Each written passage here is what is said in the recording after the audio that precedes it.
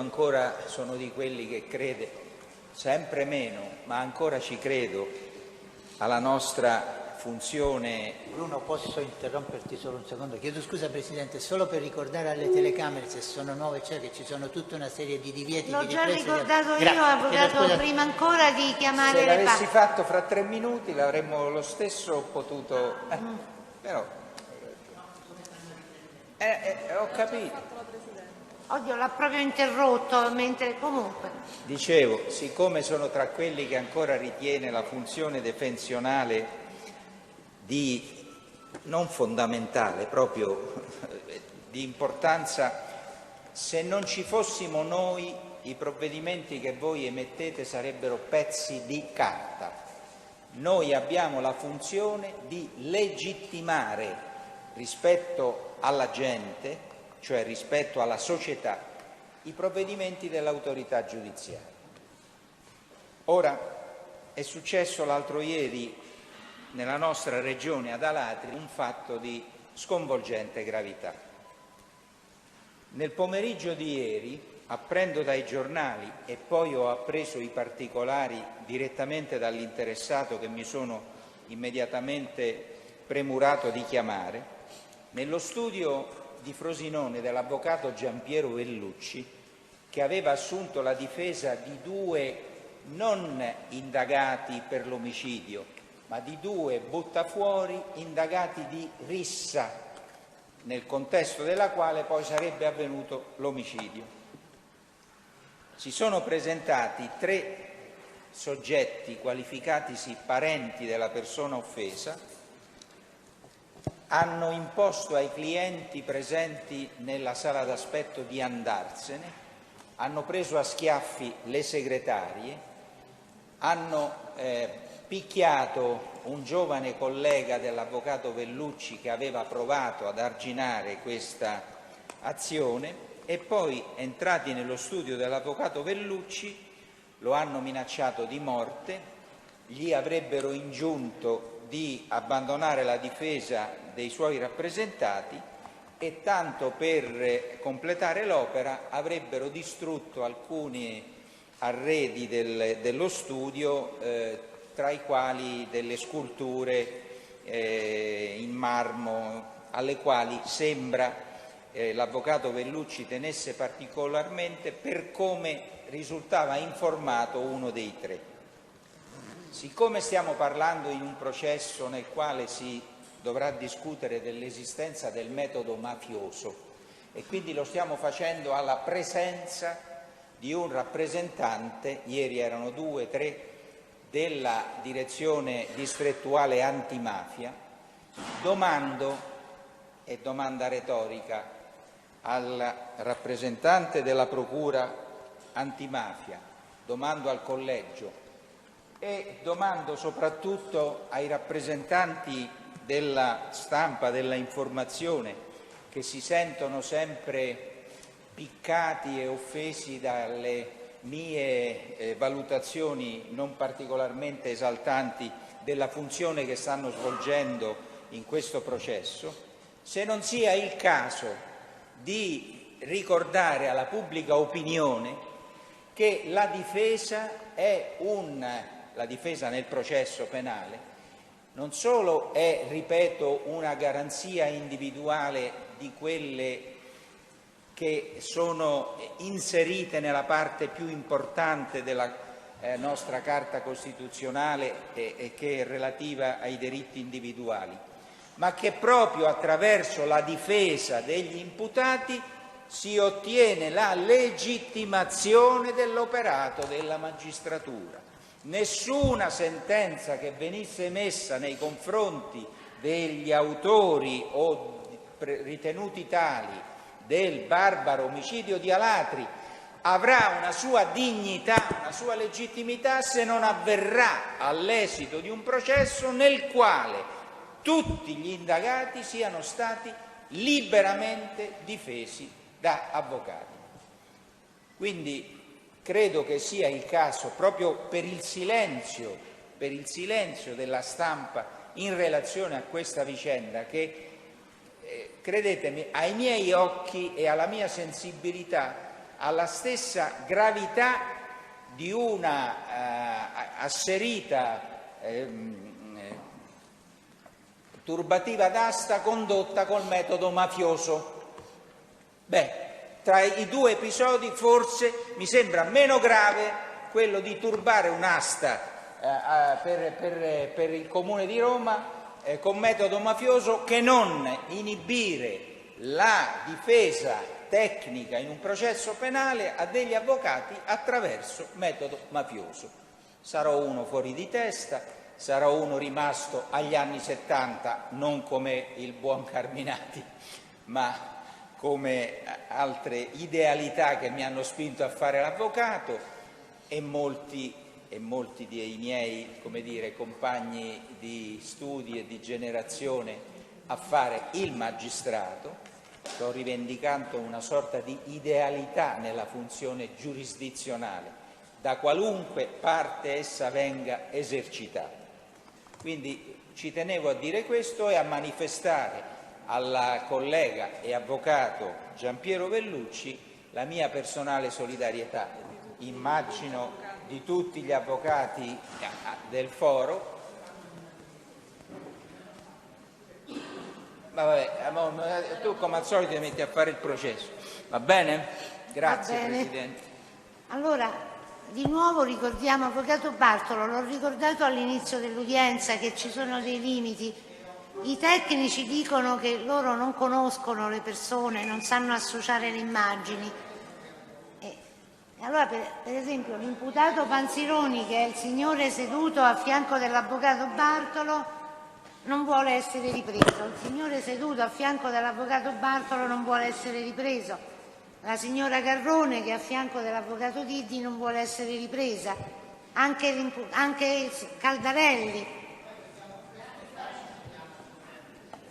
Io non vorrei imporre una ghettizzazione, non mi permetto di dirlo. Vedete voi come è più opportuno organizzare... Cioè non vorrei poi essere accusata di aver creato il ghetto degli imputati.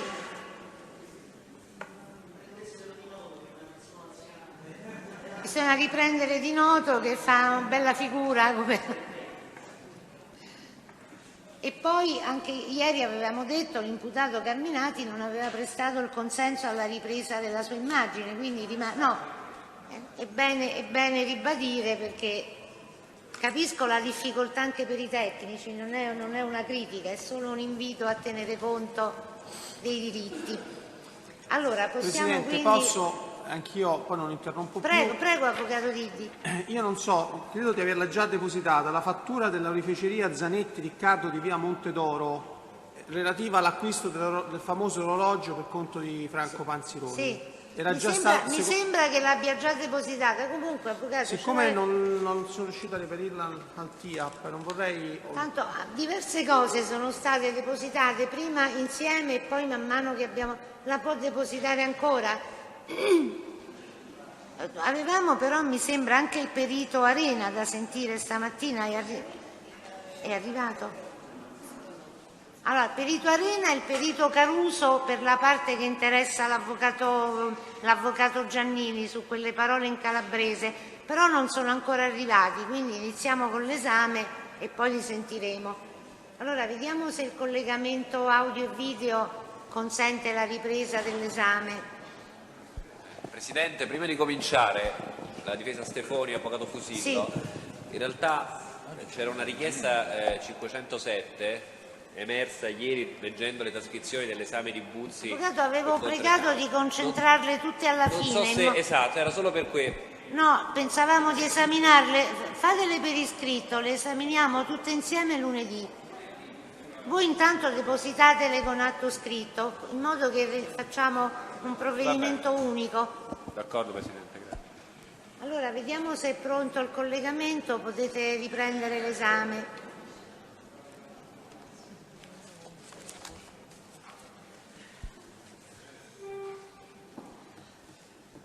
Presidente, chiedo scusa, prima di iniziare l'esame, visto che ieri abbiamo parlato della katana, della ormai nota sì. katana, Io credo che sia stata sequestrata a casa di Carminati, ma la potremmo far portare in aula per vederla? Perché credo che c'è ci nessuna sia un difficoltà, equivoco penso. sul È un fatto che si reperto, un tratti di una sequestro. katana. Se ne occupa il pubblico ministero? Va bene. Per lunedì mattina, va Sì, bene? va bene, grazie. Tocca portare pure un tonno. Katana. Anche, Un tonnetto così, vediamo se... anche il tonno propone. Sì, sì, Presidente. È uno sfilettatore, un grosso sfilettatore per tonno.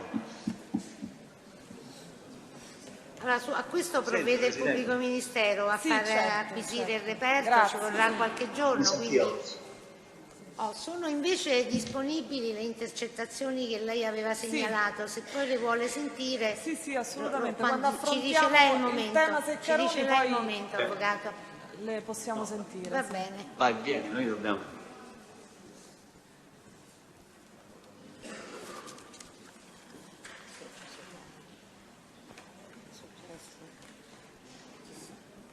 A Parma ci sentono, sì. Ma non troppo bene però, avanti e indietro, cioè alto, basso, alto, basso, alto, basso. Di nuovo questo problema. Cioè lo stesso problema di ieri? Sì, un po' meno accentuato, però ci sono dei momenti in cui non vi sentiamo proprio. È tipo scacchiera. O ci Proviamo. spostiamo noi, magari parlando ci allontaniamo dal microfono, non lo so, verifichi se c'è. Adesso Sente, se parliamo. non la sento io lo dico, avvisa. insomma. Quando Se non lei sento lei, se non sento sente, l'avvocato ci lo avvisa, segnalo. Certamente. Certamente, certamente. Vabbè, allora proviamo Buongiorno ad iniziare. intanto. Buongiorno. Buongiorno. Buongiorno. Buongiorno. Ieri eravamo rimasti alla conversazione ambientale avvenuta in autovettura tra lei e Cristiano Guarnera, quella RIT 3850 del 2012, progressivo 1099 1100 1101. È una conversazione che avviene in auto nel viaggio. Avvocato, adesso non sentiamo una parola. Vogliamo risolvere prima come ieri perché altrimenti non diventa uno sento. stillicidio. Dobbiamo ricominciare tutte le No, volte. no, diventa veramente. Aspettiamo un attimo. Questa è la Brexit, sicuro.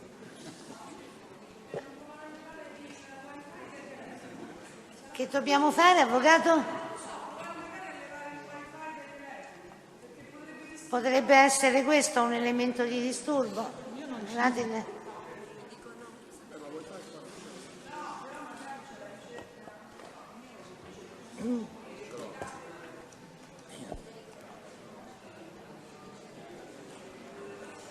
È veloce, Rita.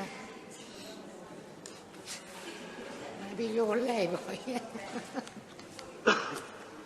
Nel frattempo sembra che sia sopraggiunto il perito, vogliamo sentire un attimo il perito mentre sistemano l'audio, forse è la cosa migliore. Allora facciamo accomodare il professor Arena. Dobbiamo anche chiedere di quell'altro documento. Esattamente, tu ce l'hai il documento? Professor Arena, buongiorno, si accomodi. Buongiorno Presidente.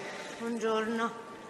Allora, le abbiamo conferito un incarico particolare sulla identificazione dei soggetti autori di determinate conversazioni di...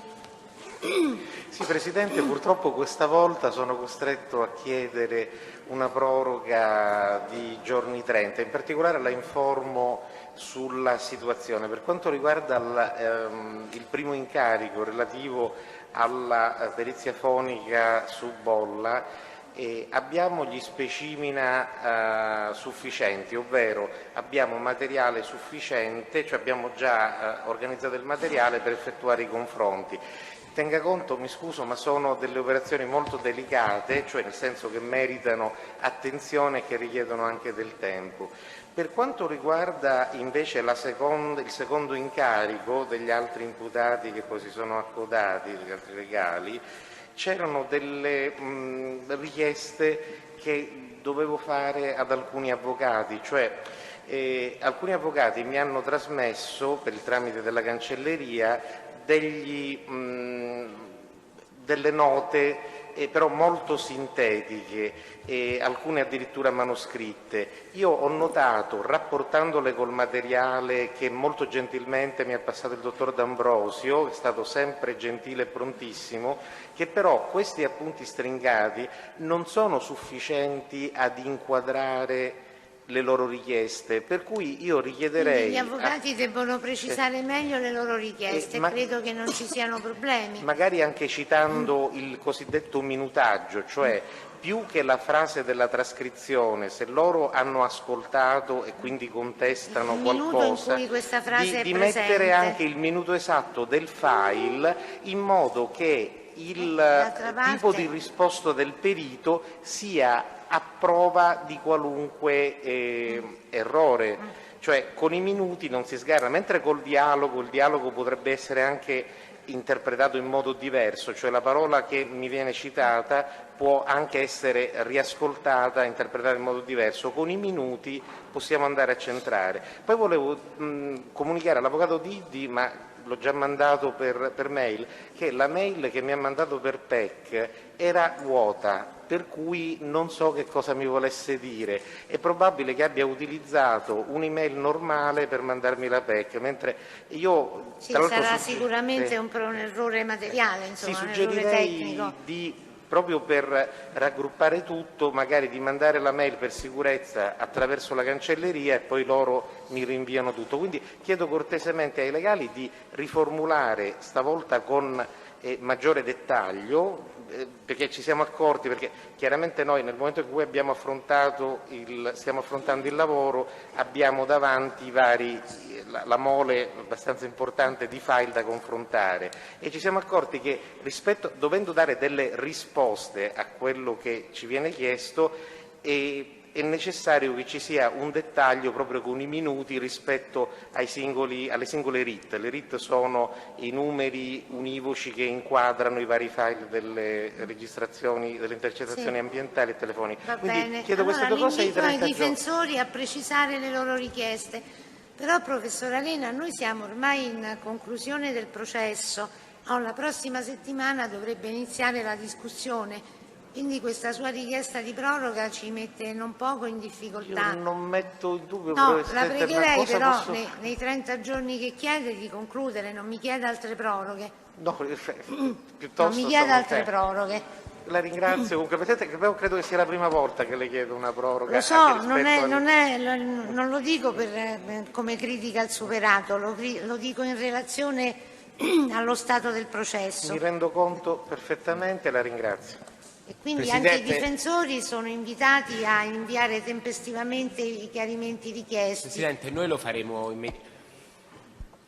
perché specificheremo il punto, il minuto, cercheremo di dare più elementi. Date più elementi, così le operazioni si semplificano. Va bene. Presidente, chiedo scusa, Avvocato Marino. Avvocato Marino. Eccomi. No, se ci può, non so se deposita una nota scritta, cioè per sapere quali dei difensori, quali delle difese devono integrare.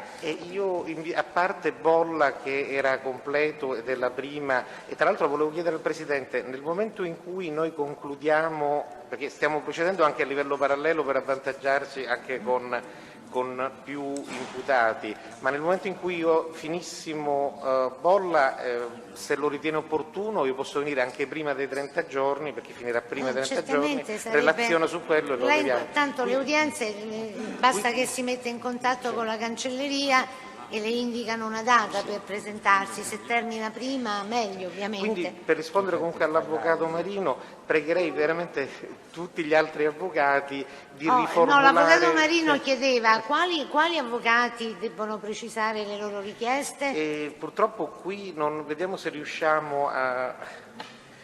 Presidente, faccio questa osservazione perché adesso vado a memoria, sto cercando di ritrovare la nota che avevo depositato. Mi pare di ricordare che avevo indicato sia le frasi di cui mi interessava, sia i minuti. Non so che altro ti potrei dire. Precisa. No, può essere pure umanamente che mi sia sfuggito, che magari proprio l'avvocato Marino abbia già effettuato questo, però do un'occhiata se lo ritrovo. Il cartaceo credo di averlo lasciato presso il laboratorio.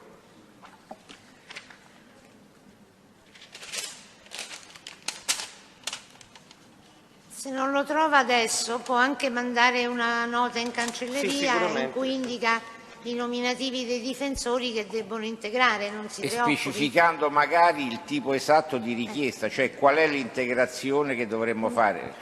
Questo... Sì, o direttamente o manda in cancelleria e poi come... Sì, più che altro è l'indicazione dei minuti che vengono Va contestati. bene. Cioè, comunque magari lei faccia un elenco dei difensori che a sua valutazione debbono indicare elementi più precisi. Perfetto. Lo trasmette o direttamente ai difensori o se preferisce alla cancelleria che poi lo gira ai difensori. E poi avremmo anche un altro incarico da conferirle che riguarda la nota presentata, la mail depositata dall'avvocato Diddi,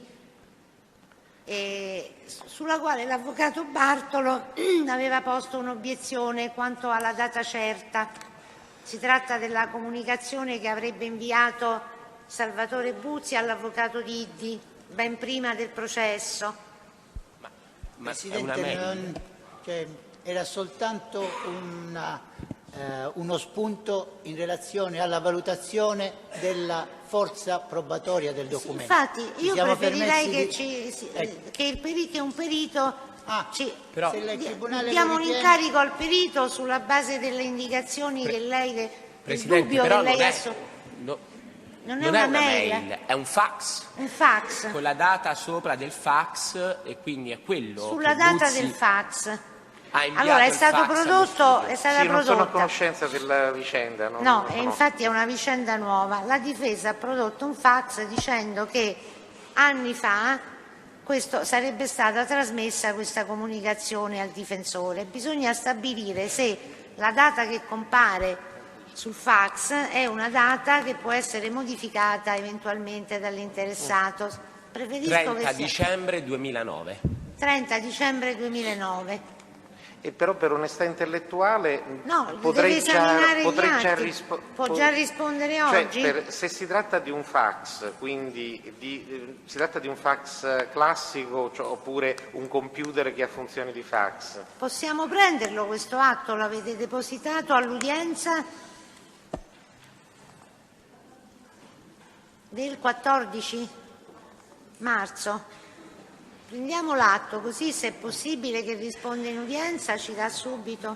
Perché qualche volta sul report del fax abbiamo anche il tipo, marca e modello della macchina, possiamo desumere. Però Presidente, ripeto, per onestà intellettuale le dico che un fax chiaramente prende la data della macchina che lo trasmette, quindi la data può essere reimpostata. Può essere reimpostata? Infatti una cosa che capita comunemente al passaggio con l'ora legale è che i primi fax, prima che la macchina venga reimpostata, riportano l'ora indietro.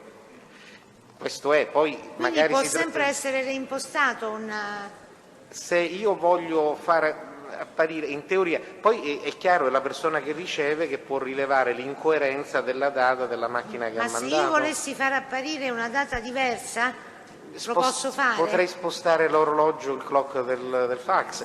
Ovviamente questo glielo dico in termini generali e teorici. Se si trattasse di un sistema di invio di fax complesso, cioè tramite computer, magari il clock, cioè l'orologio, lo prende da un server, allora lì magari è un pochino diverso. Cioè a volte i fax non vengono mandati come fax convenzionali, ma vengono mandati da computer a computer, anche se poi si sostanziano nello Adesso standard. se troviamo l'atto glielo mostriamo, così accertiamo questo. Cioè, non è che volevo rinunciare all'incarico, però siccome magari anzi, a livello immediato se ci risponde, se è in grado di rispondere subito. Tra l'altro, Presidente, quello è un fax che fu inviato dalla cooperativa, cioè da Salvatore Buzzi, allo studio Diddi. Quindi adesso lo facciamo vedere. Io su questioni di ordine tecnico è sempre meglio sentire chi ha le capacità tecniche. no, perché si potrebbe fare allora un accertamento in cooperativa, non lo so se la cooperativa avesse il computer o era un fax diciamo solo fax. Tra l'altro se fosse qualcosa di recente potremmo estrarre, perché anche le macchine diciamo di tipo home, del 2009 hanno dottore. un report e chiaramente dalla coerenza con il fax che precede e col fax che viene dopo possiamo dedurre, ma temo che sia a distanza di anni, se ho sentito 2009 non potrebbe è essere pure che hanno cambiato il fax, insomma, in tanti anni.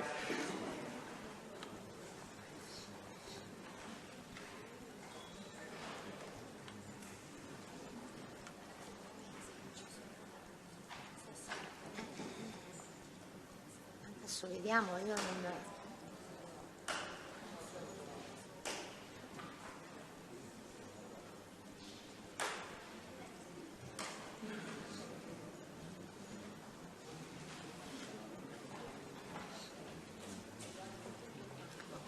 Abbiamo è già un perito che si è impegnato bene e fedelmente a adempiere all'incarico, lo consideriamo un ampliamento dell'incarico già conferito per questa parte.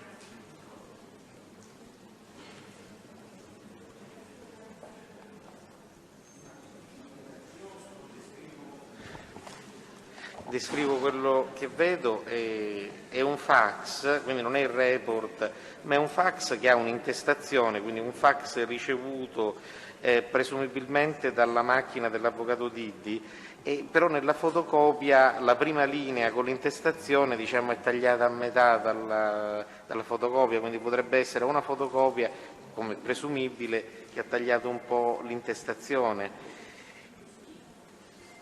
Però è spillato, vediamo se riesco a vedere. Vediamo di aprire. Anche l'orario non è chiaramente visibile, si legge DIC di dicembre, è a metà. No, vabbè, ma tanto lo vediamo comunque.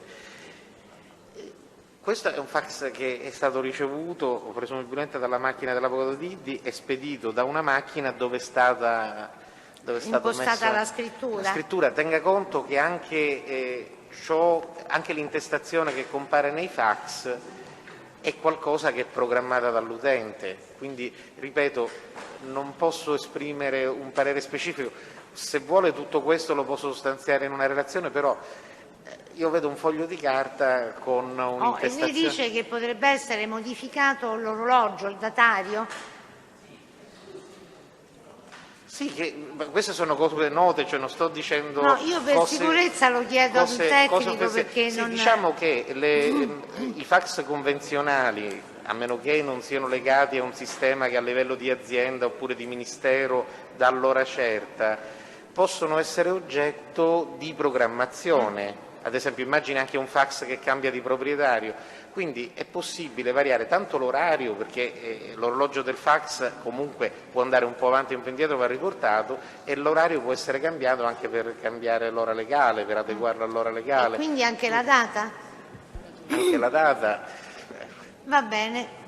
Presidente, io però non ho capito molto da qua, nel senso il fax... Facciamo silenzio, per favore.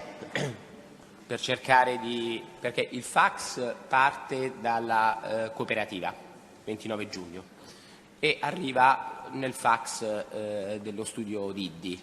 Io adesso non lo so, l'avvocato Diddi è di là, non so se abbiamo copie di tutti i fax che arrivano in studio, perché noi abbiamo il server anche nel 2009 e quindi a quel punto possiamo dare certezza che quel fax... Voi se avete il cronologico del 2009 appunto, potete produrre la stampa del cronologico. Tra l'altro non so se l'avvocato Diddi in quell'occasione ha prodotto una copia... Cosa? Sì.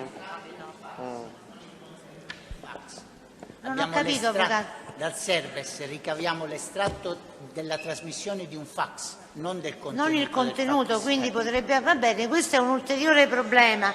Problema. Cioè potrebbe avere inviato un fax di altro contenuto. Vabbè, insomma, sono tutti problemi che si aggiungono. Se posso permettermi, sì. Se effettivamente permette avvocato Diddi, posso fare la seguente riflessione tecnica. Se lo studio Diddi riceve i fax sul server e il server è settato per memorizzarli e per non cancellarli nel momento in cui ordinate la stampa, perché normalmente, mi scusi se faccio un inquadramento tecnico, guardi, fa benissimo, professore. Gli studi, le aziende, i ministeri ricevono fax sul server essenzialmente per risparmiare carta, ovvero ricevono il fax su un computer che viene sostanziato e generato come un file. Se il fax è interessante e si ritiene opportuno stamparlo, viene stampato, se no potrebbe rimanere nella memoria o addirittura consultato sempre in video. Quindi questo è lo spirito di chi ha un server. Ovviamente hanno server gli studi in genere grandi che giustificano un computer acceso notte e giorno per ricevere questi fax. Se effettivamente sul computer dell'avvocato Diddi esiste ancora questo file, la copia integrale. Quindi è un file tra l'altro che può essere anche estratto dal computer, lì sinceramente ai fini probatori è sicuramente un pochino più solido, perché non si tratta di un PDF, cioè lo standard dei fax ricevuti non ha le garanzie di un PDF di immodificabilità che viene paragonato praticamente però comunque è qualcosa che è un pochino più difficile da però rimane sempre il punto iniziale. Se la macchina che l'ha spedita ha dato quello, no, parlo della macchina trasmittente, ha un orario sbagliato, sul fax ci sarà la data di ricezione del file, di generazione del file, che sarà coerente, ma la data di intestazione potrebbe essere sbagliata. In altri termini, se io adesso artatamente mando un fax allo studio dell'avvocato Diddi o artatamente perché mi sono dimenticato di cambiare l'ora legale, mando un fax, il server lo riceve, ma ciò che appare sul video è semplicemente la fotocopia a distanza e quindi avrà anche la data sbagliata che ho impostato. Tenga conto che anche molte truffe avvengono impostando il fax in maniera diversa e quindi magari apparendo il Ministero piuttosto che qualcos'altro. Questo per darle però un'impostazione generale, non sto entrando nel merito che non posso conoscere. No, certamente ci sta dando i parametri generali, quindi se il file è stato trasmesso e mantenuto anche nel suo del contenuto, server, proprio come file, possiamo avere, a quel punto io pregherei l'avvocato Diddi di non cancellarlo, mi faccio una passeggiata a quel punto formalizziamo l'incarico, allora credo che non ci siano obiezioni da parte della difesa. E una volta lì posso estrarre e vedere anche il contesto informatico. Va bene, facciamo così. Allora accerti il perito, per quanto possibile, previo accesso al server esistente presso lo studio. Non è una istanza che viene dalla difesa, è una decisione presa dal Tribunale. È autonoma del Tribunale. Il Tribunale sulle questioni tecniche preferisce che chi abbia le necessarie competenze. No, avvocato, lei aveva proposto una questione, il Tribunale l'ha recepita e ritiene di conferire un incarico al perito, quindi è una scelta del Tribunale. Sì, Presidente, voglio dare solo un ulteriore elemento. Sì. Mi sembra che il fax sia appunto del 30 dicembre del 2009. Sì. Nel 2009, in quella data, eravamo presso lo studio, che condividevamo lo studio, l'avvocato Diddi ed io, insomma altri professionisti, presso lo studio Brugnoletti, che era in via Antonio Bertoloni 26B. E c'era il server è quello? C'era il server, tra l'altro era il difensore Brugnoletti, amministrativista della cooperativa 29 giugno. Sì, ce lo ricordiamo. Quindi ragione per la quale, insomma. Come abbiamo messo, accerti il previo presso lo studio Brugnoletti, quindi Brugnoletti, Roma via Antonio Bertoloni 26B. E consente l'avvocato Brugnoletti? Noi penso di sì, noi abbiamo comunque, Presidente, adesso previo consenso del medesimo difensore, sì, cercheremo previo consenso del medesimo difensore. Onestamente, Presidente, normalmente però in qualunque attività privata si tende, una volta che il fax è stato stampato, a cancellare, però va bene, possiamo lei ci provare. dirà se lo trova o non lo trova, certo. Se non lo trova ci dirà che non c'è, quindi accerti il perito previo accesso, se il documento che si allega in copia sia tuttora reperibile nel predetto server nel suo integrale contenuto e se possa stabilirsi la certezza della data. O quantomeno un elevato diciamo fondamento. certezza, Sì. poi lei come perito dirà se è certezza, se è elevata probabilità, se è dubbio. Anche questo lo conglobiamo nel termine di giorni 30? E tanto dobbiamo... Allora, ci sono nomine di consulenti di parte? No, Presidente. Avvocato Bartolo, avete interesse alla nomina di un consulente? Nessun altro? Quindi i difensori dichiarano di rinunciare alla nomina di consulenti di parte. Il Tribunale assegna 30 giorni per l'espletamento delle operazioni peritali. Ha bisogno di un ausiliario tecnico? Per la sicurezza lo sì. mettiamo, però per questo in particolare non Va credo. bene, potrebbero... Posso chiederle se posso contattare io direttamente l'avvocato Brignoletti oppure bisogna seguire una prassi più Io gentile? penserei di sì. Noi magari, Presidente, lo avvertiremo solo per... Glielo anticipate per cortesia intanto. Sì. Vabbè. Se c'è consenso è una perizia. Pronto? Se qualcuno poi muove obiezioni vedremo come procedere. Allora, autorizza il perito ad avvalersi di ausiliario tecnico. Lei si è già impegnato a bene e fedelmente adempiere ai plurimi incarichi conferiti, anche questo ricade sotto questo vincolo. Allora, il termine abbiamo detto giorni 30, vogliamo indicare una data per il deposito degli elaborati, oppure ci indicherà lei quando ha terminato? Forse è meglio. Sì. Va bene, allora consegniamo una copia del documento intanto. Tra l'altro io lo contatterei anche in giornata Brignoletti, avvocato. Magari l'avvocato quindi se c'ho Santoro il numero può lo fornire chiamo subito praticamente. i numeri dello studio? Sì. Va bene. Poi me lo faccio dare in cancelleria. No, magari facciamo fare prima una telefonata dall'avvocato Sì, Digi. giusto per avvertire, insomma. E poi subito dopo lo chiama lei. Tra l'altro, Presidente, se posso anche fornire un ulteriore, anzi a questo punto ci terrei, la cooperativa archiviava i fax che mandava, la cooperativa 29 giugno. Sì. Quindi chiedo eventualmente che il Tribunale possa autorizzare, lo possa fare d'ufficio o autorizzare questa difesa a chiedere alla cooperativa. Possiamo chiederlo, farlo fare direttamente al perito? Però una doppia verifica? Credo che sia una cosa cartacea, però. Cartacea, non informatica. Temo che loro hanno un fascicolone, credo, e poi non ho problemi a prendere la carta, però quindi quello lo produrreste voi? Sì, cioè essere autorizzati, Presidente, a chiedere alla cooperativa, perché mi viene riferito che c'erano... Siete autorizzati? Grazie. Ma mantengono copia dal 2009? Non lo so, ecco, però periodicamente eliminate? Al 2 dicembre 2014 c'era. Sì, dico, ma non c'è, di solito c'è una cadenza periodica oltre la quale poi documenti... Fino a 2 anni fa c'era il 2009. Va bene, siete autorizzati ad acquisire il documento cartaceo presso la cooperativa? Io aggiungerei pure, per quello che può servire, se loro anche rinvengono la loro ricevuta di conferma, che per la verità non viene sempre stampata, perché dipende sempre dal settaggio della macchina, può essere interessante anche comunque, può contribuire se comunque c'è, vedete voi, non la so ricevuta come di eravate questo organizzati. fax, perché se è arrivato il fax qua, se è settato bene dall'altra parte dovrebbe esserci c'è la una prova ricevuta. della conferma. Va bene. Va bene, grazie professore. Vi ringrazio. Signor Presidente, volevo rappresentare che la katana è stata individuata e fra mezz'ora viene portata qui in ufficio. Quindi in tempo reale. La katana è lunga circa 1,5 metri,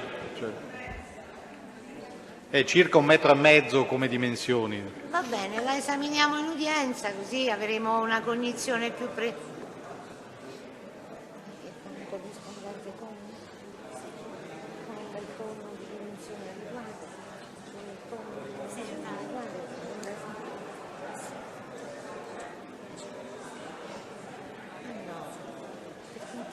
C'è la pausa di Pasqua, che dobbiamo fare? Il qualcuno del PM, poi ci sono tutte le parti civili,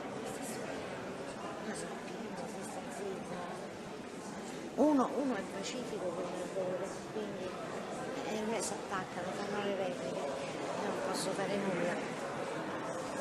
Sulla Giulia dice 30 giorni e poi come facciamo? Le conclusioni, intanto concludono.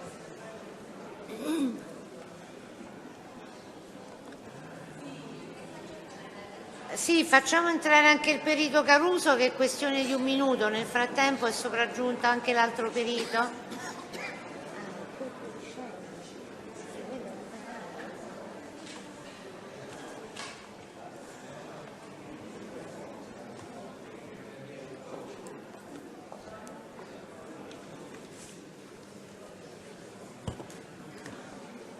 Sto qua.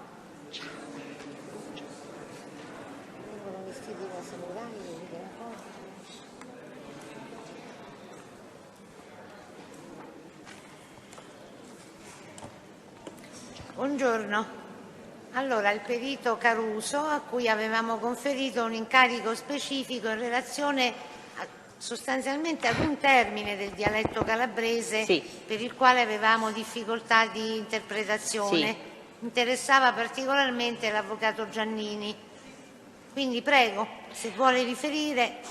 Allora, il termine in questione, dopo aver effettuato una sorta di campionatura del file audio originale, esattamente 10 campionature, di queste 10 ne ho estrapolato 2, dove sono stati applicati dei filtri per quanto riguarda la riduzione del rumore, ed in particolare 2 tipi.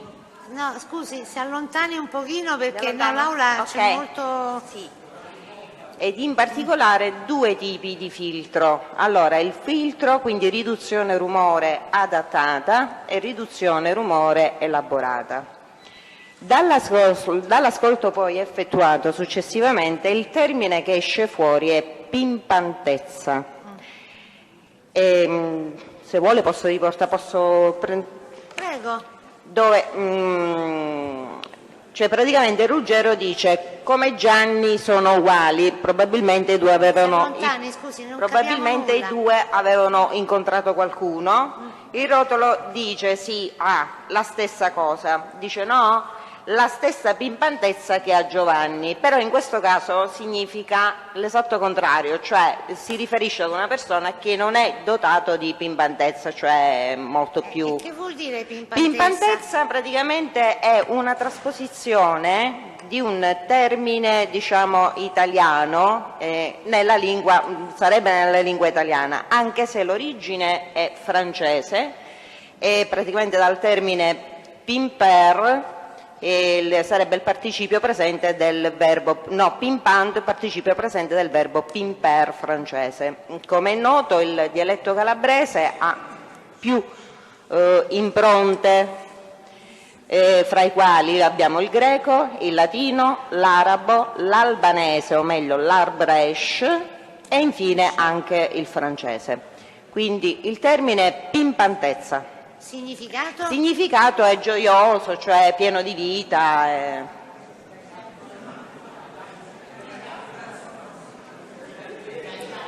Va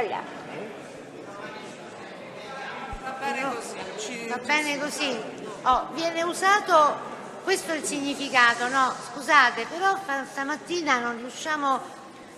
Allora, questo è il significato che lei attribuisce al termine, l'uso nel contesto dialettale, cioè viene usato in questa accezione che dice lei o viene usato per indicare qualcos'altro? No, loro indicano, cioè fanno riferimento a queste persone, le paragonano a questo tale di nome Giovanni, dice ha la stessa pimpantezza di Giovanni, e quello dice sì, come no, cioè per dire che sono esattamente diversi dalla pimpantezza di Giovanni, cioè Giovanni è pimpante e gli altri no. No. Questo è il significato. Va bene.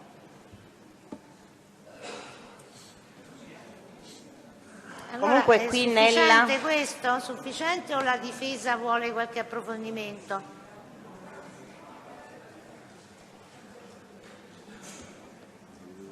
Ma può essere usato per esempio per dire energico? Perché pimpante, il significato gioioso, è energico, sì, uno è pimpante, come cioè è un usiamo in aggettivo alla italiano. fine, è una trasposizione, per esempio, cioè nel dialetto calabrese bravura, noi diciamo un termine, un dialetto italianizzato dicono bravezza, quindi vengono un po', ecco... Quindi basta che noi prendiamo un dizionario della lingua italiana sul termine pimpante e troviamo sì. tutti Sì. i significati attribuibili Sì. a questo termine. Sì. Va bene. Se non ci sono domande... Sì, ma volevo sapere, ma il termine quindi ha un'accezione positiva? Cioè nel senso è... se mi può dare anche un altro questo sinonimo. è come viene usato. No, pimpante lei ha detto energico, insomma sono due cose, perché qui dice, almeno nella Cogianni so uguali, è la stessa cosa, è la stessa, qui dice ficantessa, che Ave Giovanni, quindi è lo stesso essere pimpante, questo vuol dire? Significa, allora, il problema è che, uno dei problemi delle trascrizioni, soprattutto quando si tratta di tradurre dialetti, è diciamo, la professionalità del trascrittore poggia proprio nel fatto di riuscire a scrivere, quindi dare un'impronta il più possibile vicino al parlato, perché cioè, si può, diciamo, assumere un significato diverso. Lui dice, come Gianni sono uguali, dice Ruggero, io me lo ricordo perché l'ho sentita e l'ho risentita, e lui dice sì, se volete ve lo dico in dialetto, sì. Così vi faccio capire un po' la differenza. Dice, come Gianni su uguali, sì, a stessa cosa, no? Come per dire no, non è vero? A stessa pimpantezza, lui dice, che ave Giovanni. Come no? Dice, gli stessi precisi sono, cioè il significato è diverso, come per dire, queste persone che noi abbiamo incontrato non hanno la stessa pimpantezza di Giovanni, cioè non sono gioiosi, come dice l'avvocato, gagliardi. Però tra gioioso e gagliardo nella lingua italiana insomma c'è una differenza, dovremmo poi vedere i significati. Il significato esatto del termine. No, avvocato Giannini. Ma pimpante ha un senso, ha una spiegazione, no? L'ha detto Gagliardo, è un altro discorso. Pimpante ha una spiegazione, solo che le parole hanno un significato. Sì, quindi certo. lo vedremo dal dizionario della lingua italiana. L'aggettivo pimpante potrebbe, cioè, nell'idioma italiano, vistoso, soddisfatto, compiaciuto di sé, euforico. Esatto. Quindi, Va bene. cioè uno è pimpante, allegro, è gioioso, cioè pieno di vita. Grazie, va bene. Prego. Va bene. Chiuso anche questo capitolo, grazie al perito. Lascia l'elaborato, deposita l'elaborato.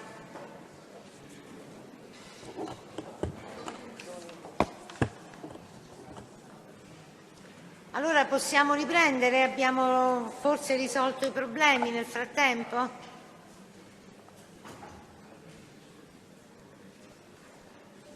Avvocato? Vediamo se ci sentono da Parma. Sentite? Bene. No, adesso siamo noi che non sentiamo voi. Io sto parlando, mi sentite? No, mi sentite? poco. Sì? Mi sentite? Meglio? Sì, adesso così va sì. bene. Voi sentite? Sì. Proviamo ad iniziare, Presidente. Prego. Allora, ieri ci siamo lasciati con l'analisi che vorrei fare con lei della conversazione ambientale avvenuta in automobile tra lei e Cristiano Guarnera nel viaggio che fate fino a Via Pomona, in cui lei, una parte l'ho già letta ieri, la parte nella quale lei spiega a Cristiano Guarnera in che cosa consisteva il contratto che avrebbe potuto stipulare con la cooperativa per gli affitti degli appartamenti di Selva Candida. Poi questa conversazione è interessante perché voi affrontate diversi temi, tra cui anche il suo passato e la sua storia. Io so che lei non ha piacere a parlarne, però visto che è entrata a pieno titolo in questo processo, credo che sia il caso di parlarne. Allora, l'occasione per parlare del suo passato è questa, che Guarnera le dice: hanno fatto, pensa, sta parlando dei suoi figli, dei suoi bambini, Guarnera, e dice: hanno fatto, pensa, Villa Flaminia, volevano fare una, come si dice, una riunione tra noi genitori, perché era venuto, adesso non mi ricordo il cognome, però qualcuno aveva saputo che era venuto il cassiere della banda della Magliana, il figlio del cassiere della banda della Magliana. E lei dice: ma il cassiere della banda della Magliana chi è? Guarnera: non lo so, non mi ricordo. E lei: ancora ste cazzate, Nicoletti? Bravo, dice Guarnera. Che è? Il figlio di Nicoletti chi è? E beh, che c'ha? Che cosa c'ha? Che fa? Puzza? Dice lei. Guarnera: appunto, ma che me ne frega a me? Carminati, capito? Ormai ste cose, con tutto quello che sono stati gli scandali politici in Italia, Guarnera, stanno a pensare a ste stronzate. E lei: gli scandali dei costruttori in Italia, cioè di che stiamo a parlare? Cioè qui ogni costruttore a Roma ha problemi, hanno tutti problemi di tutti i tipi. Cioè, finita la festa, ancora stanno a parlare di ste cazzate. Ci hanno fatto la riunione, dice lei. E poi: siete ridicoli, tutti gli avvocati che pigliano i soldi là, dice. Cioè, ci stanno centinaia di persone che sono sicuramente nel mirino, sono stati nel mirino, e tutti quelli corrotti che stanno là, la gente corrotta che sta là. Sono quelle cose ridicole. Di solito questo Io mi riferisco qui, chiedo scusa avvocato, io mi riferisco qua quando dico che stanno là proprio nella scuola di cui parla Guarnera. Proprio nell'istituto io mi riferivo alle persone che stavano là e che erano quelli che poi volevano mandare via il figlio di Nicoletti dalla scuola. Siccome conoscevo alcune delle persone che stavano in quella scuola, in quell'istituto, mi riferivo proprio a quelli, era una cosa specifica, non parlavo in senso generale, era tutta gente che era stata coinvolta in processi, in situazioni, in problemi. E quindi lei dice: si permette di fare una riunione per mandare via il figlio di Nicoletti. Esattamente.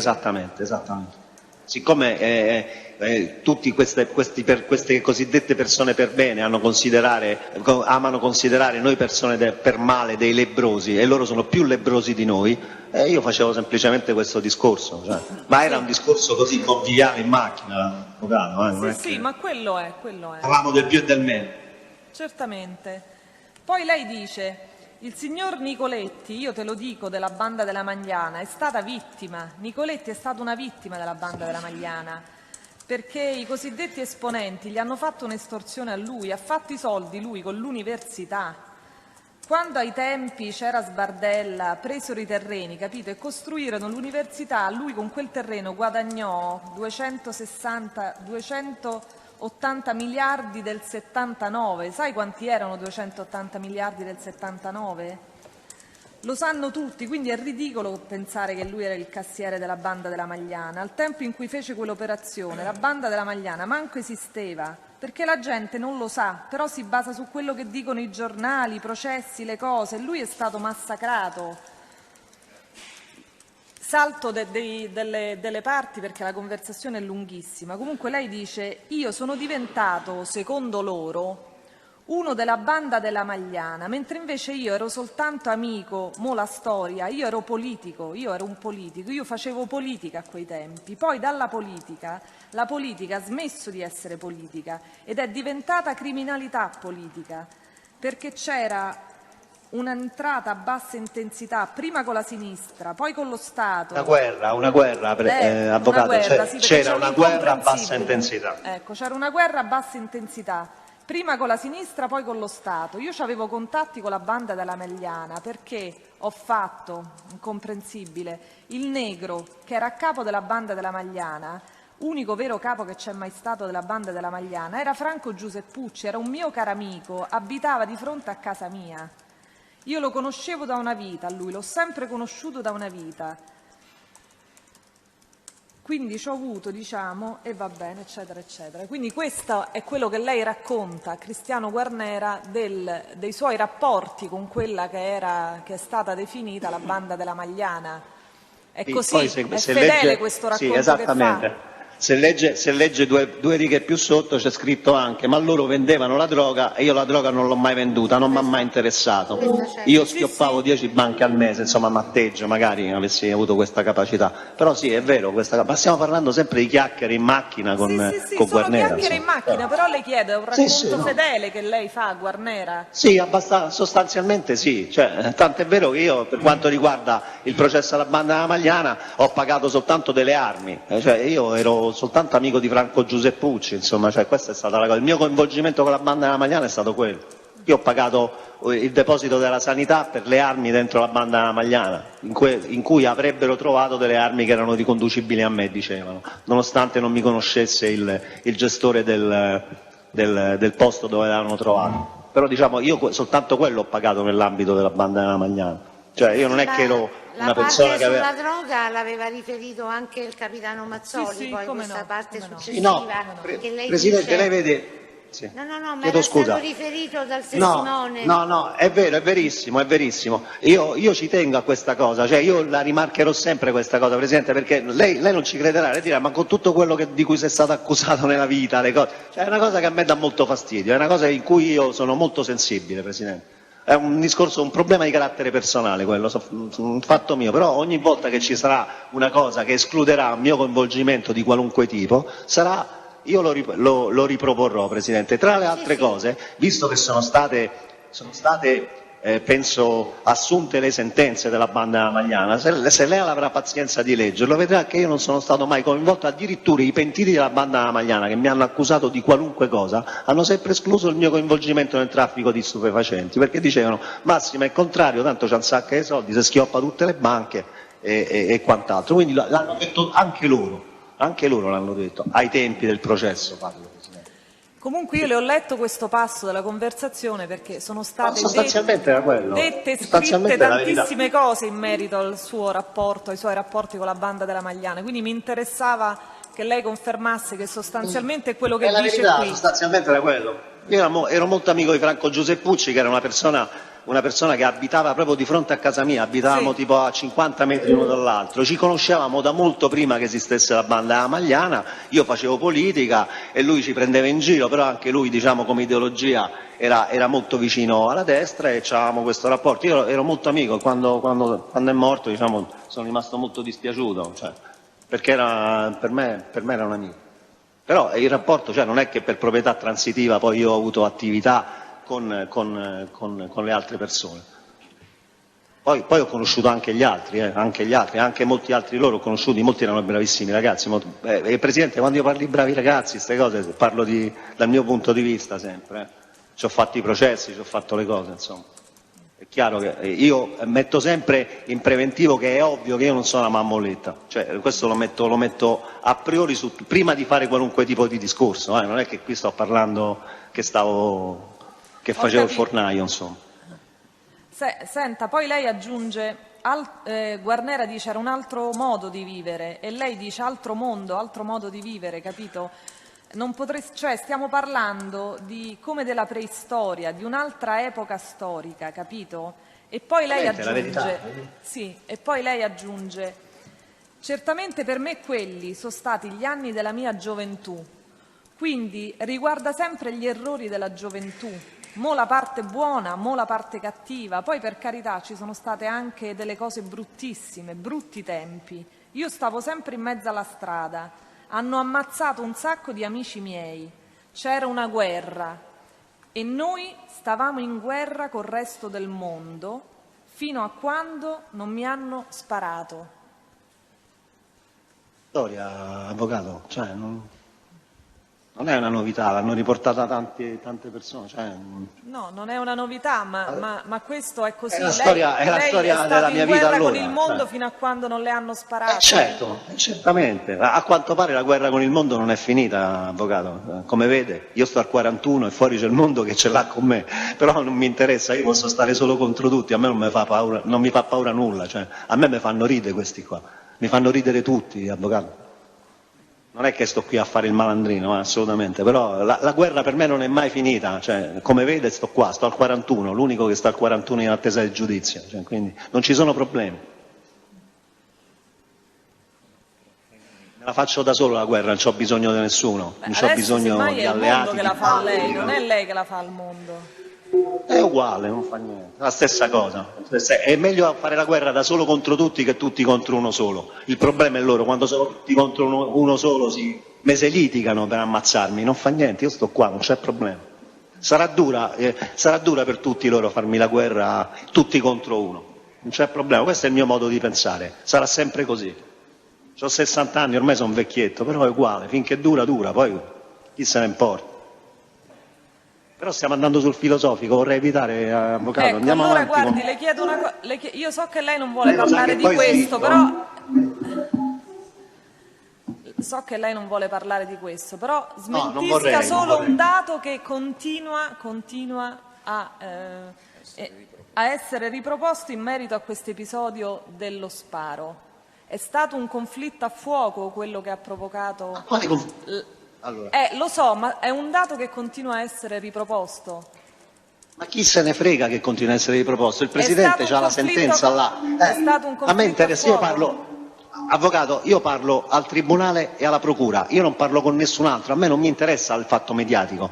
Il Tribunale e la Procura sanno benissimo che io sono stato ferito il 21 aprile 1981 per un processo per cui sarei stato condannato a 3 anni e mezzo in un appostamento della Digos che probabilmente era stato fatto per altre persone in cui pensavano che le persone fossero armate. A noi non ci hanno detto neanche alt, stavano tutti dentro un camion, dentro 2 furgoni, ci hanno sparato come cani, hanno ferito a me e un certo Graniti, sulla macchina sono stati trovati 145 colpi, noi non avevamo pistole, non avevamo manco un tempo, ha capito? A me mi hanno colpito in faccia, io stavo seduto dietro questa Renault, capito? Non è che mi hanno detto scendi dalla macchina, ci hanno sparato e basta, però erano altri tempi, io non mi sono costituito neanche parte civile contro gli agenti della Digos che hanno sparato, perché erano altri tempi, io ho dato legittimità a questo fatto, non c'ho da lamentarmi di questo, non me ne frega nulla, per me è una ferita di guerra.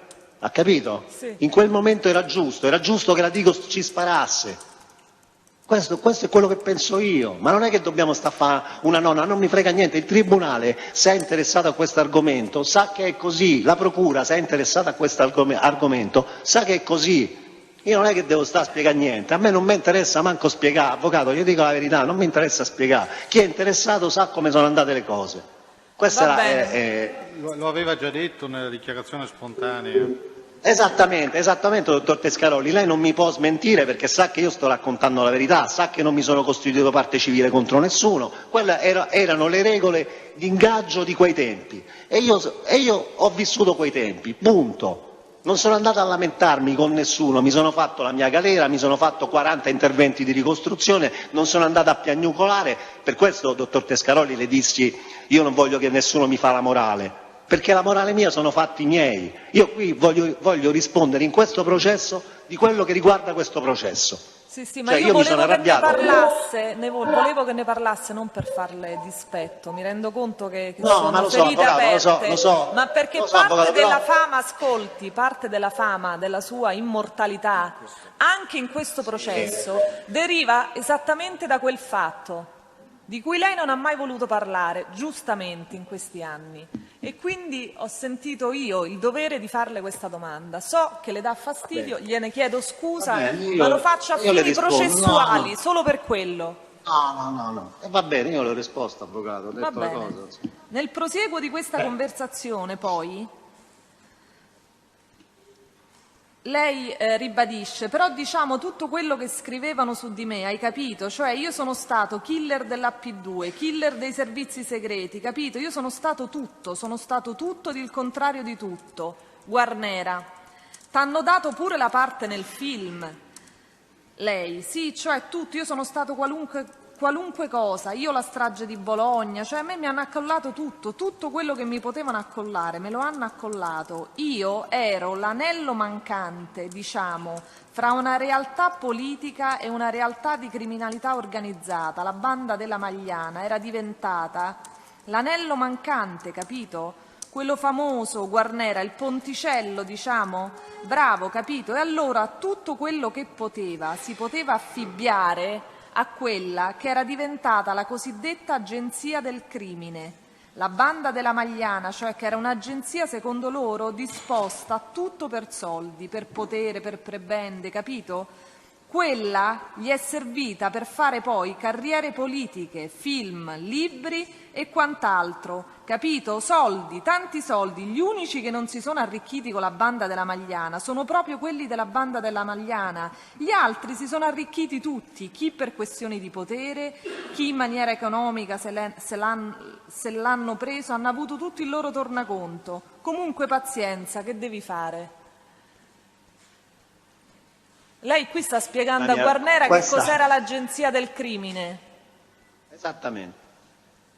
Non è che me la sono inventata io l'agenzia del crimine, soltanto il maggiore di Gangi, quando l'abbiamo chiamato, il capitano Mazzoli, hanno detto che questa agenzia del crimine non esisteva. Si ricorda, avvocato? L'abbiamo chiesto. Come no? Gliel'ho chiesto io. Stava nella stessa intercettazione che loro avevano riportato 20.000 volte parlando di Guarnera. Io l'ho letta su sta cosa, ho detto mi sembra strano che loro non conoscano questa cosa. Comunque questa analisi è perfettamente la verità. Molto prima di questo processo, cioè, questa è la mia analisi rispetto a quegli altri, rispetto alle mie conoscenze. Io in questo processo sto parlando solo e esclusivamente del mio punto di vista, questo è il mio punto di vista, avvocato, e lo confermo con tutte le mie forze. Ma chi è che aveva parlato all'epoca dell'agenzia del crimine? Il dottor Sica. Il dottor Domenico Sica. Era lui che aveva ipotizzato l'esistenza di questa agenzia del crimine? Certamente, e poi era diventato un fatto mediatico perché mi ricordo che anche il dottor Imposimato ne parlavano tutti dicendo ma perché erano confluiti un sacco di processi addosso alla banda della Magliana, per cui poi fummo tutti assolti a quei processi, perché chiaramente era una cosa, non dico strumentale, però era una cosa che rispondeva a una tesi, e come tutte le tesi poi, anzi a un'ipotesi, non una tesi, un'ipotesi. E non venne riscontrata poi processualmente parlando. Non vennero poi riscontrate, esattamente, non vennero poi riscontrate le ipotesi poi al processo, che è quello che poi conta, insomma, perché uno può raccontare tutte le favole che vuole, insomma, se ne stanno raccontando tante su di me, poi vedremo.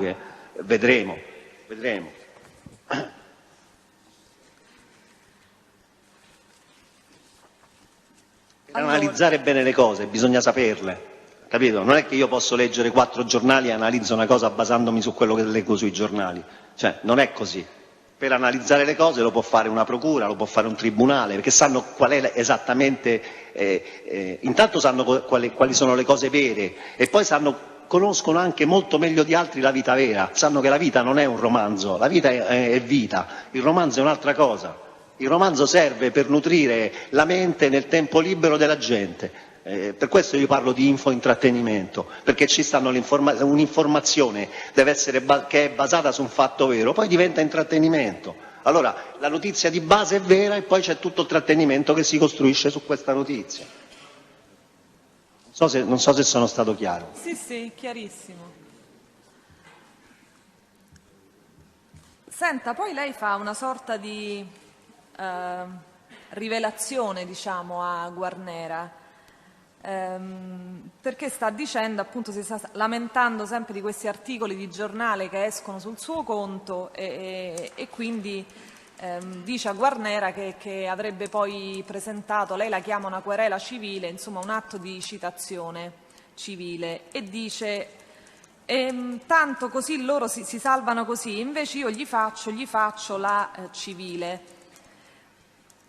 Ma l'ho imparato perché una volta mi accollarono un reato in Sicilia e allora hai capito come? Presi l'avvocato e andai da Falcone, il giudice Falcone a Palermo. Mi interrogò e mi disse: e Guarnera, quindi l'hai conosciuto di persona te? Carminati, mi ha interrogato una persona intelligentissima, una persona molto intelligente, si vedeva che era una persona, cioè aveva proprio quell'intelligenza che sprizzava dagli occhi, anche una persona amabile come modi. Sicuramente gli dissi: dottor, ma io cioè sta cosa, lui dice: no Carminati, ci siamo sbagliati, è stato un errore. Ma non c'entri un cavolo, non avrà detto cavolo il dottor Falcone, immagino, ma comunque Insomma, alla fine, se chiudemmo st'interrogatorio in 10 minuti e feci subito querela, perché era Repubblica che mi rompeva, un certo Battistoni di Repubblica, feci la querela e presi una trentina di milioni, capito? Ma fecero tutto loro. Allora le chiedo, è vera questa cosa che ha detto a Guarnera? Lei è stato interrogato dal giudice Falcone? Sì. Sì, uscì un articolo su Repubblica in cui mi coinvolgevano in un fatto, adesso non mi ricordo, un fatto siciliano. Quando andai a parlare col dottor Falcone, chiesi di poter parlare col dottor Falcone perché sul giornale avevo letto che era lui il titolare di quell'indagine. Andai con l'avvocato Valentino prima a Palermo, poi per una sorta di errore sull'appuntamento a Palermo lui non c'era in quel momento perché aveva cose più importanti da fare, e poi fui sentito da lui a Roma negli uffici della Digos e lui mi disse: guardi Carminati, lei non c'entra niente in questa cosa qua, è un altro fatto, ed era il fatto che riguardava l'omicidio Pecorelli, che era stato mischiato con altre cose, e allora dissi va bene, va benissimo, poi allora risponderò poi ai magistrati del fatto Pecorelli quando mi chiameranno, che credo fosse il dottor Salmi, non vorrei sbagliare allora. E quindi parlai col dottor Pasquale, poi feci anche la querela a Repubblica, non so poi com'è finita, adesso non mi ricordo se è vera. E quando avvenne questo interrogatorio? Se lo ricorda? Sarà stato nel 96, 97, comunque ci stanno tracce sicuramente prima, perché no, fui no, sentito. No, non è possibile 96, 97. Perché... scusate, 86, 87, sì, chiedo scusa, 86. Sì, no, nel 96 già il dottor Falcone non c'era più. No, sicuramente nell'86-87 credo. Che fu prodromo poi all'avviso di garanzia per l'omicidio Pecorelli. Era lo stesso pentito, ecco, il problema si pose perché lo stesso pentito aveva accusato di fatti diversi più persone, allora Repubblica riportò una notizia sbagliata. Io quando lessi Repubblica chiesi al mio avvocato, che insieme all'avvocato Naso c'era anche l'avvocato Valentino, e gli chiesi di accompagnarmi a Palermo per parlare col dottor Falcone. E poi lo sentii a Roma negli uffici della Digos. Per quanto riguarda il giudizio lo confermo perché era una persona veramente particolare. Rimasi colpito dalla sua gentilezza. Ho capito. Senta, poi a un certo momento con Guarnera, sempre in macchina, vi fermate ad una edicola. Ho raccontato la vita mia a Guarnera. Gli ho raccontato la vita mia a Guarnera. Sì, appunto. Questo... Poi ha detto che non eravamo amici. Ha detto che lo è estorto.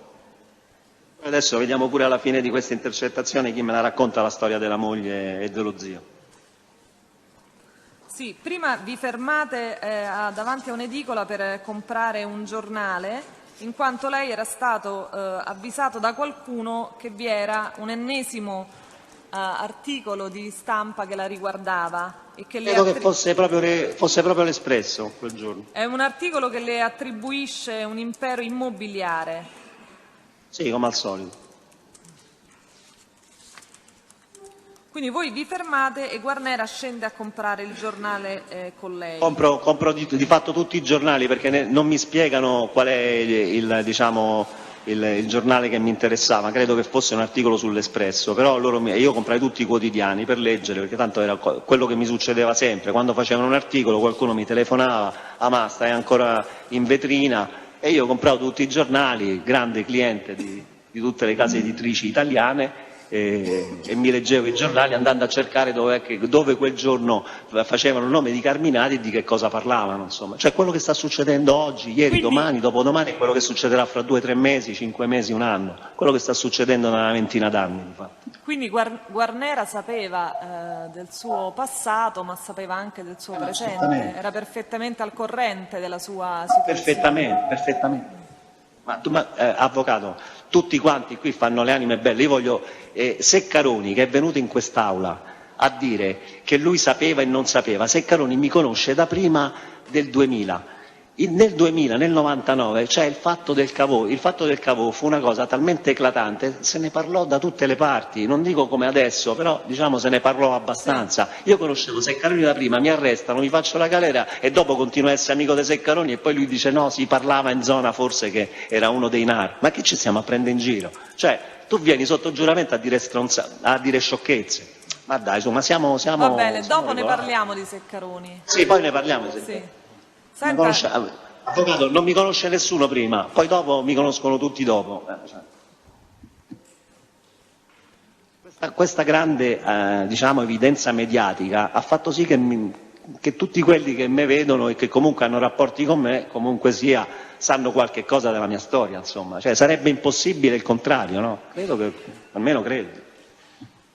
Senta, ma lei proprio poche battute dopo aver acquistato i giornali che la riguardavano, fa proprio un riferimento a una critica al processo mediatico. Se lo ricorda? Ce l'ha in realtà anche con i PM. Lei dice i PM ormai passano dal processo, quello mediatico, che gli fa avere un sacco di notorietà, a candidarsi. Poi la cosa bella è che ammollano il grande processo mediatico, perché quello del processo non è che è finito, non è che una condanna, capito? Quello è un processo che tu hai impostato, poi te ne vai, lo fanno altri.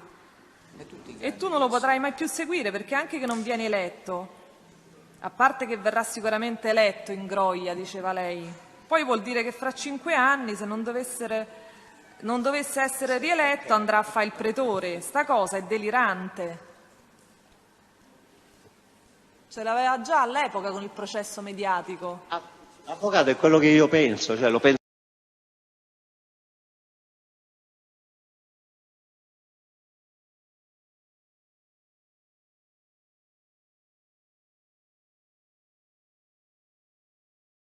Adesso lei poi dice queste cose e mi mette ancora più in contrasto con il dottor Tescaroli, si arrabbierà per questa cosa. Lui è l'unico più cattivo di me.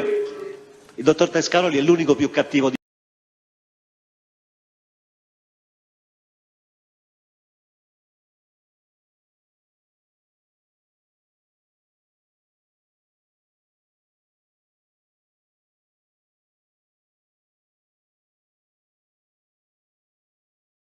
In questo processo e quindi lei capisce, non vorrei. E dal suo punto di vista sta facendo un Presidente, vuole sto fare un scherzando, complimento al Presidente, dottor sto Tescaroli. No,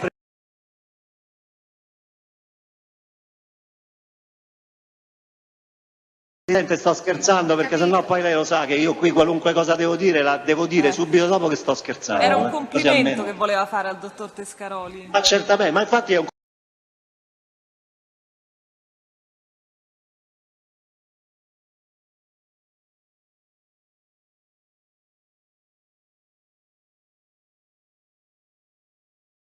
complimento che sto facendo al dottore. Io l'ho detto perché so che lui è contento quando gli dico così, perché il dottor Tescaroli ha un grande pregio che è equanime. Lui non è cattivo solo con Carminati, lui è cattivo con tutti.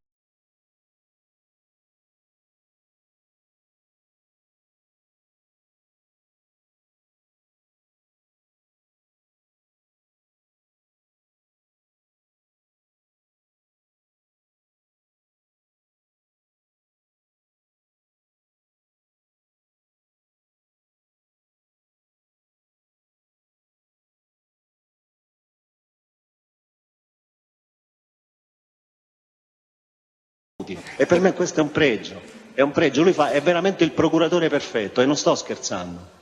Lo so. Adesso mo mi massacrerà fra un par d'ore, però va benissimo.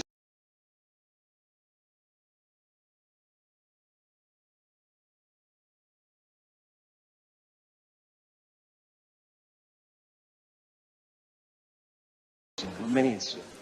Io accetto, io preferisco avere un buon nemico che un pessimo amico. Purtroppo in questo processo si sono evidenziati alcuni pessimi amici, ma un buon nemico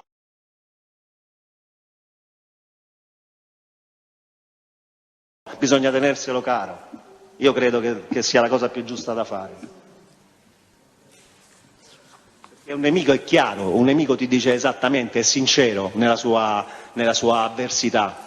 Un nemico ti dice io sono nemico tuo, no che ti dice suo amico e poi come te giri da una zaccagnata dietro la schiena. Vabbè, avvocato, andiamo avanti, volevo arrivare, a me mi interessava questa cosa per un... Sì, è lei che parla, che straparla. No, perché io rispondo più o meno alle sue domande, cioè, io questa cosa qua non ce l'avevo, questa cosa mediatica, io ho solo brogliacci, avvocato. Lo so, ha ragione, io invece ho la Io ho solo brogliacci, non posso leggere trascrizioni, cose, non ce n'ho manco una, non c'è niente. Guardi, un ultimo passo solo volevo leggere di questa conversazione, perché è quello in cui lei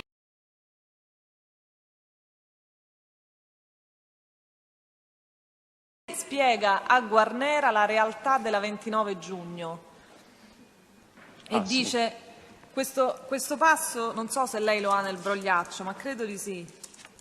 Mi dice che qual è il 1101 a 1 delle 10.08, se lei mi dà gli orari io ci arrivo, li trovo. Sì. 1101 il progressivo. Sì, delle 10.08.58? Sì. Ecco, allora sì, ce l'ho. Ci stanno, lei dice un sacco perché la gente, ci stanno delle attività che possono essere gestite solo dalle cooperative. Perché? Perché le cooperative sociali hanno una struttura per cui intanto non sono a scopo di lucro, teoricamente non sono a scopo di lucro, in effetti poi il lucro serve per far lavorare la gente. Se tu per dire sei una cooperativa che ha un bilancio in cui a fine anno c'hai 10 milioni, ti dicono senti tu con questi 10 milioni devi implementare il lavoro perché quello serve, capito?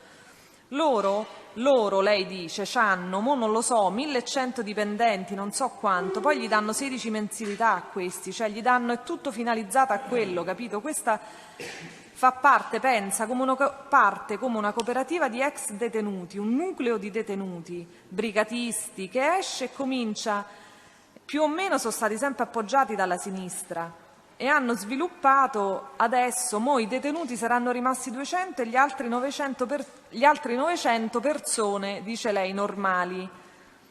Questi qua gestiscono discariche. Normali, sì. Perché loro appartengono proprio al CNS a Bologna, sono le cooperative rosse, insomma. Ogni tanto prendono, partono la mia conoscenza. Sì. Questo è quello che lei sapeva e quello che lei vedeva la 29 giugno. Certamente, nei primi mesi del 2013 questa era la mia conoscenza della realtà della cooperativa. E invita poi più o meno credo che sia poi più o meno la verità. Insomma. E invita poi Guarnera ad andare su internet a vedere il sito della 29 giugno. Sì, perché quella mattina lo stavo portando per la storia degli appartamenti, cioè bisogna contestualizzare, io parlo di questa cosa perché quella mattina stiamo andando proprio alla 29 giugno per l'appuntamento che doveva essere con Buzzi e invece poi è stato con Coltellacci perché Buzzi non c'era. Ho capito. Allora, io avrei esaurito il capitolo Guarnera, a meno che lei non abbia... Appunto, allora a me interessa invece l'ultimo capitolo, Presidente. Sempre della stessa conversazione? Esattamente. 1101 A3 delle ore 10:29:53, in cui praticamente lui mi racconta la situazione familiare sua, ecco perché io sapevo della sua situazione familiare. Questo io mi preoccupo, poi me ne preoccupo con Brugia, le cose non volevamo fare, perché lui mi spiega che lo zio in combutta col padre dell'ex fidanzato della moglie, è un po' complicato, era gente strana, era gente che avevano fatto sparire un sacco di soldi, e Guarnera mi dice io li devo cacciare via, li devo mandare via, io gli dico però guarda lo devi fare in maniera indolore perché tu lo sai le cose familiari tireranno calci, ma io li devo mandare via, legalmente non si possono attaccare a nulla perché non stanno in nessuna mia società. Faranno forti resistenze però, gli dico io, stai attento, non mi interessa, faranno forti resistenze, metteranno in mezzo mia moglie sicuramente.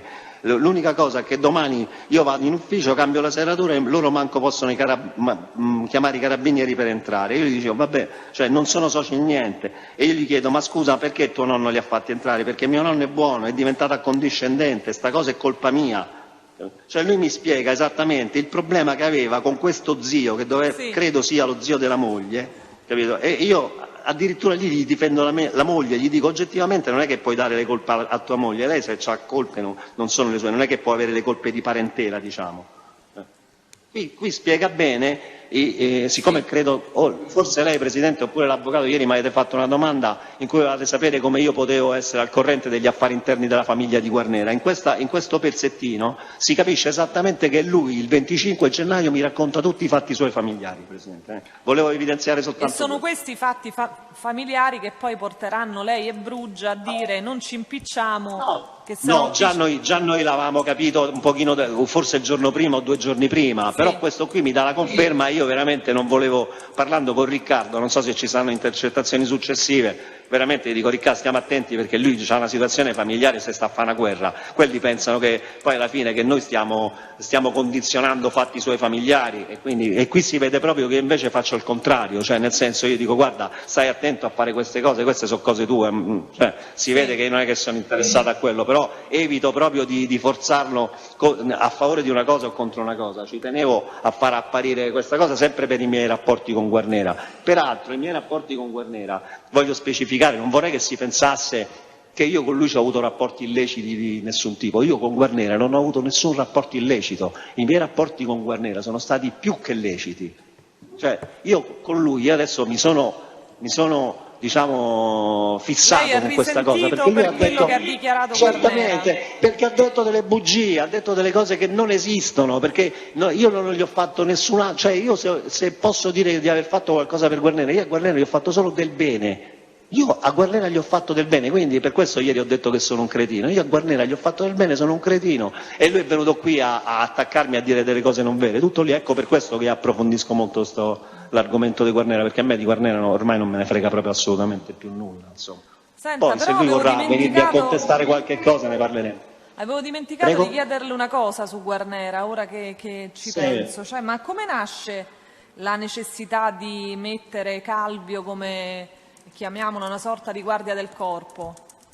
No, ma guardi, io da quella parte, io lo conosco dopo, io quando conosco Guarnera, già lui Calvio gli fa da autista, io non so nulla di quella storia, non so di che stiamo parlando. Volevo che lo precisasse. Io poi qui è una cosa molto strana perché ho visto ricostruzioni da parte dei testi della famiglia, io per quello che ho visto, lui col padre ci stava in ottimi rapporti, quindi che lui dovesse avere una guardia del corpo per difendersi dal padre, è una cosa che per me è assurda, il padre voleva molto bene al figlio e il figlio voleva molto bene al padre, il padre è un disgraziato, ha un sacco di problemi, è vero, però io da quello che ho visto io parlo sempre dal mio punto di vista, ho visto dei rapporti buoni, gli dava sempre i soldi, gli pagava la benzina che metteva dal benzinaio, parlo del figlio al padre, Sì. Il padre si preoccupava del figlio, poi il padre avrà avuto una vita di un certo tipo, anche lui il figlio del nonno che era una persona ricchissima, quindi straviziati e quindi come tutti i figli dei ricchi chiaramente, certamente devono depauperare quello che hanno costruito i genitori, i nonni o quant'altro, però io non mi ricordo questo rapporto per cui servisse qualcuno per difenderlo dal padre. Non esiste proprio, cioè, io mi ricordo che il padre faceva di tutto, cioè state appresso a mio figlio è una brava persona, ci sta anche un'intercettazione, adesso poi la riporterò quando sarà il momento, metterò i numeri, quando prepareremo la lista da dare al Presidente, si vedrà che il padre gli voleva bene a sto figlio e sto figlio onestamente voleva bene a sto padre, poi le dinamiche interne onestamente io non sono stato abbastanza amico da capire queste cose. Però, come sempre, si fanno le ricostruzioni, basta leggere le carte, io tante cose le ho capite, come credo tutti gli altri attori di questo processo le avranno capite molto dalle carte, no? Leggendo le carte. Ma mi interessava che quando lei ha conosciuto Guarnera lui avesse già Calvio come autista. Sì, ma Calvio Porello, Calvio aveva bisogno di lavorare, Calvio era l'autista, cioè lui giustamente riporta che addirittura si è fatto scippare un orologio davanti a Calvio, ma Calvio non andava, Calvio era un ragazzo normale, ma che faceva? Ma la guardia del corpo, ma quale guardia del corpo? Ma che guarda? Ma Calvio Porello non è in grado di guardare il corpo suo, guarda il corpo degli altri, ma avvocato, ma siamo seri. Va bene, allora possiamo chiudere il capitolo. È una brava persona, Calvio è un poveretto che è capitato in questo processo per caso, veramente quello che passa per caso casca dentro un processo del genere che rovina peraltro una vita già rovinata, questo è il mio giudizio su Calvio, mi dispiace se si offende quando dico queste cose, ma per me è una brava persona e basta. Ho capito. Possiamo passare alla vicenda Seccaroni?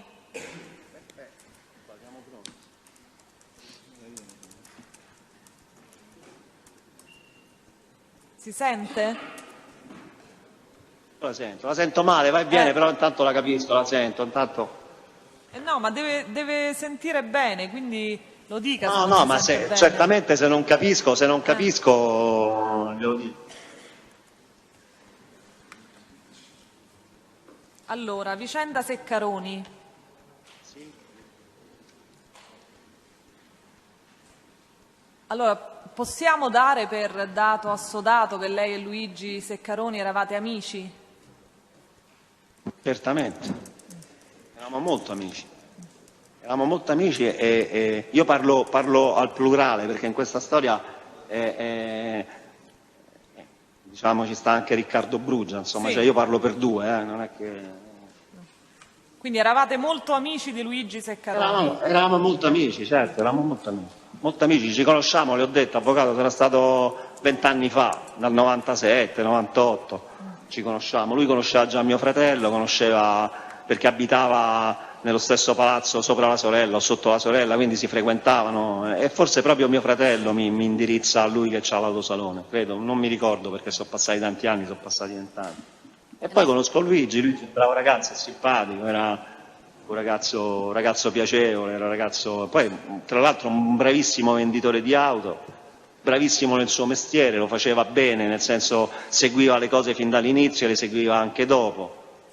Quindi sì, eravamo buoni amici, secondo me eravamo buoni amici, poi dopo evidentemente la mia amicizia da lui era concepita in maniera diversa, vedremo poi che probabilmente io ero un buon cliente più che un buon amico, però diciamo che per 20 anni io sono vissuto in questo... Era un buon cliente nel senso che ha acquistato quante autovetture da Seccaroni? Ma guardi, io adesso non voglio dire una cosa esagerata, ma fra me e Riccardo Bruggia, le nostre famiglie, i nostri amici, quelli che gli abbiamo portato, gli avremmo fatto vendere più di 100 macchine. Io mi tengo, sulle 100 macchine mi tengo basso, ma poi macchine molto, molto grosse, macchine importanti anche, cioè non soltanto quelle che prendevamo noi. Cioè Luigi certe volte mi diceva, ma c'ho sta macchina qua grossa, vedi un po' se c'è qualcuno che se la prende. Io magari trovavo qualcuno, guarda Luigi c'ha quella bella macchina, vai là, prendila, ti fa un buon prezzo. Io conoscevo talmente tanta gente, ma non è che la compravano per fare un favore a me, la compravano perché gli piaceva quella macchina, cioè nel senso, però io non ho mai, né io né Riccardo abbiamo mai chiesto nulla per questo, cioè lui non m'ha mai, io non ho mai gli ho fatto vendere una macchina, ho preso una lira, non mi interessava, cioè con tutto il rispetto, non avevo bisogno, però cioè, non c'è mai stato, c'era un rapporto d'amicizia, cioè, perché se no perché uno si dovrebbe prendere la pena di fargli vendere una macchina senza guadagnare una lira, insomma. E la frequenza con cui vi vedevate qual era? 4 volte a settimana, una volta a settimana potevamo mangiare insieme, una volta ogni 15 giorni, ma ci vedevamo praticamente tutti i giorni. Quando io e Riccardo non avevamo nulla da fare, andiamo da Luigino quando non aveva niente da fare veniva al negozio, veniva a trovarci all'Eni, ma sono tantissimi anni, cioè questa cosa è andata avanti per tantissimi anni, molto prima dell'indagine, molto prima di tutta questa vicenda, di tutta questa situazione. Senta, nel corso degli anni della vostra amicizia avete mai parlato della possibilità di fare qualcosa insieme, qualche attività insieme? Vede che a un certo punto, 3-4 anni prima che succedesse questa cosa, cioè lui comincia a avere problemi, diciamo, da lui, nel suo autosalone. A me ricordo, avevano bloccato la strada, la cosa, sì, insomma, quindi le vendite erano andate a picco. Ci stanno dei lavori che sarebbero durati 3-4 anni, si presumeva, dovevano rifare completamente la strada, sfondare tutto, e quindi si è creata una situazione particolare. Lui aveva dei problemi a casa sua, perché lui secondo me era più bravo del fratello, però a casa sua c'aveva un fratello che veniva incensato e lui era quello, diciamo, il bruttanatroccolo della situazione, mentre invece, devo dire, dal padre veniva incensato dal padre. Lui aveva dei problemi col padre incredibili, il padre li trattava come schiavi questi figli, no, lui lo trattava come uno schiavo, cioè quello che faceva Luigi era sempre quello che andava male, quello che faceva quell'altro fratello andava bene. Luigi andava, che ne so, una settimana in vacanza e il padre glielo rinfacciava per tutto l'anno successivo, quell'altro andava a Malibu a fare il surf per mese, quando tornava era sempre quello bello e quello bravo, e Luigi non è che soffriva di invidia perché lui voleva bene al fratello, non era quello, però si sentiva giustamente maltrattato, anche perché Luigi in tutta onestà devo dire che era un grande venditore di macchine, il suo lavoro lo sa fare benissimo, era un grande commerciante. E vi Quindi a un certo punto mi parlava, e vi parlava di questi suoi problemi con il padre, di questo suo disagio? Sempre ce ne parlava, sempre, sempre. E io però gli dicevo, senti lui, mo sei grande, cioè, parliamoci chiaro, non è che poi tuo padre sarà un padre padrone, però con tutto il rispetto devi prendere pure il coraggio a due mani, se tuo padre non ti va bene stare con tuo padre, prenditi la cosa tua e te ne vai. Cioè, io questo gli dicevo, però poi voglio dire, quelle sono dinamiche familiari, non è che potevo essere io a dirgli una cosa, però lui con noi si confidava, parlava sempre dei suoi problemi. Cioè, anch'io gli parlavo dei problemi miei, gli parlavo normalmente come si parla un amico, avevamo un buon rapporto. È per questo che io mi sono tanto arrabbiato quando succede questa cosa. Cioè, io mi arrabbio mi avveleno perché mi sento subito preso in giro per questa cosa, no? Quando lui fa, diciamo, il pesce in barile. E c'avevo ragione, perché avevo capito, ho letto poi dalle carte quello che lui ha detto subito quando succede questa cosa aveva detto agli amici suoi. Però veramente è stata una cosa... Possiamo dire che Luigi Ceccaroni aveva confidenza con lei e lei aveva confidenza con Luigi Ceccaroni? Ma certamente, ma come? Ma come la confidenza è una persona con cui c'è la frequenza da 20 anni. Devo dire, non è che fosse mio fratello, però, perché diciamo io, i valori miei dell'amicizia hanno parametri completamente differenti da quello che sono con gli altri. Per dire, Riccardo è un mio amico, gli altri sono persone con cui ho una buona frequentazione, cioè, quello sì, io con lui ci stavo bene, era simpatico, Luigi è un ragazzo simpatico, una cosa, devo dire la verità, mi è dispiaciuto vederlo in quella condizione in cui è venuto qua, però poi, adesso poi quando analizzeremo tutta questa cosa vedremo per quale motivo, io ero arrabbiato prima, adesso sono ancora più arrabbiato. Tra di voi nel corso di questi anni c'erano mai stati problemi? Quando dico problemi anche magari banali litigi? O momenti in cui non vi parlavate? Ma per quale motivo? Ma no, non ci sono mai stati sostanzialmente. No, ma non c'è, voglio dire, non c'era motivo di contendere, cioè, nel senso, lui era un amico, uscivamo, parlavamo, ci raccontavamo le cose, vendeva le macchine, noi le compravamo da lui perché era un amico nostro, ci trattava bene, ci seguiva le cose, ci faceva fare sempre l'assistenza, le cose, sempre pagando. Perché lui, questo vi trattava bene, ma avete pagato tutte queste autovetture acquistate? Ma che stiamo scherzando? Ma proprio perché è un amico lo paghi, quando c'è un amico mio, lo pago prima degli altri un amico mio, cioè, proprio perché è un mio amico, poi tra l'altro lui lì non contava... Non è che contava niente, tu avevi a che fare con l'amministrazione, quella è una grande azienda, non è che Luigi poteva fare più di tanto, cioè, lì ci stava il padre che era molto occhiuto su queste cose, certo il padre che è venuto qua ha detto forse hanno comprato 1 o 2 macchine, veramente, ma ci sarebbe stato da ridere, cioè, a me non mi ha fatto ridere, devo dire la verità, però che ha fatto finta di non conoscerci, cioè, lui sapeva benissimo chi eravamo, sapeva benissimo che eravamo grandi clienti del suo autosalone, poi va bene, come sempre, quando è che diventi un gatto nero tutti te mettono sotto con la macchina, insomma, quello che è successo con quasi tutti i testi che sono in questo processo, l'ho visto anche con Buzzi, quando è che sta in disgrazia, i grandi amici di prima prendono proprio, scappano proprio, vabbè, comunque la vita che è così, insomma, sono abbastanza vecchio da capirla una cosa del genere.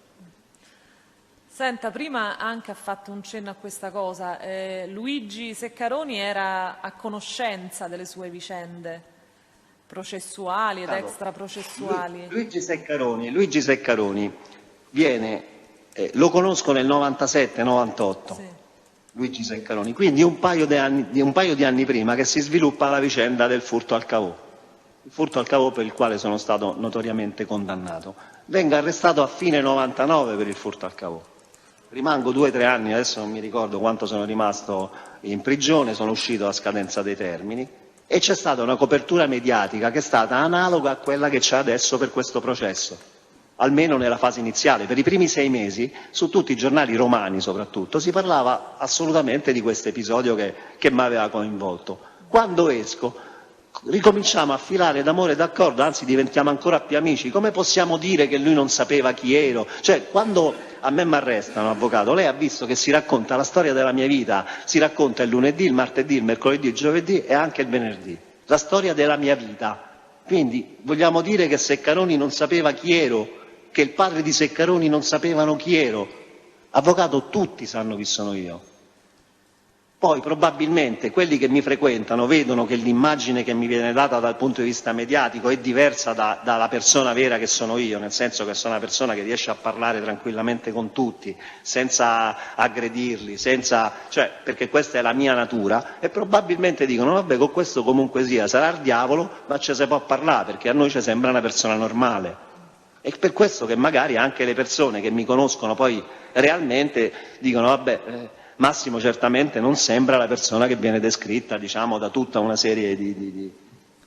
Sì, ma io ho citato anche già nel contraesame proprio a Luigi Seccaroni le conversazioni ambientali sempre in automobili in cui voi commentate degli articoli di stampa Certo, ma lui sapeva benissimo, ma era lui che mi chiamava: Massimo, stamattina stai su Radio Radicale, Massimo, stamattina stai sull'Espresso, Massimo, stamattina c'è articolo sul Messaggero, ma lo diceva lui, io va bene, lui, che dobbiamo fare? Pazienza. Allora le chiedo, lei ha mai visto preoccupazione in Seccaroni dopo la lettura di questi articoli o dopo... Io levato l'ultimo periodo pensavo di no, poi mi rendo conto che quando lui chiama i suoi amici subito dopo...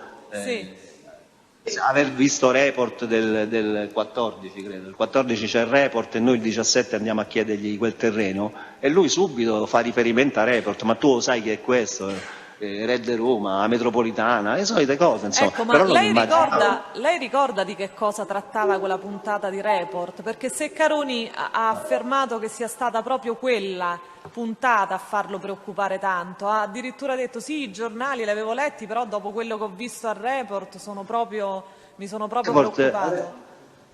Report ha detto quello esattamente che dicevano tutti i giornali da sempre, da tanti anni continuavano a riportare questa cosa. In più ci stava il fatto che io avessi 4 aziende in subappalto che lavoravano per me nella metropolitana di Roma, insieme a Salini, in Pregilo, Condotte, c'è stava Caltagirone con Cementiri, ci stavano le cooperative, una cosa completamente inventata, di cui sto aspettando che il dottor Tescaroli mi dia veramente la lista delle cose, delle aziende, così poi potrò andare a sedermi nel consiglio d'amministrazione e chiedere, diciamo, gli stipendi arretrati, che ne so. Ma è una burletta come al solito, il dottor Mondani, che è bravissimo, aveva messo un omino dentro la metropolitana, poi Carminati c'ha 4 aziende, poi è interessato sulle dismissioni dei beni del comune, poi è interessato, Mondani un omino dice mascherato. Il giornalista di Report. Certo, Paolo Mondani, è bravissimo, era bravissimo, Report sono bravissimi, insomma io ho sempre detto, io quando finirà questo processo e avremo definito esattamente le mie responsabilità in questo processo, è chiaro che io mi dedicherò a tutti quelli che hanno detto delle inesattezze, mi ci dedicherò al Tribunale Civile, metterò una tenda fuori il Tribunale di Via delle Milizie. Spiegalo bene, perché già domani avremo qualche titolo, Che cosa vuol dire? i messaggi cifrati, mafiosi. Che cosa intende dire mi dedicherò? Perché sennò... mi dedicherò, metterò una tenda fuori dal Tribunale Civile di Via delle Milizie, perché ci saranno centinaia di udienze a cui parteciperò quando querelerò civilmente i giornali che hanno detto inesattezze. Mi sembrava di essere stato chiaro. Presidente, sono stato chiaro? Meglio precisare. No, ecco, questo vorrei dire. Se no dicono che li minaccio, io li minaccio attraverso il Tribunale, come chiedevo di fare a Buzzi, minacciavo il Comune di Roma con gli avvocati, insomma, quello Con le cause, in grado con di le cause in tribunale. Esattamente. Allora, visto che...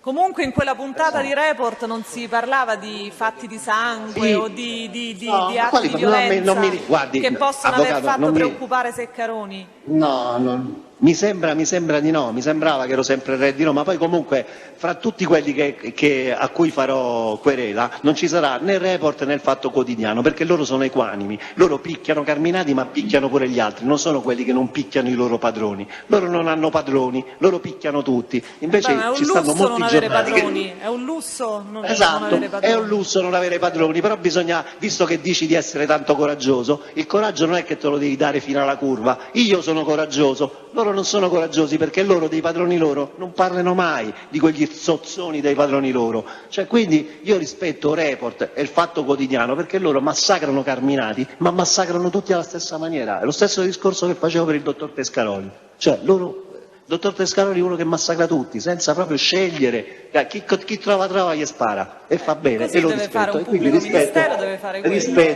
rispetto Report e rispetto al Fatto Quotidiano. Per quanto riguarda gli altri saranno quelli di cui mi occuperò quando metterò la tenda fuori al Tribunale di Via delle Milizie, Tribunale civile, con le cause ovviamente, con le cause. Gli farò spendere tanti di quei soldi con gli avvocati che dovranno mettersi in ginocchio, proprio. Solo per avvocati spendo. Può essere pure che perderò le cause, però gli avvocati loro dovranno spendere tanti soldi di avvocati. Aspetto che questo processo si definisca, quando questo processo sarà definito e ci saranno chiari quelle che sono le mie responsabilità, poi andremo a prendere tutto, dalle televisioni, dalle cose e vedremo quello che succederà. Ho capito. Comunque, per chiudere questo aspetto, lei e Brugia non avevate mai visto preoccupazione in Luigi Ceccaroni, quella stessa preoccupazione che poi lui al telefono riferiva ad altri amici. Con voi non ha mai manifestato alcun tipo di preoccupazione? Oppure non si è... Mai, assolutamente. E no, si è mai allontanato da voi? Ha mai diminuito l'intensità dei vostri rapporti dopo la lettura? Al contrario, lui era sempre vicino a noi, si avvicinava sempre, stavamo spesso insieme. Io credo che non sono passati 2 o 3 giorni dagli anni 2000 senza aver visto Luigi Ceccaroni. Cioè. Sì, ma questo emerge da tutte le io già conversazioni che peraltro io ho sta. prodotto al Tribunale, delle conversazioni tra Luigi Ceccaroni e Riccardo Brugia. No, ma adesso io voglio, noi l'abbiamo riportata alla 700, quella in cui gli offro di entrare addirittura nell'affare dei pasti, ma ci sta anche quell'altra, 3790/11, 720, in cui parliamo del 14/2/2013, lui voleva addirittura partecipare con la mia compagna a fare un negozio con la somministrazione all'ex Blue Marlin. Portò lui l'architetto, portò lui la persona che doveva fare quei lavori, lui voleva lavorare con la mia compagna, stiamo parlando di 2 mesi prima della cosiddetta lite, del 14/2/2013.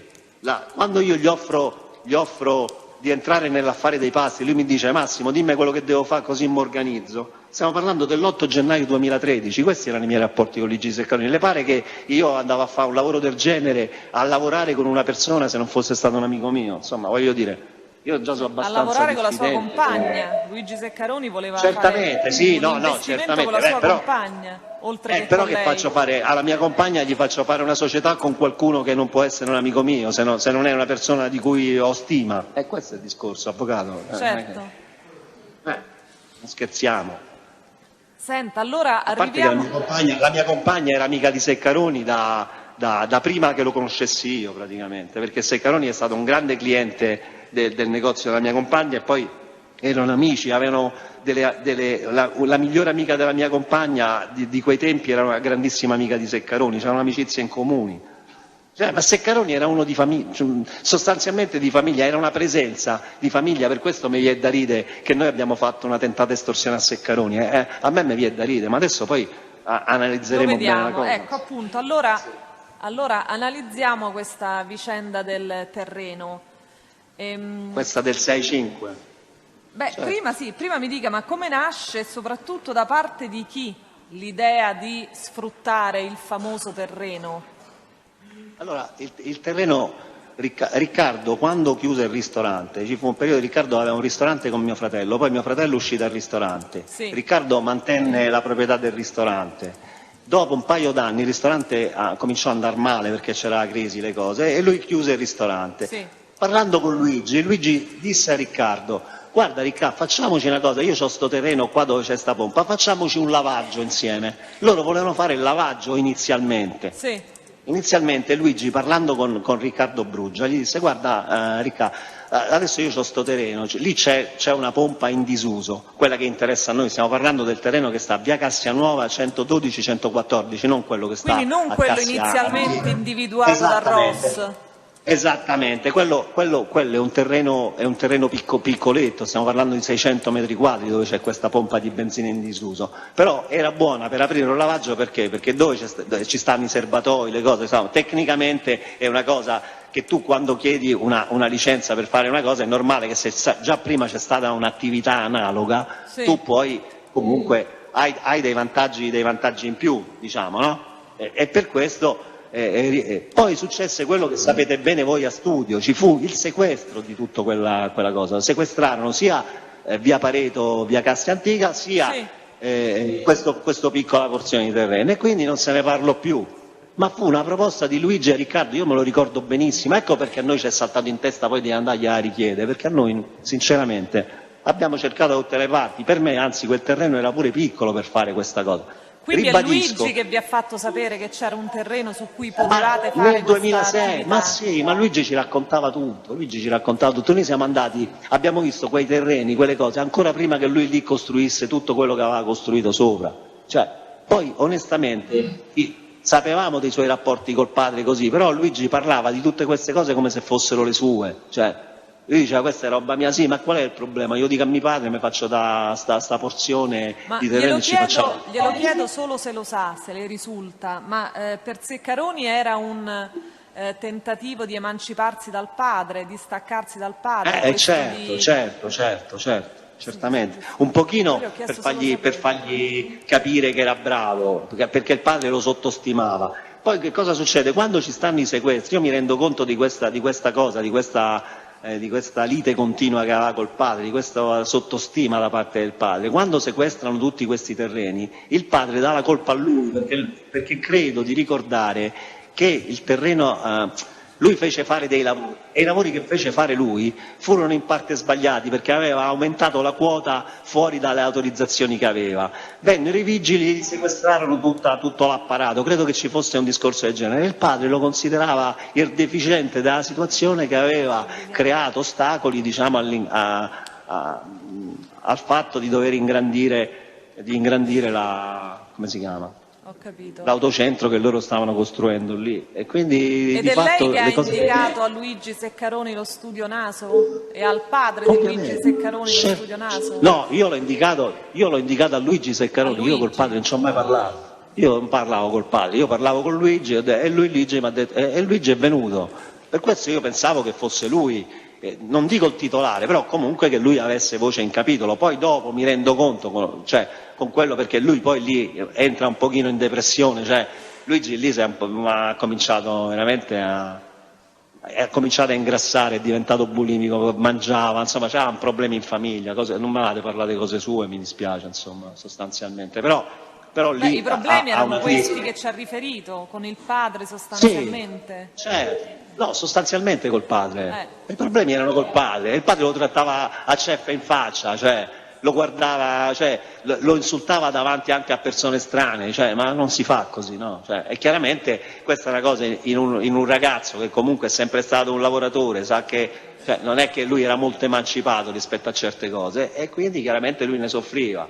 Poi sai, quando cominci a avere 40 anni e tuo padre ti sputa in faccia davanti agli altri, cioè, voglio dire, o c'hai un carattere per cui lo prendi e dici senti papà fa così, scordati che io possa essere tuo figlio, così io mi scordo che tu sei mio padre, cioè se tu mi umili davanti alla gente.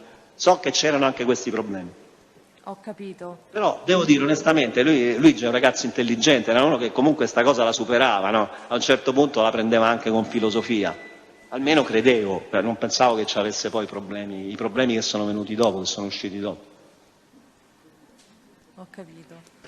Sente, quindi il primo momento in cui poi parlate concretamente di questo terreno qual è? Quando soprattutto? Io ci parlo concretamente di questo terreno il 17. Io non ci ho mai parlato. Il 17? Il 17 aprile. 17 aprile 2013. 2013, quel giorno, il giorno prima, il giorno stesso, anzi la mattina, e lui ci dice guarda ci sta un ragazzo che ha dei terreni che possono essere meglio, perché io e Riccardo c'era venuta l'idea, in quel momento stavano aprendo un sacco di pompe bianche a Roma. Le pompe bianche possono garantire un prezzo molto inferiore del carburante rispetto alle altre, perché non hanno, diciamo, l'insegna, non debbono pagare la tangente alle grandi aziende petrolifere, quindi uno va all'asta, si compra il carburante e lo vende sulla strada, si fa una pompa senza insegna e vende. Tra le altre cose, questo io già l'ho detto ieri, voglio specificare che io e Riccardo l'avremmo fatto proprio vedendo quella che era la mole di lavoro a Corso Francia e chi ne avrebbe risentito di più sarebbe stato proprio Roberto Lacopo. Roberto Lacopo, dopo che noi avessimo aperto la pompa a 200 metri più avanti, non ci avrebbe più salutato perché gli avremmo fatto un danno da 1 milione di litri l'anno, soltanto a lui. Questo lo voglio dire perché altro che amicizia. Fanno pagare meno la benzina? Amico. Non ho capito. Nelle pompe bianche costa meno la benzina? Certamente, certamente. Cioè, quando tu hai un benzinaio con un'insegna, devi pagare anche il valore di quell'insegna. Se tu c'hai una pompa Eni, hai una pompa Total, chiaramente in teoria sei avvantaggiato perché ci stanno altri servizi, altre cose, però tu paghi la benzina circa il 15-20% in più.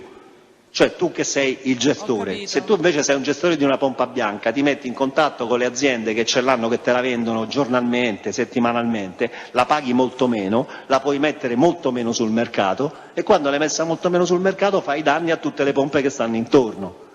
Almeno in quel momento era così, adesso so che stanno regolamentando questa cosa perché le aziende petrolifere sono talmente potenti che te schiacciano, come sempre. Ci stanno sempre quelli più ricchi che schiacciano i più disgraziati, i più poveri, però comunque in quel momento era così, si poteva fare una cosa del genere e quindi noi volevamo fare una cosa del genere e non ce ne poteva fregare di meno del povero Roberto Lacopo, con tutto rispetto, so che mi sta ascoltando, mi dispiace, però cioè, noi facevamo questa cosa ma proprio per evidenziare che noi onestamente che contatti avevamo con Roberto Lacopo, non è che era nostro fratello, cioè, io gli facevo, se dovevo aprire una pompa per guadagnare io a scapito suo lo facevo. Non è che la facevo con lui quando doveva aprire un'altra attività l'apriva tranquillamente, c'aveva 3 pompe, credo che tra l'altro lui avesse anche una pompa bianca se ben ricordo, tra quelle che aveva, oppure la stava gestendo, perché Lacopo era bravissimo a fare quel lavoro, era un fenomeno, lo chiamavano da tutta Roma per gestire e per avviare le pompe. Ho capito. Senta, allora arriviamo adesso alla giornata del 6 maggio 2013, che è la giornata in cui Seccaroni asserisce al telefono con Zanna di essere stato minacciato da lei e da Riccardo Bruggia. Lui in realtà poi dice da Riccardo Bruggia e poi in sede di esame... Il giorno che gli dico che gli avrei bruciato la botteguccia. Esattamente, diciamo. il giorno in cui voi avreste detto a Riccardo ti mandiamo a fuoco tutto. Esattamente, quello che io avrei detto. E a Luigi ti mandiamo a fuoco, ti mandiamo a fuoco tutto. Esatto. Allora, qui Presidente mi dovrà perdonare. Un attimo, aspetti un attimo. Questo è il momento in cui io, Presidente, vorrei far ascoltare quelle 3 intercettazioni, perché sono quelle in cui... Quindi prima della sua risposta? Sì. Va bene, allora lei mi sembra che sia pronto già. In ordine di tempo, la prima ce n'è una... in ordine cronologico. In ordine cronologico. E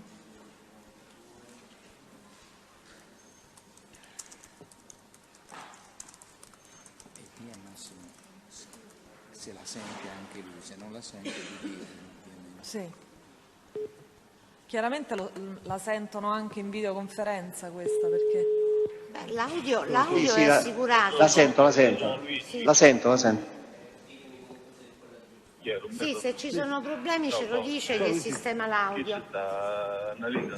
No, sì, un attimo fa colazione. Non si sente nulla, così no? non la sentiamo neanche noi. Neanche noi la sentiamo. Pronto? Buongiorno, sono Luigi, chi è Roberto? Sì. Ciao, Ciao Luigi. Chi c'è sta Annalisa? Sì, un attimo fa colazione. Dimmi. No, siccome devo prendere la macchina sua. Sta qua la macchina, sì. Posso prenderla? Ma la Jeep sta Annalisa. Ma no, la micra devo prendere. Aspetta, eccolo, aspetta. Chiedo a Luigi, Annalisa. Luigi. Pronto? Ciao, buongiorno. Buongiorno. Come stai? Io bene, tu? Bene. Che è successo? Devo prendere la migra, no? Sì, ma mica la devo portare io perché ti ha detto Riccardo scendo presto. No, ma vengo a prendere io. Però siccome stamattina ho avuto un piccolo problemino e sono scesa con quella di Riccardo, però Riccardo tra un po' scende, alle 9 sta qua. No, allora rimando a domani, questi mi aspettavano. Ma perché adesso... vabbè, aspetto, dai, ritardo. Allora rimando a più tardi. Più tardi? Ma tu stai venendo a prenderla? Eh sì, però ritorno indietro. Perché c'avevo l'ingegnere, poi devo andarla a prendere a casa. Vabbè, e allora adesso sento magari di Riccardo, gli dico se me la passa lui. Ah sì, bravo. E tanto lui verso che ora arriverà. Guarda, presto, già era sveglio, io penso che verso 9:30 sta qua. No, gli dico se passa lì in concessionaria, così gli faccio il cambio macchina. Va bene, ok. E poi dopo... Aspetta che Aspetta, ah sì. Minuto? Sì, ho capito. Minuto? Sì.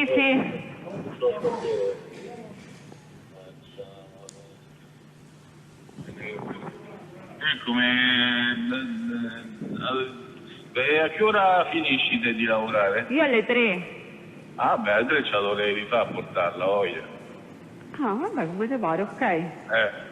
Sì, va bene. Allora che fai? Lo chiami te e mi fai sapere o è meglio? Lo chiamo io? Vabbè, ok. Ti faccio richiamare però. Così vi mettete d'accordo. Così se mi viene lì... Perché questo mi aspettava, al limite rimando l'ingegnere, capito? Ok, va bene. Ok. Niente, grazie a te Luigi. Quindi questa è la prima telefonata con cui Luigi Seccaroni chiama il benzinaio e chiede di Annalisa. Lui ha dichiarato che, e chiede di Riccardo, e alla fine, di Riccardo Bruggia, e alla fine gli dice lo chiami tu, lo chiamo io. E c'è la seconda intercettazione in cui Annalisa dovrebbe richiamare, dovrebbe chiamare Riccardo Bruggia. La può far partire? Dopo gliele do. Gliele do tutte dopo. Passionari, buongiorno. Buongiorno, Annalisa. Anna. Questo è sempre Seccaroni che richiama il benzinaio. No, bene, va bene. Anna. Sì. Roberto? No, sono Luigi. Sì, aspetta un attimo Luigi, un attimo. Pronto? Eccomi, Roberto, che c'è, Annalisa? Sì, ecco. Chi è Annalisa? Perché l'Annalisa mi faccia a me. Pronto? Eccomi, Annalisa. Sì. Che mi fai sapere qualcosa? Che no, ho chiamato Riccardo, ora ti chiama. Io ho chiamato Riccardo e ho detto, chiama Luigi. Non ti ha chiamato? Ho chiamato 2 minuti fa. E non ti ha chiamato? No, vabbè, allora mo... Ma ha detto me lo chiamo. Vabbè. Se vede che non lo so, mo adesso ti chiameranno un attimo. Mando via il cliente, che dici secondo te? Ma io devo andare no, perché devo andare via con la macchina insieme a un altro. Se lui viene per questo, se lui viene? No, se lui viene tardi magari dopo... No, io ti ho detto, io penso che penalmente sta qui. È tardi? Come? Perché? Aspetta, ti sento male. Dai, mo provo a richiamarlo io, dai. Grazie. Il cellulare? Sì, è il suo. Ce l'hai, no? È finita questa? Sì. Si sente che cade la linea. Quindi qui è Seccaroni che richiama il distributore per parlare con Annalisa perché Riccardo Bruggia non lo ha ancora contattato. Poi c'è l'ultima intercettazione che dovrebbe... Allora mandi la terza.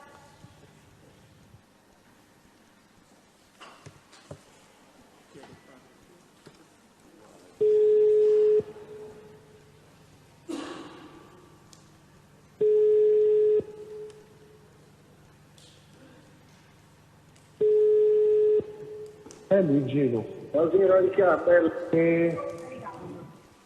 Passa di qua e ti prendi a ciulo. Va bene. Come vuoi, Luigi, insomma, io non... Tempo di fare come mi avvicino ti chiamo. Però chiama Annalisa, io ti consiglierei chiama direttamente Annalisa. Chiamo Annalisa, va bene. Senza, perché magari io tra un po' me ne vado da qui, però lei un'ora e mezza ci sta ancora. Bene, allora chiamo Annalisa.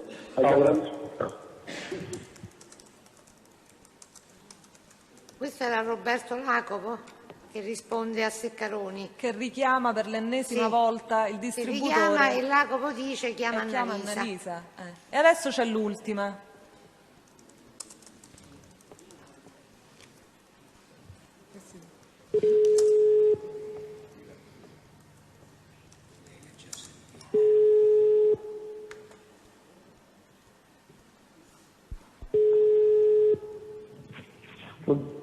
Buongiorno Luca. Lui? Scusa se rompo le palle, che faccio? Ce l'hanno domani? Che è meglio per te? Lui? Poi. Mi senti? Sì. Bello, dimmi. No, dico che faccio? Ce l'hanno domani, è meglio per te?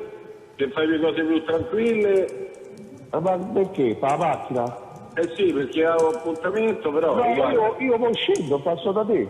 Allora ti aspetto lì alla Nissan. Ma quale Nissan? Alla Nissan qui a Pietro Ponti, dove c'è sta lì... Ma sì, ma io mi devo fare la doccia, sto a fare la doccia. Vabbè, fai quelle cose con calma. Io sto arrivato. Stavo a entrare la doccia e vengo giù. C'è problema. Vabbè. Quando la Nissan è dove? Ah, Pietro Ponti, tu ci passi, no? Sì, io va benissimo là. Ciao. Infatti non è un problema per te. Ciao. Quindi questa è la telefonata con cui Luigi Seccaroni si mette finalmente in contatto con Brugia. E si accordano per incontrarsi. Si accordano per incontrarsi. Allora, innanzitutto volevo chiedere a Massimo Carminati se lui sapeva che quella mattina Luigi Seccaroni si sarebbe incontrato con Riccardo Brugia. Assolutamente no.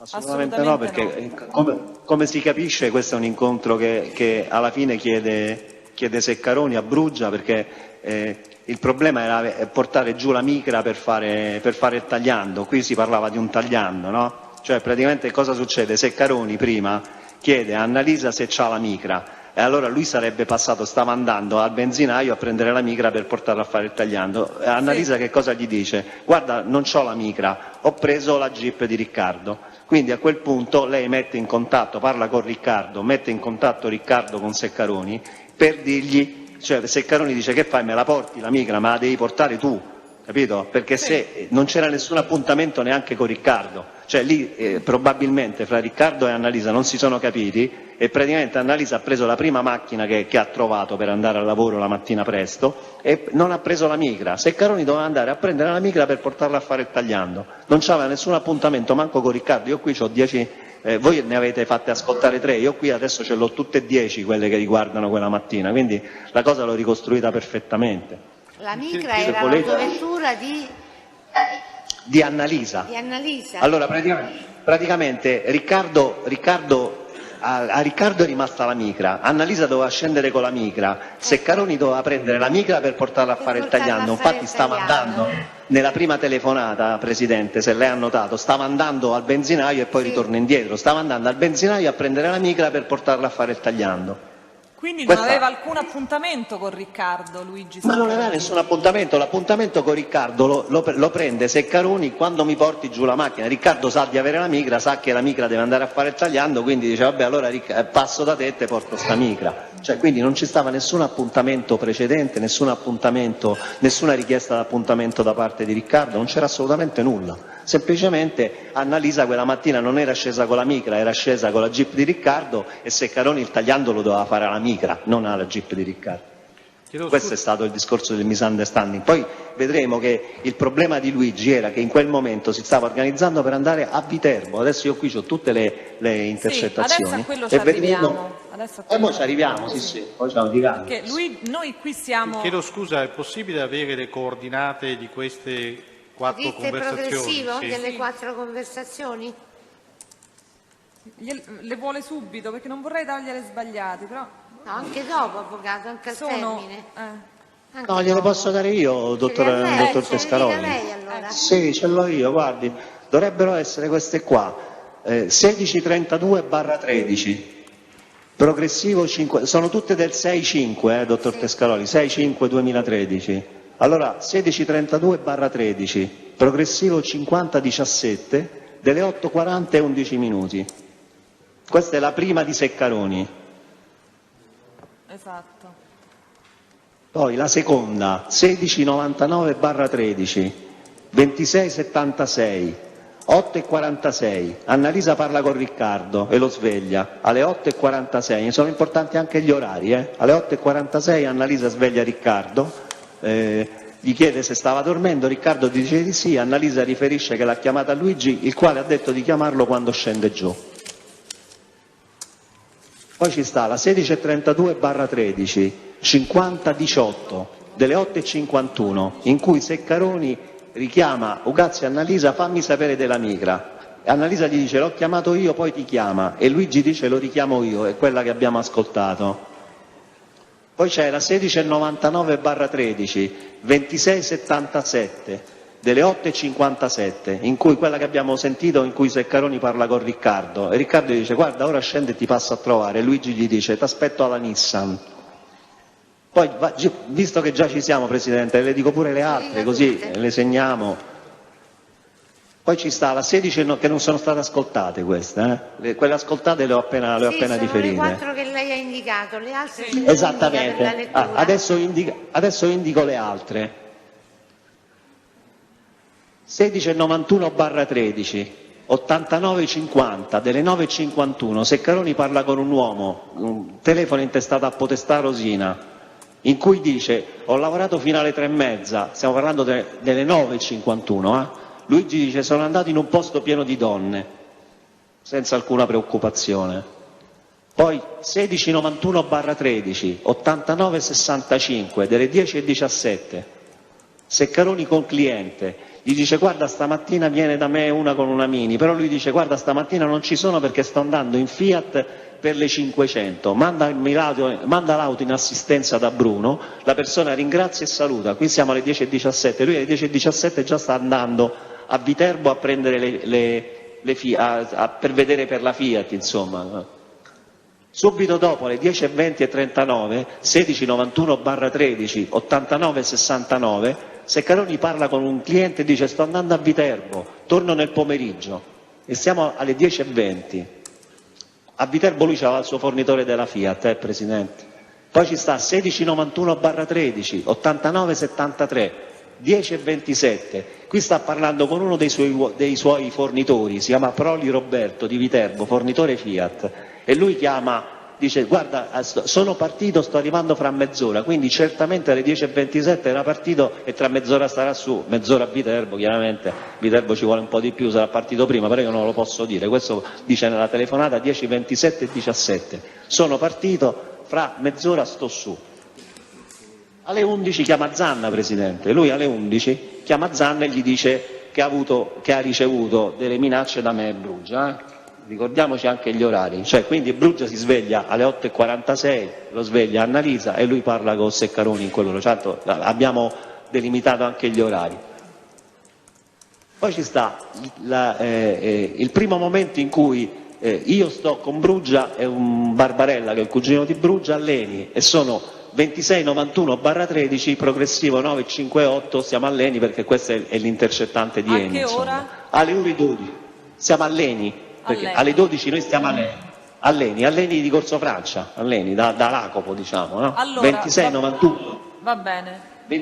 26, no, le dico tutte, così almeno finiamo con questa cosa e mi posso dedicare all'altra parte. Dunque 2691/13, 958 delle ore 12. Poi ci stanno quelle delle 3, cioè lui alle 14 chiama Riccardo, si sentono Riccardo e Luigi, 1691/13, 9027, 1691/13, 2686. Questo non so il progressivo, forse sono da due cose diverse, da tutte e due, è la stessa telefonata però da due. Allora, rimaniamo sul 1691, sì. 1691/13, 9027 delle ore 14, in cui loro si mettono d'accordo, dice vabbè, mo mi riporti la micra e si riprende la sostituzione, perché quella mattina probabilmente Riccardo gli ha lasciato la micra e si è preso una macchina da Seccaroni in sostituzione. Tranquillamente si parlano. E c'è nel frattempo alle 11 la telefonata di... Esatto, allora la telefonata di Luigi Seccaroni che fa a Zanna in cui dice che voi Avreste fatto le minacce, ti mandiamo a fuoco tutto, è delle Esattamente. 11 e qualche minuto, È quindi delle la cosa, 11, aspetti un attimo. È delle 11.02 minuti. Delle quindi è delle 11.02 minuti. E lui la fa da Viterbo, basta controllare la cosa, basta controllare da dove fa questa Lui la fa in viaggio per Viterbo. Sì, per Viterbo, o da Viterbo in viaggio per Viterbo. È certo che è così. Allora, che cosa succede? E quindi Io, aspetti Presidente, un adesso... attimo. Sì. Non si arrabbia, avvocato, pure lei. Se si arrabbia pure lei, con me sono rovinato. E non mi faccia arrabbiare allora. Allora, quindi la cosa dovrebbe... È l'unica che può intimidirmi. Oltre il Presidente, devo dire. Il pubblico ministero non ci riesce, il Presidente un pochino sì. Li prendiamo anche questi come complimenti. Io ormai sono un avvocato finito, quindi, per Carminati.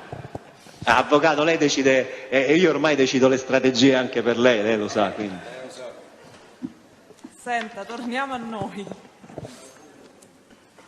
Allora, stavo dicendo che la telefonata in cui Ceccaroni dice a Zanna che voi sareste passati in concessionaria, avreste fatto la minaccia, ti mandiamo a fuoco È alle tutto, 11.02. Alle 11.02. Quindi la cosa, se è avvenuta, deve essere necessariamente avvenuta prima. Allora lei il 6 maggio del 2013 ci può dire al Tribunale dov'era dalla mattina, chiaramente fino alle ore 11? Allora, io adesso devo fare la cosa, la devo fare analiticamente però, perché mi deve dare il tempo per farla, per darle questa risposta. Assolutamente. Allora, io ascolto l'esame di Ceccaroni, quello del 21/3/2016, con una certa attenzione ovviamente, no? Lui fa il suo esame, il dottor Tescaroli lo interroga, a un certo punto poi ho visto che anche il dottor Tescaroli un pochino si è arrabbiato perché lui fino al momento in cui parla col dottor Cascini, a quel punto interviene il dottor Cascini, lui per 10 volte, 12 volte dice non ho mai ricevuto minacce, non ho mai ricevuto minacce, non ho mai ricevuto minacce. Giustamente il dottor Tescaroli un pochino si arrabbia, si arrabbia anche il dottor Cascini, ho visto che si è arrabbiato anche un po' il Presidente, perché ha detto, anche il Presidente dice Ceccaroni, ma allora di che cosa stiamo parlando? Lei ai Carabinieri ha detto tutt'altre cose. E a Zanna soprattutto, a Zanna ha detto, oltre ai Carabinieri dopo, ma a Zanna ha detto, sono venuti stamattina. A Zanna, però l'ha confermato dai Carabinieri, cosa che giustamente il dottor Cascini rimarcherà. Il dottor Cascini a un certo punto che cosa fa? Dice, mi scusi, lei il 6/5/2014 parla con Zanna e gli dice di aver ricevuto una telefonata da Bruggia che sta arrivando per parlare del terreno. Poi dopo riferisce il colloquio, il contenuto, ce lo devi dare, o ce l'affitti o ce lo vendi, parla con tuo padre. Lei riferisce a Zanna le parole di Bruggia, parlaci, a noi ci serve, se no ti trovi un grande nemico, ti mandiamo a fuoco tutto. Zanna chiede, chi te l'ha detto, lui o quell'altro? No, quell'altro, dice lei.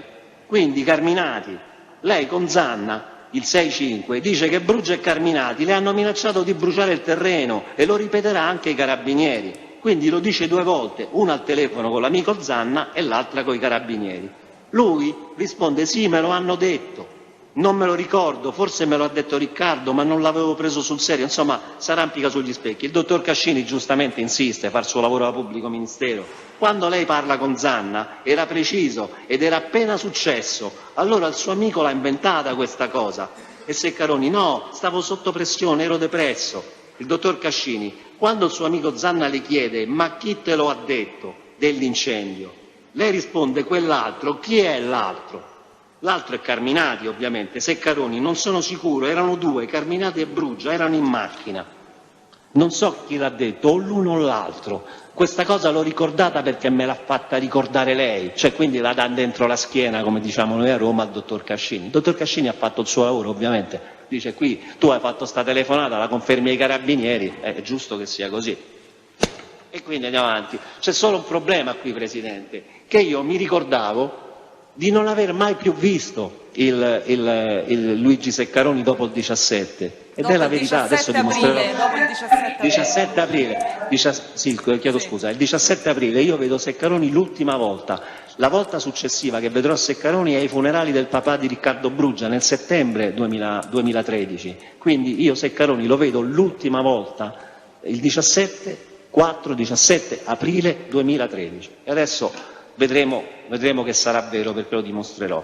A un certo punto io mi faccio tutto un giro l'avvocato Naso lo sa, mi importa tutti i brogliacci, le cose, io voglio sapere che cosa è successo il 6-5.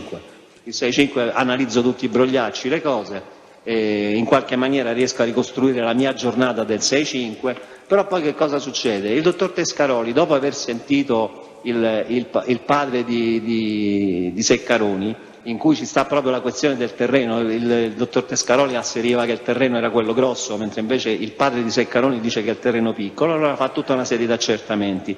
Fra gli accertamenti e la documentazione che lui acquisisce ci sta anche un GPS che sta sulla macchina di Carminati, ci sta un GPS sulla smart di Carminati, quindi lui chiede chiede che vengano analizzati i dati per vedere che cosa ha fatto Carminati dal 5 aprile fino al 20 settembre. Questo per vedere se Carminati si era mai avvicinato al terreno in questione, che lui riteneva fosse il terreno a Via Pareto. Che cosa succede però quando lui deposita quella mattina quest'atto, che credo fosse del 30/11/2016, il giorno del deposito, credo, non mi vorrei sbagliare. Il DVD con tutti i dati sì, esatto, depositano un DVD. Esattamente, allora che cosa succede? Che io ho contezza che su quella macchina che mi aveva venduto Seccaroni un mese prima, perché io l'avevo comprata da Seccaroni pochi giorni prima che fosse intercettata, forse Seccaroni me l'ha fatta uscire con l'intercettazione interna pronta, a quel punto che cosa faccio? Ho contezza che ho anche il GPS, perché io sapevo che la macchina era intercettata, ma l'intercettazione parte da settembre, parte con quella vocale, Presidente, nel senso quella macchina poi la venderò con tutto l'apparato, perché scopro che ci sta questo dispositivo dentro, però in quel momento non sapevo ci fosse il dispositivo. Mi capisce, Presidente? GPS si intende dire? Sì, esattamente. No, volevo sapere se il Presidente mi seguiva o devo parlare più piano. No, la sto seguendo. Parla più piano. Ecco. Sì. Allora io scopro di avere questo dispositivo intercettivo, subito la stessa mattina chiedo all'avvocato Naso, guarda, chiediamo noi per tutta la vicenda di Seccaroni, in tutto quel periodo che cosa ho fatto con quella macchina, perché a me mi interessava poi la giornata del 6-5, Presidente, ovvio, io ho capito subito che potevo ricostruire quella mia giornata quella mattina. Allora, che cosa fa Ippolita? Chiede di avere le intercettazioni di tutti i miei posizionamenti col GPS dal 15, mi sembra, quando lo chiediamo Ippolita? Dal 16-4 al 15-5 lo chiediamo. Esatto. Chiediamo il dischetto per quanto riguarda questi giorni. Allora, quando ci mandano il dischetto, per farla breve, Presidente, io scopro cosa succede la giornata del 6-5. La giornata del 6-5 succede questa cosa, che il dispositivo GPS installato sulla mia autovettura, la Smart Brabus, vendutami da Seccaroni, memorizza la posizione ogni 6 secondi, anche in assenza di segnale dalla rete GSM, quindi è una cosa molto precisa. Noi ce l'abbiamo, adesso poi produrremo tutti questi atti, ovviamente, Presidente. Il primo log di spostamento è alle 8:23. Cioè, quindi 40 minuti prima che si svegli Brugia. Quindi io esco dalla mia abitazione e senza soluzione di continuità, senza mai fermarmi, arrivo alle 9:40 a Via Pomona. Ovviamente è un momento di grande traffico, è lunedì mattina, Presidente, quindi ci ho messo tutto quel tempo. Io avevo appuntamento alle 9:30 con Buzzi a Via Pomona. Quindi io parto alle 8:23 e alle 9:40 arrivo a Via Pomona. Alle 9:30 da Via dei Monti Tiburtini telefono a Buzzi, guarda, sto in ritardo 10 minuti, e il RIT è questo qua, 2964/13, il progressivo è 3121 delle 9:30, chiamo Salvatore Buzzi e gli dico che arrivo con 10 minuti di ritardo. Salvatore mi dice, guarda, devo arrivare pure io a Pomona, ci vediamo là. Questa telefonata conferma che io sto su quella macchina, Presidente, a parte che ovviamente chi è che va a Via Pomona con la macchina dei Carminati, va a Carminati, però insomma la telefonata conferma che sono io. Arrivo a Via Pomona alle 9:40 e rimango a Via Pomona fino alle 10:40. Adesso le do tutti i RIT che provano che io sono a Via Pomona perlomeno per tutto quel periodo. I RIT sono tutti e tre col 2964/13, sono tutti e tre del 2964/13 del 6-5, Presidente. Sono il 3126 delle 10:20 in cui io parlo da Via Pomona col mio telefono dedicato con testa. Il 3128 delle 10:21 in cui Carminati parla con testa e Buzzi, perché io gli passo Buzzi a testa al telefono. Ce n'è un'altra 2964/13-3129, ore 10:26, Carminati parla con Testa e Buzzi. Quindi abbiamo la prova provata che io in quel momento sto a Via Pomona, sto parlando con loro e non mi sono spostato da lì. A un certo punto il GPS ricomincia a segnalare il movimento della macchina, riparte la macchina da Via Pomona alle 10:39 e ritorno senza nessuna sosta. Anche la mattina, Presidente, questo dispositivo segnala se uno si ferma da qualche parte, e non solo non sono passato a Via Due Ponti, non mi sono proprio mai fermato. Cioè io sono partito da casa mia e sono arrivato a Via Pomona senza mai fermarmi. Lo stesso sarà al ritorno, riparto da Via Pomona alle 10:40 e arrivo a Via di Villa Severini davanti al negozio o davanti al benzinaio, perché sono più o meno la stessa via, però abbiamo le telecamere, possiamo controllare, alle 10:58, Presidente. Nella stessa mattinata Seccaroni, le telefonate che abbiamo diciamo prima, è diretta a Viterbo alle 10:20, quindi qui ci sta la prova provata che io non possa aver visto Seccaroni quella mattina. Seccaroni prima della telefonata in cui dice che l'ho minacciato, non lo posso aver visto, Presidente.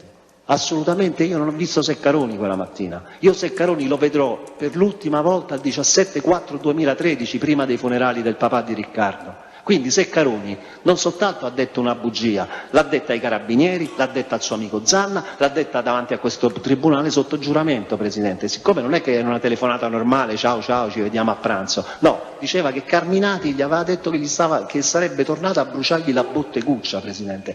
Cioè, adesso che io abbia parlato male sempre di Seccaroni, quando ho capito la cosa ci stanno 100 telefonate che lo provano, ma una cosa è parlarne male e dire che è un pezzo di merda, e mi scuso con lei, soltanto con lei del termine. Scusi, aspetti un attimo, quando è che lei inizia a parlare male di Seccaroni?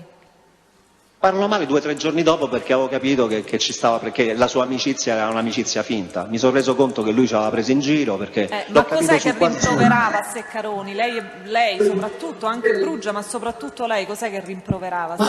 Ma come, siamo amici? Cioè, noi siamo amici e ti comporti in questa maniera, ma che me importa? Ma tu mi puoi dire qualunque cosa, mi puoi dire come amico, no guarda, ma quel terreno mi serve, punto, finiva lì. Era invece lui che cosa vi aveva detto? Invece lui ci ha detto, no, non vi preoccupate, sì, ve lo do, tranquilli, mo parlo con mio padre, che problema c'è, ci ha detto. E poi ho capito che invece si stava prendendo in giro. No, però, Avvocato, mi faccia esaurire questo argomento, perché questo è troppo importante, perché qui non è che finisce qui secondo me, cioè questa è una cosa importantissima. È la prova che io non ho visto Seccaroni il giorno in cui lui dice che sono andato lì a minacciarlo, cioè voglio dire, ma ci stanno 2 cose gravi. Intanto, Presidente, le do anche i dati del fatto che questo appuntamento alle 9:30 a Via Pomona fosse stato programmato dalla settimana precedente, quindi io ho qui 4 RIT che sono sempre dal mio telefono dedicato, 2964/13 2721, 2747, 2749, 2834, tutti Carminati Buzzi, in cui fissiamo questo appuntamento e parliamo di questo appuntamento del lunedì alle 9:30. Quindi io, se avevo l'appuntamento fissato dalla settimana prima con Buzzi alle 9:30,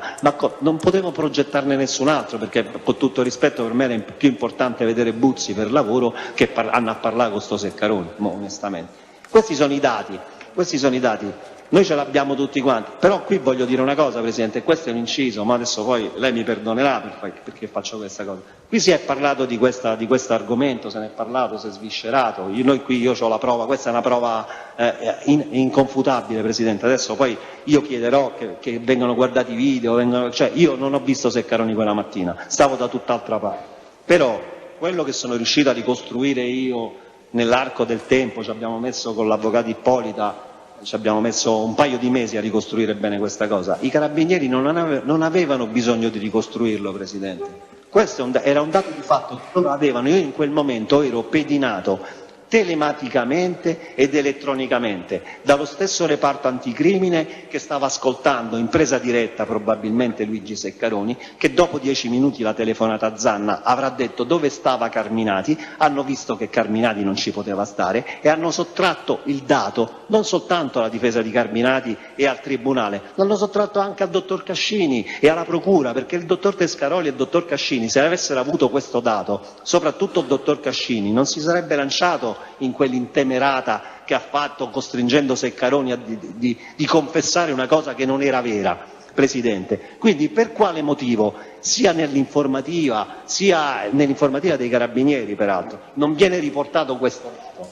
soltanto perché riguardava Carminati, soltanto perché bisognava creare il problema della tentata estorsione con Seccaroni. Adesso io non è che voglio fare la vittima, ha suscitato ilarità anche in lei quando abbiamo parlato del fatto che le procure si dovrebbero occupare anche delle prove a discarico degli imputati. Poi se l'imputato si chiama Carminati si figuri se io posso pensare che la procura si occupi delle cose a discarico di Carminati. Però una cosa è trovare le prove a favore dell'imputato, una cosa è sottrarre dei dati. Certamente non l'ha fatto la procura, io non sono certo assolutamente la procura sono cattivi ma sono abbastanza regolari, però diciamo che c'è stato un peccato d'omissione da parte dei carabinieri, Presidente, perché loro sapevano benissimo che Carminati a quella minaccia non poteva avere partecipato, perché stava da tutt'altra parte, era pettinato da loro. Stranamente quel giorno non c'è l'OCP a Via Pomona, abbiamo avuto 1000 OCP a Via Pomona, quella mattina non c'era l'OCP. Se noi non trovavamo quel dischetto grazie al dottor Pescaroli, che l'aveva cercato per altri motivi, io non avrei mai saputo questa cosa e lei avrebbe creduto che io quella mattina, Presidente, lei lo sa, avrebbe creduto che quella mattina io con Bruggia gli avevo detto a Seccaroni che gli avremmo bruciato la cosa. Quindi ci stanno due modi di sbagliare, Presidente, uno è accettabile quando l'errore è in buona fede, quando c'è l'errore in malafede non mi sta bene, non mi sta bene a me proprio come Massimo Carminati, quando uno mi vuole fregare i costi, Presidente, non si deve far beccare. Questo glielo dico con tutta sincerità. Io penso che in questo atto c'è stata una cosa dolosa e glielo dirò, gli dico anche perché loro non ne parlano, loro, anche il capitano Mazzoli, io l'ho letto attentamente quando ha parlato di questo, loro non dicono che io stavo là, così possono anche non dire che non stavo là, Presidente. Quindi qui c'è stato dolo, qui è stata sottratta una cosa, tra l'altro credo che sia stata sottratta anche alla procura, lo ripeto, perché sicuramente se il dottor Cascini l'avesse saputo probabilmente, che ne so, avrebbe detto altre cose a Seccaroni, magari, certamente non gli avrebbe fatto dire della telefonata con Zanda. Quindi, Presidente, io ribadisco, Carminati non fa mai la vittima, io mi faccio il 41, stiamo bene così, non me ne frega niente, sono un ragazzo sportivo, diciamo, come si dice a Roma, sono sportivo, però vorrei essere trattato come imputato, come vengono trattati tutti gli altri, perché è mio diritto, perché io posso fare quello che sta da questa parte della barricata, posso fare tutti i reati giusti, i reati sbagliati, i reati legittimi, posso fare anche atti illegittimi, perché io sono un bandito, sono un imputato, voi non lo potete fare. Capito? Io sto da questa parte della sbarra e quindi posso fare qualunque reato, tanto me lo fate pagare, però voi dall'altra parte, voi inteso come Ross, non si può fare. Presidente, mi è stata fatta una porcheria, io spero che lei controlli tutti questi dati, se sono veri, non controlli... si preoccupi, li controlla tutti. No, io lo dico, voglio che rimanga scritta questa cosa, mi è stata fatta una porcheria, questo è l'unico atto intimidatorio che ho personalmente in questo processo, l'unico atto diretto, il resto sono chiacchiere. Il resto sono cose che dico nel momento in cui mi arrabbio e poi mi passano e non me ne frega niente. Ma io non ho mai minacciato Seccaroni, mai. Io l'ho visto il 17-4 e non l'ho visto più. No, voglio che rimanga tutto scritto, avvocato, non va bene niente. Ma ha fatto bene a dirlo. Su questa cosa non c'è niente che va bene. Su questa cosa non c'è niente che va bene. Per poi trovarmi, che cosa? Loro che dicono...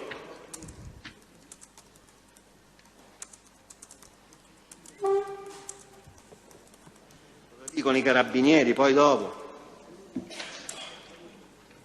E ci stupiamo perché poi non ci sono stati, nonostante tutte le cose che sono state dette, gli stessi carabinieri nell'informativa dicono, quando parlano di questa cosa, dice ci si stupisce perché poi questa cosa non ha seguito da parte di Carminati e Bruggia, non ha seguito, ci aveva detto no, era no. Quando Seccaroni ci dice la verità, guarda quel terreno c'ha il leasing, è di mio padre, non posso fare niente, finisce lì, ma che ce frega? Semplicemente io non parlo più con Seccaroni, gli ho detto tu mi hai preso in giro, siamo amici da 20 anni e mi prendi in giro. Io ho 55 anni, te ce n'hai 45, ma di che stiamo parlando? Ma mica stiamo alle medie qua. E poi me lo trovo qui che va a dire che io l'ho minacciato di bruciare il negozio. Ma Presidente, ma non scherziamo proprio su sta cosa. Io spero che lei la controlli proprio fino alla fine e vedrà che ho detto la verità. E così ho chiuso con Seccaroni, abbiamo chiuso pure con Seccaroni, avvocato, andiamo avanti, va, che sta cosa... Fatta la coppietta con quell'altro, con Guarnera, gli imprenditori.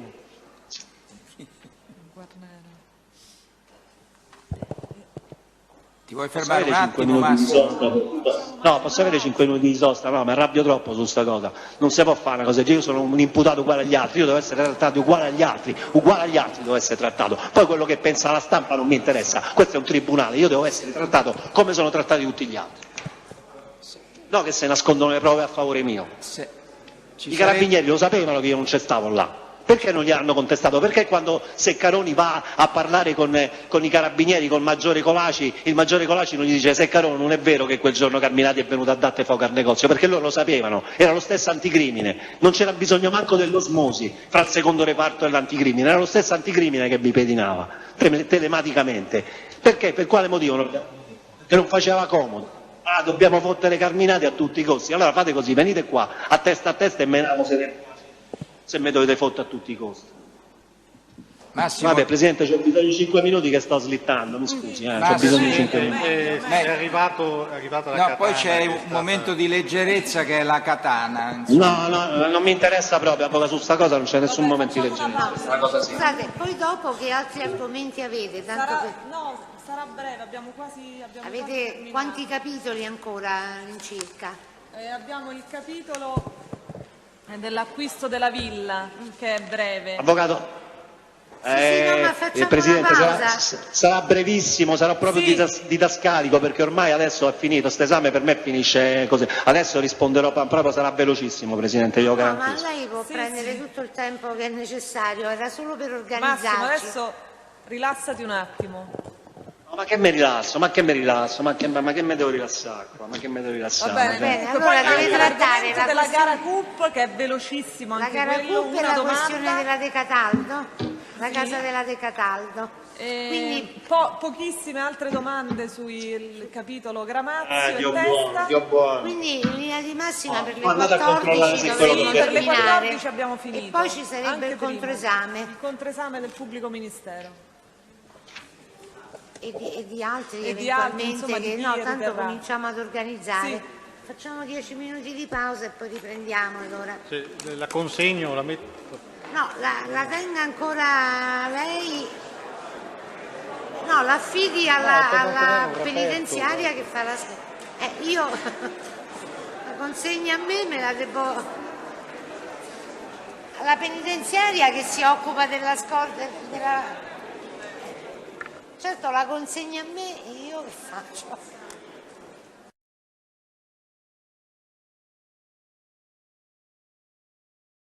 Allora cominciamo dalla katana? La facciamo portare... Vediamola questa...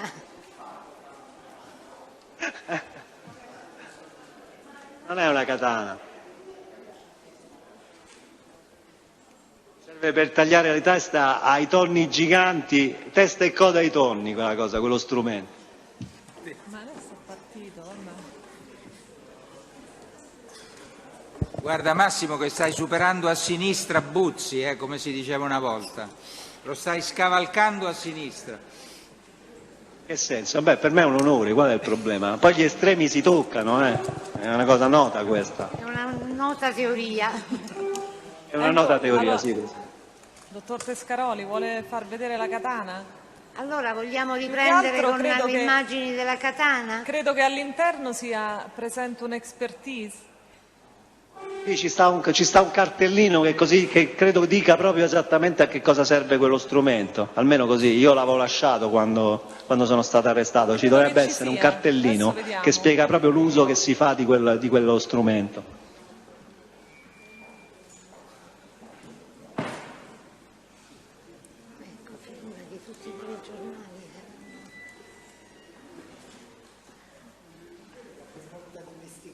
Allora diamo atto a verbale che viene aperto il reperto recuperato. Questa è l'arma, la facciamo vedere. Ma chi porta il tonno però?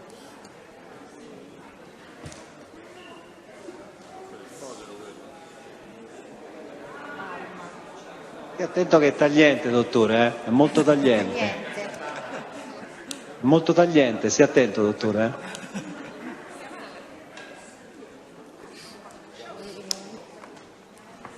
Sta il cartellino così leggiamo cosa dice? Un attimo. Prego.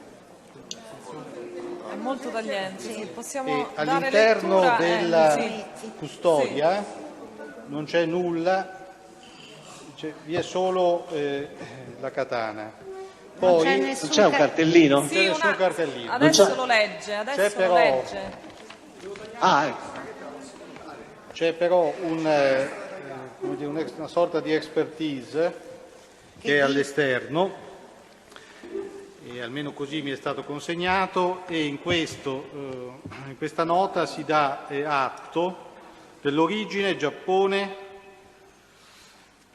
dell'archivio ZZ361, data costruzione 2009, modello Maguro Kiri, acciaio carbonio V2 a 3 strati, impugnatura castagno, dimensione 1050, fodero magnolia, note 2 lastre di ferro dolce, sono applicate al corpo centrale di acciaio duro, agane, la forgiatura amalgama le 3 parti, pur mantenendo nella posizione corretta, lo agane in corrispondenza del filo, lo gigain sui lati esterni, lo agane è acciaio V2 ad alto contenuto di carbonio. La superficie del metallo è trattata con olio di camelia per impedire la precoce ossidazione del prezzo. Il coltello è utilizzato nei mercati ittici all'ingrosso del Giappone, il più grande dei quali è quello di Tsuki a Tokyo, per sfilettare tonni del peso superiore a 200 kg. Dice al giapponese di usare la katana per Il sfilare 8 fratello all'occhio. maggiore Però del Maguro Kiri si chiama Orochi Ocho, la cui lama misura 150 cm. Quindi quando Carminati ha detto Per che serviva sfilettare- a schiattare il tonno, eravate Del peso là. superiore a scritto. 200 kg, quindi Per cetacei tonni superiori enormi. a 200 kg. Questa è la katana, vede? Perché è ricurva, è ricurva. Infatti anch'io pensavo che fosse ricurva. La katana è ricurva, La Presidente, katana questa non è una ricurva. katana. E questa come si chiama questo oggetto? No, non c'ha un nome, c'ha quel nome giapponese che usano nei mercati e serve per sfilettare gli animali, i pesci di grosse dimensioni. Presidente. Yoshikein. Come? Viene dato questo nome, Yoshikein, nome scritto Sì. Nome giapponese. Y-O-S-H-I-K-A-N-E. Guardi che la sua pronuncia giapponese non è che No, ci non piace. chiamiamo anche però un perito per quella romanesca, per però, il termine giapponese. Presidente, non scherziamo, Presidente. Ma già che c'è, non è che me la può ridare, no, Presidente, no. Già che stava lì, me la poteva ridare, no. Alla fine vedremo su tutto quello che è in sequestro, si prenderà una decisione. Va bene, allora esaurito anche questo. Allora viene restituita come? L'ha portata qualcuno? Viene... Sì, la possiamo riportare nello stesso luogo dove era conservata? Sì, disponiamo che venga ricustodita presso lo stesso luogo dove sinora è stata conservata. Questa me la regalano perché esce il libro su Burra, dicono che sono. No, ma sta parlando della cancelliera. Allora possiamo riprendere? Sì.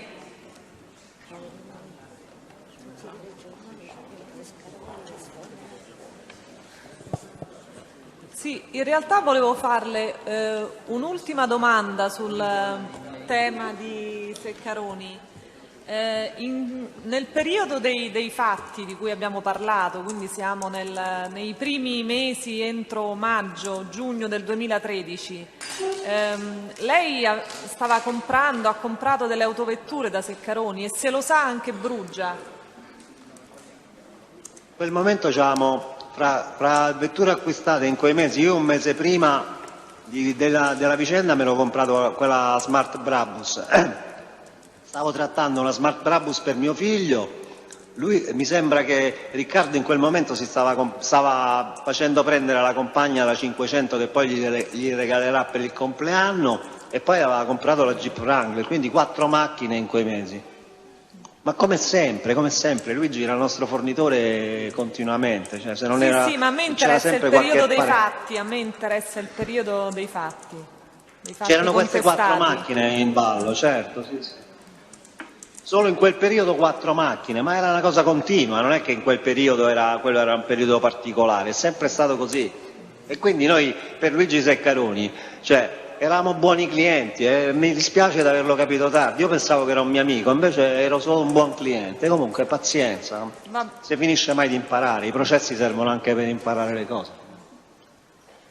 senta, poi lei dice che ha detto che non ha più parlato con Luigi. Ma Mai più parlato. le risulta che Luigi tentasse di riallacciare i rapporti con lei tramite Certamente, Riccardo? però vi può dire. Certo, è vero, Riccardo ha continuato a rimanerci amico, io no, io sinceramente dopo quella cosa ho smesso di frequentarlo, perché se siamo amici, no, ma però non è che è mai successo niente, addirittura ho detto ai miei familiari di continuare a portare le macchine, assistenza, se dovevano comprare una macchina, da Luigi potevano andarci tranquillamente, era un fatto mio personale, cioè io non è che... Io sono molto radicale su queste cose, se uno si comporta, penso che si comporti bene, ma non è che è successo niente, non è che gli ho fatto niente, se io avessi cercato Luigi Ceccaroni l'avrei trovato in qualunque momento, se avessi voluto farci pace bastava che io fargli una telefonata e ci avrei fatto pace, però in quel momento l'ho pensata così, avevo ragione, leggendo le carte, Lui voleva fare pace lui... con lei, lui voleva fare pace con lei. Certamente, però io mi sono sottratto, però leggendo le carte del processo avevo ragione io, perché lui si era comportato in maniera ignobile con noi, perché allora stai insieme con una persona da 20 anni, vedi un articolo su un giornale, una cosa e cambi idea su una persona, io un'idea di una persona non me la faccio da quello che mi raccontano, me la faccio da quello che vedo, dal comportamento che questa persona può avere o non può avere con me. E lui sa benissimo, Luigi, che noi con lui siamo sempre stati non solo amici, grandi amici, io sono stato un suo grande amico, capito? E lui lo sa bene,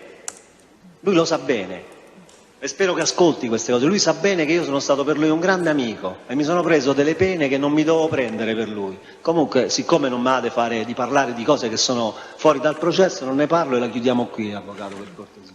Va bene, allora Però possiamo... mi riarrabbio un'altra volta, questa cosa mi fa arrabbiare, la storia di Ceccaroni mi fa arrabbiare e quindi non ne vorrei parlare più. Va bene, riteniamo esaurita la vicenda Ceccaroni. Senta, poche domande sull'acquisto della villa dalla signora De Cataldo, che abbiamo già ripercorso tutti i passi della vicenda e quindi... Mi sente? La sento, l'ascolto, la sento bene, avvocato. Va bene. Non è quella di romanzo criminale. No, la proprietaria della villa. Non era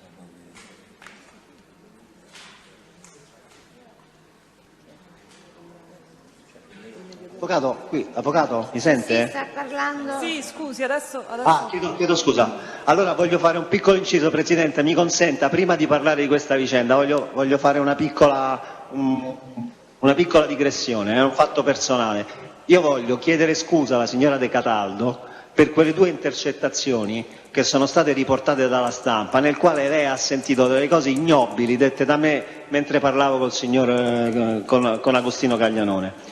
Le chiedo scusa non per quello che ho detto a lei, perché io a lei non ho detto niente, la signora correttamente ha riportato che quando poi ci siamo visti io a lei non ho detto niente, anzi mi sembra che lei abbia detto che io ero il più civile fra tutti quel giorno, però mi dispiace che lei abbia saputo quelle cose dai giornali, non fosse altro per come mi descrivevano, lei si sarà anche preoccupata quando ha letto quelle cose, quelle schifezze che ho detto, siccome io però nel momento in cui mi arrabbio ogni tanto veramente mi slitta di brutto la frizione, poi mi calmo, finisce lì ovviamente. Le volevo chiedere scusa pubblicamente perché lei l'ha saputo pubblicamente, no, ripeto, non per quello che ho detto a lei, per quello che ho detto di lei, semplicemente questo Presidente, l'ho fatta adesso, avrei voluto farlo molto prima, però pensavo che poi sarebbe sembrata una scusa prima magari che la signora venisse, invece ho preferito aspettare che la signora venisse e dicesse quello che si sentiva di dire per porle le mie scuse. Chiedo scusa per questa cosa, Presidente, è una cosa extra processo, però approfitto di questa tribuna per dirlo. Va bene, vado Sì. avanti. Allora, A lei risulta che Agostino Gaglianone facesse, diciamo anche così come attività in più, oltre a quella della IMEG, attività che faceva nel tempo insomma libero, il mediatore immobiliare? Io dico mediatore immobiliare non chiaramente ufficialmente, cioè che si occupasse di... Quello non è che... Sì, avvocato, a parte che adesso rispondo a questa domanda, sta andando e tornando la voce come prima, si comincia a sentire un'altra volta. Comunque l'ho sentita la domanda. Allora, non era nel tempo libero,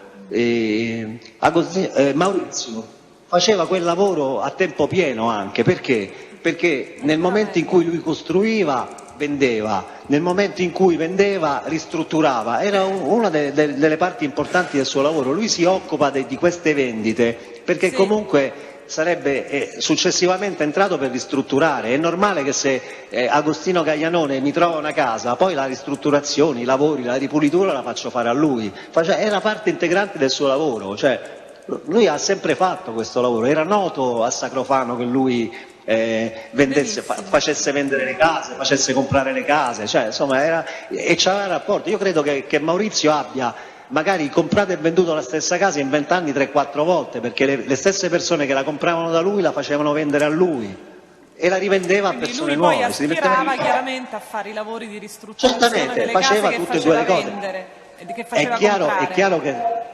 È chiaro che se lui avesse fatto la ristrutturazione non chiedeva niente per la vendita, probabilmente se invece ha partecipato solo alla vendita si sarebbe fatto dare qualche cosa per aver partecipato alla vendita o l'acquisto, però era normale, era una delle sue attività, ma lo sanno tutti a Sacrofano. Mi sono stupito che fosse una cosa strana questa qua. Ed è quello che ha fatto in relazione all'acquisto della casa della De Cataldo? Certamente. A me la casa della signora De Cataldo, quella che ha comprato la mia compagna, me l'ha fatta vedere Maurizio Gaglianone, però l'aveva vista prima la mia compagna quando il prezzo era diverso, l'aveva vista tramite la moglie di Agostino Gaglianone, cioè, quindi è una cosa familiare, cioè facevano i sensali, voglio dire, in campagna funziona così, le persone tutte fanno questo tipo di attività, ma Maurizio in più c'aveva il fatto che si occupava poi delle ristrutturazioni, dei lavori dentro queste case. Era normale che se lui mi fa comprare la casa, la ristrutturazione me la fa lui. Almeno funziona così, credo. Ho capito. Senta, per me ha funzionato così. Ci spiega come mai ha dato quella somma in contanti ad Agostino Gaglianone, quella che poi verrà consegnata alla signora De Cataldo? Allora, ecco, questo qua, la signora giustamente ha pensato di dire magari qualcosa di inesatto, nel senso come se fosse stata costretta la signora sapeva benissimo che c'erano 100.000 euro in nero, sapeva benissimo, l'unico problema è stato che non voleva tagli da 500 euro, questa è stata l'unica discussione per quanto riguardava il nero. Lei sapeva benissimo quando ha venduto, ma ancora prima del pre-contratto, che c'erano 100.000 in nero. Credo che sia una cosa che fanno moltissime persone, è una cosa illecita, una cosa illegale. Chiedo scusa a Maurizio di avergli fatto tenere i soldi, perché giustamente però lui voleva fare quel lavoro e magari ha consentito a fare una cosa che in condizioni normali non avrebbe fatto. Non so, non ho idea di quello. Mi dispiace che però è stata assunta come se fosse una cosa, un reato anche quello, che poi effettivamente forse lo è. Però voglio dire, la signora De Cataldo sapeva benissimo che c'erano 100.000 euro di nero su quella cosa, 100, 120, adesso non mi ricordo, però c'era una parte di nero e lei lo sapeva benissimo, ha consentito la cosa e l'unica discussione successivamente fu soltanto per il taglio del denaro. Voleva banconote dal taglio piccolo, diciamo. Cioè, non volevano tagli grossi, sì, quindi questo qui ha creato qualche problema. Allora io, per cambiare questi tagli grossi, poi alla fine invece di prendere e levarli, ho dato una parte dei soldi che ho cambiato, credo che fossero 60-70.000 ad Agostino Gaglianone. Quindi è questa la ragione per cui... Prego? È questa la ragione per cui li consegna ad Agostino Gaglianone? Erano quelli che lei aveva cambiato dal taglio più grosso al taglio più piccolo? Certamente, l'avevo cambiati perché sapevo che lui avrebbe partecipato proprio al contratto, lui sarebbe stato presente al contratto fra la mia compagna, sua madre e la signora De Cataldo, quindi li avevo dati a lui, ho detto casomai li porti tu perché chiaramente era meglio che li portava un uomo, era comunque una cifra cospicua, non mi sentivo di affidarli alla mia compagna, insomma. Ho capito. Tra l'altro quella è l'unica parte della provvista che è servita per comprare la casa estranea, perché la casa è stata comprata assolutamente dalla mamma della mia compagna, cioè abbiamo tutta la documentazione, non è la casa, non la compravo, certo, la casa non la compravo, la casa era della mia compagna, se è comprata, anche perché, Presidente, con tutto rispetto, ma se io devo nascondere i soldi, ma che faccio, comprare una casa alla mia compagna, dove vado a vivere io poi, cioè, mi sembra veramente... Non lo so, ho detto siamo sempre sul Fantomas e l'ultimo cretino. Se fossi Fantomas e dovessi nascondere dei soldi, che cosa faccio? Faccio comprare la casa alla mia compagna che non se lo può permettere, non lo so. Poi, Presidente, questo è il punto di vista, deciderà lei, io su queste cose non... Poi lei sa chi vi ha consegnato... Non ho capito. Lo so, si sente male adesso. Lei sa poi, Si sente male, sì. Gaglianone, a chi ha consegnato quel denaro? Non lo so, io non ho partecipato alla cosa, cioè, non ho mica partecipato io a... No, lei no, volevo sapere solo se era una cosa che sapeva. Va Mi sono bene. interessato, sicuramente l'avrà portati a cosa e l'ha consegnata la signora De Cataldo, certamente la signora De Cataldo. E a chi li consegnava? Erano soldi che la signora De Cataldo sapeva che fossero suoi, che gli sarebbero stati dati nel momento della compravendita. Sa se c'era un altro agente immobiliare che si è occupato di quella compravendita? Certamente, c'era un altro agente immobiliare che aveva fatto tutte le pratiche, certamente. Se lo ricorda il nome? Non ho capito. Se lo ricorda il nome? No, non mi ricordo, avvocato. Però era quello che si è occupato di tutte le pratiche, che ha fatto tutti i contratti, ma ne abbiamo parlato precontratti. anche diverse volte in dibattimento. Sì, avvocato, non me lo ricordo, non è colpa mia. Sì, ma so esattamente di questa persona. Non me lo ricordo, non mi ricordo il nome, però... Sì, Petrocco, bravissima, sì, un signor Petrocco che aveva un'agenzia, dove vedo peraltro la signora De Cataldo e ci sta l'OCP dei carabinieri, infatti l'ho visti pure io, loro facevano l'OCP a me e io ho fatto l'OCP a loro, stavano sempre con l'Opel Corsa grigia, il giorno in cui vedo la signora De Cataldo. Il giorno dopo, diciamo, di una delle mie intemerate, delle mie cose... delle cose che ho detto su di lei. Sì. A Senta, cui mi sono un'ultima riferito. circostanza le volevo chiedere. Lei sa bene che sono stati... Mi sente? Sì, perché io sento il ritorno della voce. La sento male, va e viene la voce, siamo tornati indietro, però vabbè, parli che al limite glielo faccio ripetere. Iniziamo, c'è questo problema del collegamento. Dobbiamo parlare uno alla volta perché sembra che se parliamo insieme si crea questo problema. Non è facilissimo sempre. No. Allora, Avvocato, vada, io lo sento adesso. va bene, allora le stavo dicendo che sa che sono stati trovati alcuni quadri di sua appartenenza presso gli uffici della IMEG, vi sono anche delle riprese che testimoniano questo. Allora ci può dire come mai quei quadri si trovassero lì? Questa è una storia abbastanza banale, mi sembra che l'abbia riferita anche Maurizio quando ha fatto la sua dichiarazione spontanea. La cosa è andata esattamente come diceva lui.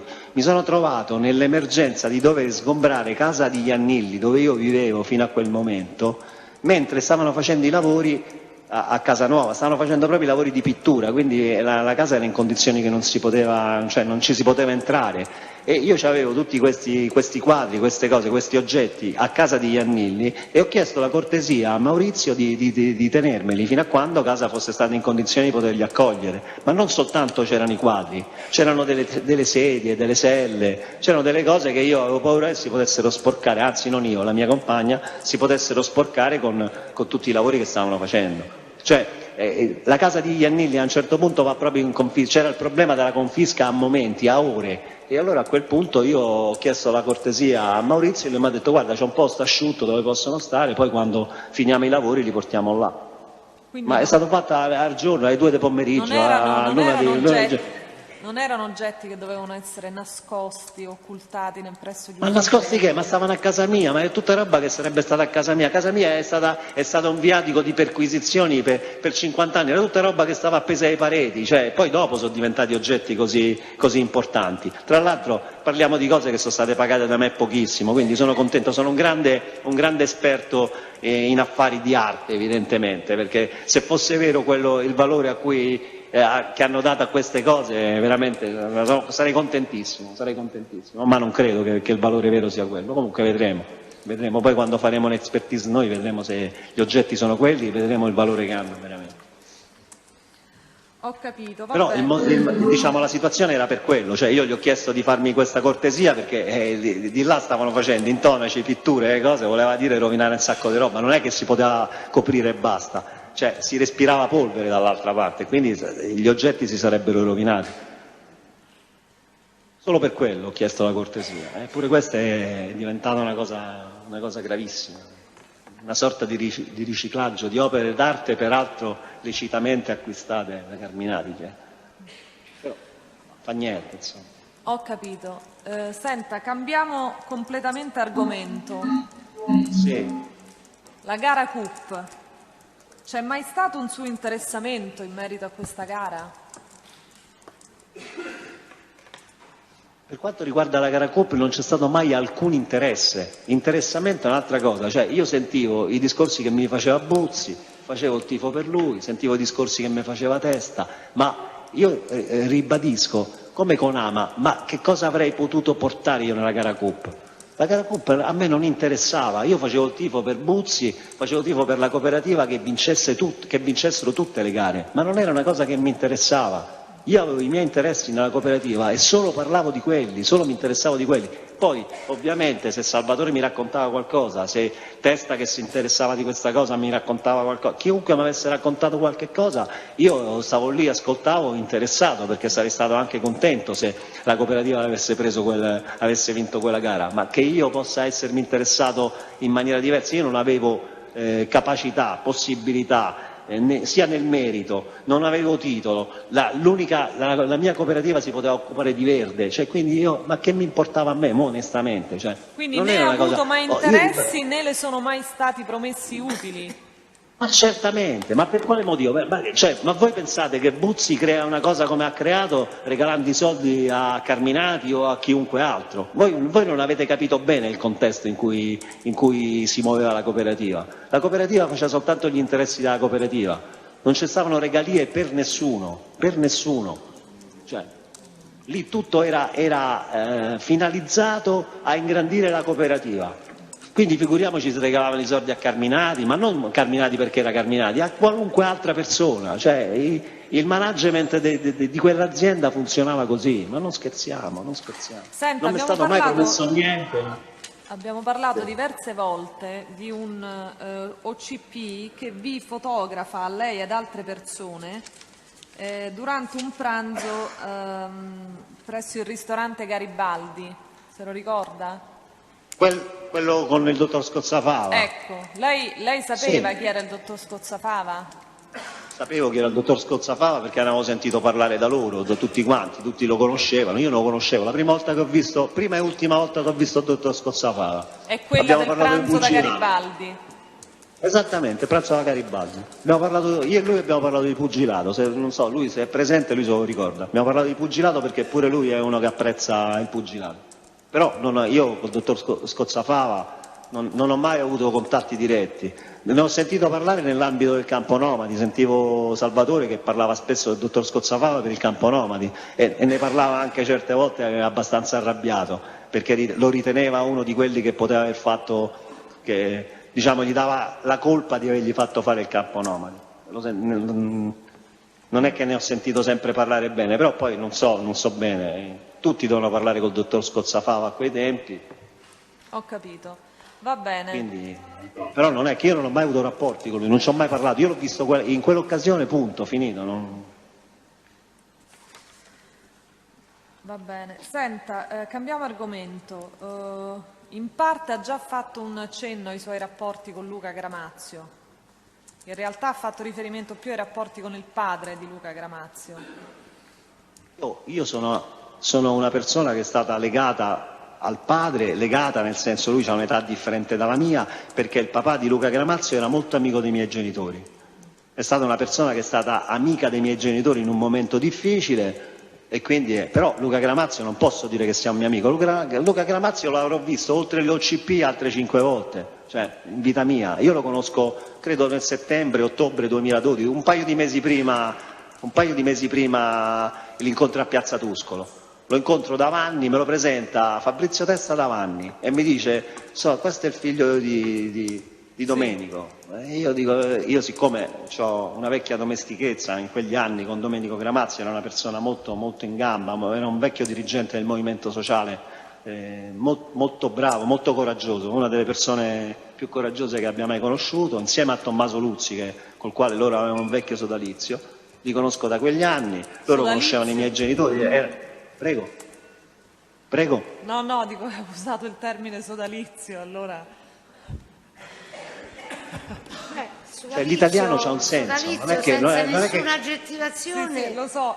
Sì, no. Ma è Carminati che lo usa e allora gliel'ho voluto sottolineare. Presidente, mi stanno facendo diventare paranoico anche i miei avvocati, va benissimo, no, sono diventata una paranoica io dopo questo processo, guarda. Benissimo, una vecchia amicizia tra loro e quindi quello, quando Fabrizio mi dice questo è il figlio di Domenico, io subito gli saluto il padre, mi farebbe piacere vedere tuo padre, che era moltissimi anni che non lo vedevo, insomma questo è stato il rapporto. Poi l'ho visto negli OCP e forse altre 5 volte. Io con Luca Gramazio, ovviamente anche per questioni di età non possiamo essere amici, ho avuto rapporti soltanto per quanto riguarda il campo nomadico, fra me e Luca Gramazio non c'è stato altro. Non ci sono state mai né richieste né da parte mia ipotesi di dazione di denaro. Ecco, e allora non me l'ha detto mai subito neanche. a questo punto che Ma ha mai dato soldi a Luca Gramazio? No, non gliel'ho mai dati né lui me l'ha mai chiesti. Poi voglio anche far presente una cosa: se io avessi proposto a Luca Gramazio una qualunque d'azione, mi avrebbe cercato il padre, mi avrebbe ammazzato di botte. Questo lo voglio dire chiaro, non esiste proprio, non c'avevo rapporti, non c'avevo confidenza, non potevo permettermi di dire una cosa del genere. Io sono molto rispettoso rispetto a certe cose, non ci sono mai stati rapporti di soldi fra me e Luca Gramazio. Tra le altre cose voglio anche dire che Fabrizio Testa, che era uno dei suoi principali collaboratori, almeno così mi ricordo di quel periodo, non mi ha mai chiesto nulla che potesse essere di un riferimento economico per Luca Gramazio. Non gliel'ha mai chiesto e gliel'ha mai riferito? Qualcuno le ha mai riferito? Ma quando mai? Quando mai? Non ne ho mai parlato. Le risulta che gliel'abbia dati qualcun altro? Ad esempio Buzzi? No, ma non credo, assolutamente no, non mi risulta. Mi risulta soltanto il fatto che Luca aveva chiesto del lavoro, forse sì, quello mi risulta. Cioè delle assunzioni quando dice lavoro? Delle assunzioni, certo, quello sì, quello mi risulta, di quello ne avevamo parlato. Tra le altre cose io lì sono anche d'accordo con Salvatore contro Fabrizio, dicendo no, qui esageriamo perché mi sembra che ci siano intercettazioni in cui si parla di quello, ma io non ho mai avuto rapporti di denaro con Luca, assolutamente. Lei sa che c'è un'intercettazione perché... però così no. Dobbiamo stare attenti a non sovrapporci, avvocato, altrimenti non si capisce nulla. Mi rifaccia questa domanda perché non l'ho sentito. Sì, allora, lei sa, perché l'ha sentita durante il dibattimento, che vi è un'intercettazione telefonica, anzi ambientale, in cui Buzzi dice che lei avrebbe dato 50.000 euro a Gramazio. Sa la ragione di questa affermazione? No, non 50.000, non ho mai dato un euro a Gramazio. Assolutamente no. Assolutamente no.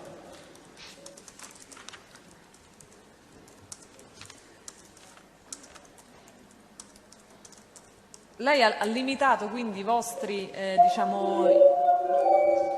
però così non si può fare. No, così non è possibile, ma non so se c'è qualche interferenza con i fili in aula. Sentiamo mezze domande.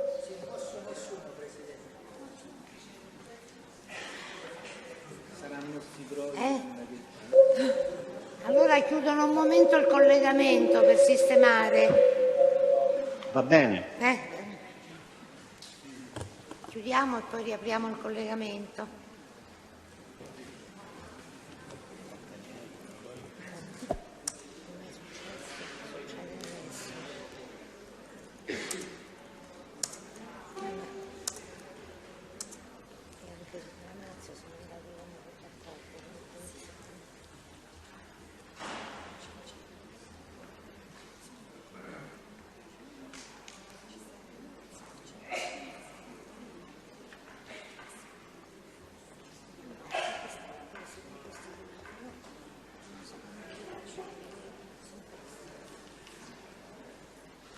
Sembra che si possa riprendere, vediamo se è vero. Sì, proviamo. Sentite da Parma? Adesso sento bene, sentiamo bene. Allora, prego. Stavo dicendo, lei ha limitato i vostri contatti alla vicenda del campo nomadi. Quello sono stati. Sì, i suoi contatti con Gramazio. Certo, sono stati quelli i miei contatti con Gramazio. In quel momento avrei parlato anche col diavolo, ci stavano rubando i soldi. Cioè, conoscevo Luca, sono andato a parlare con Luca, anzi ho parlato con Testa, ho chiesto a Testa se poteva mettermi in contatto con Luca, perché io non ho mai avuto contatti diretti con Luca Gramazio, non c'avevo il telefono, non l'avrei mai chiamato, non l'avrei mai disturbato. Però gli ho chiesto se poteva fare qualcosa. D'accordo con Salvatore siamo andati a Piazza Tuscolo. Io a Piazza Tuscolo ho incontrato anche Domenico e ho approfittato per salutare Domenico, ci ho parlato qualche minuto, siamo stati un po' insieme a parlare lì, anche distanti da dove loro stavano parlando del campo nomadi. Però io sono andato a Piazza Tuscolo, il problema era proprio per il campo nomadi. Hanno fatto fare il lavoro 2 mesi prima e poi lo mettono fuori bilancio. Senta, lei ha mai parlato, si è mai interessato al finanziamento? Non è così è difficile. Finanziamento? No, un attimo che qui ritorna la voce.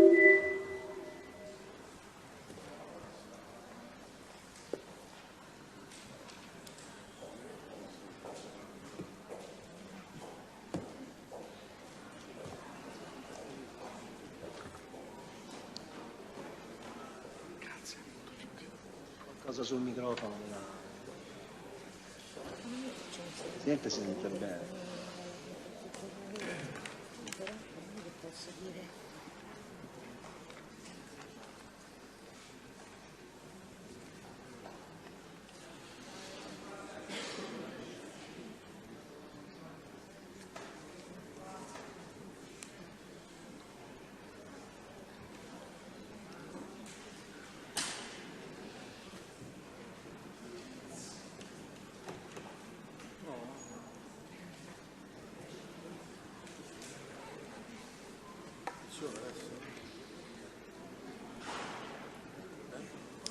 Non lo so se funziona.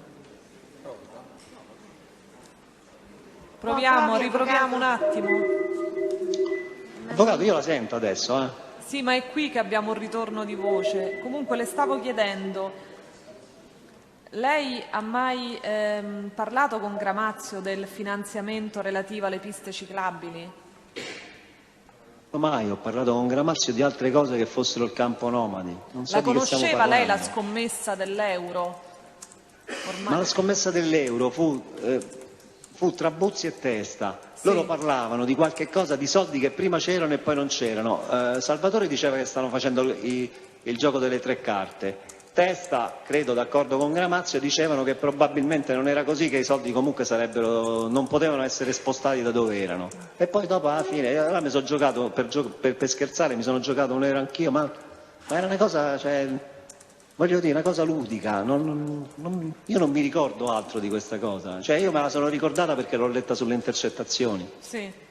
Non era una cosa di mio grande interesse, devo dire. Io non ho mai parlato con Luca comunque di questa cosa. Ogni tanto si parlava, c'è l'euro, non c'è l'euro, mo te devo dare l'euro, no, lo perdi te, no, lo perdi te. Ma era un gioco, insomma, era un giochetto, non è che... Comunque lei non ha mai parlato di questo finanziamento delle piste ciclabili e di conseguenza le chiedo, aveva qualche interesse economico sul punto? No.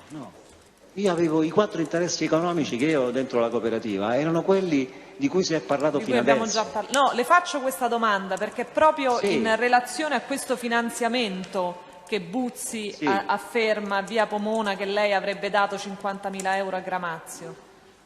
Ma io non ho dato nulla a Gramazio. Non ho dato nulla a Gramazio.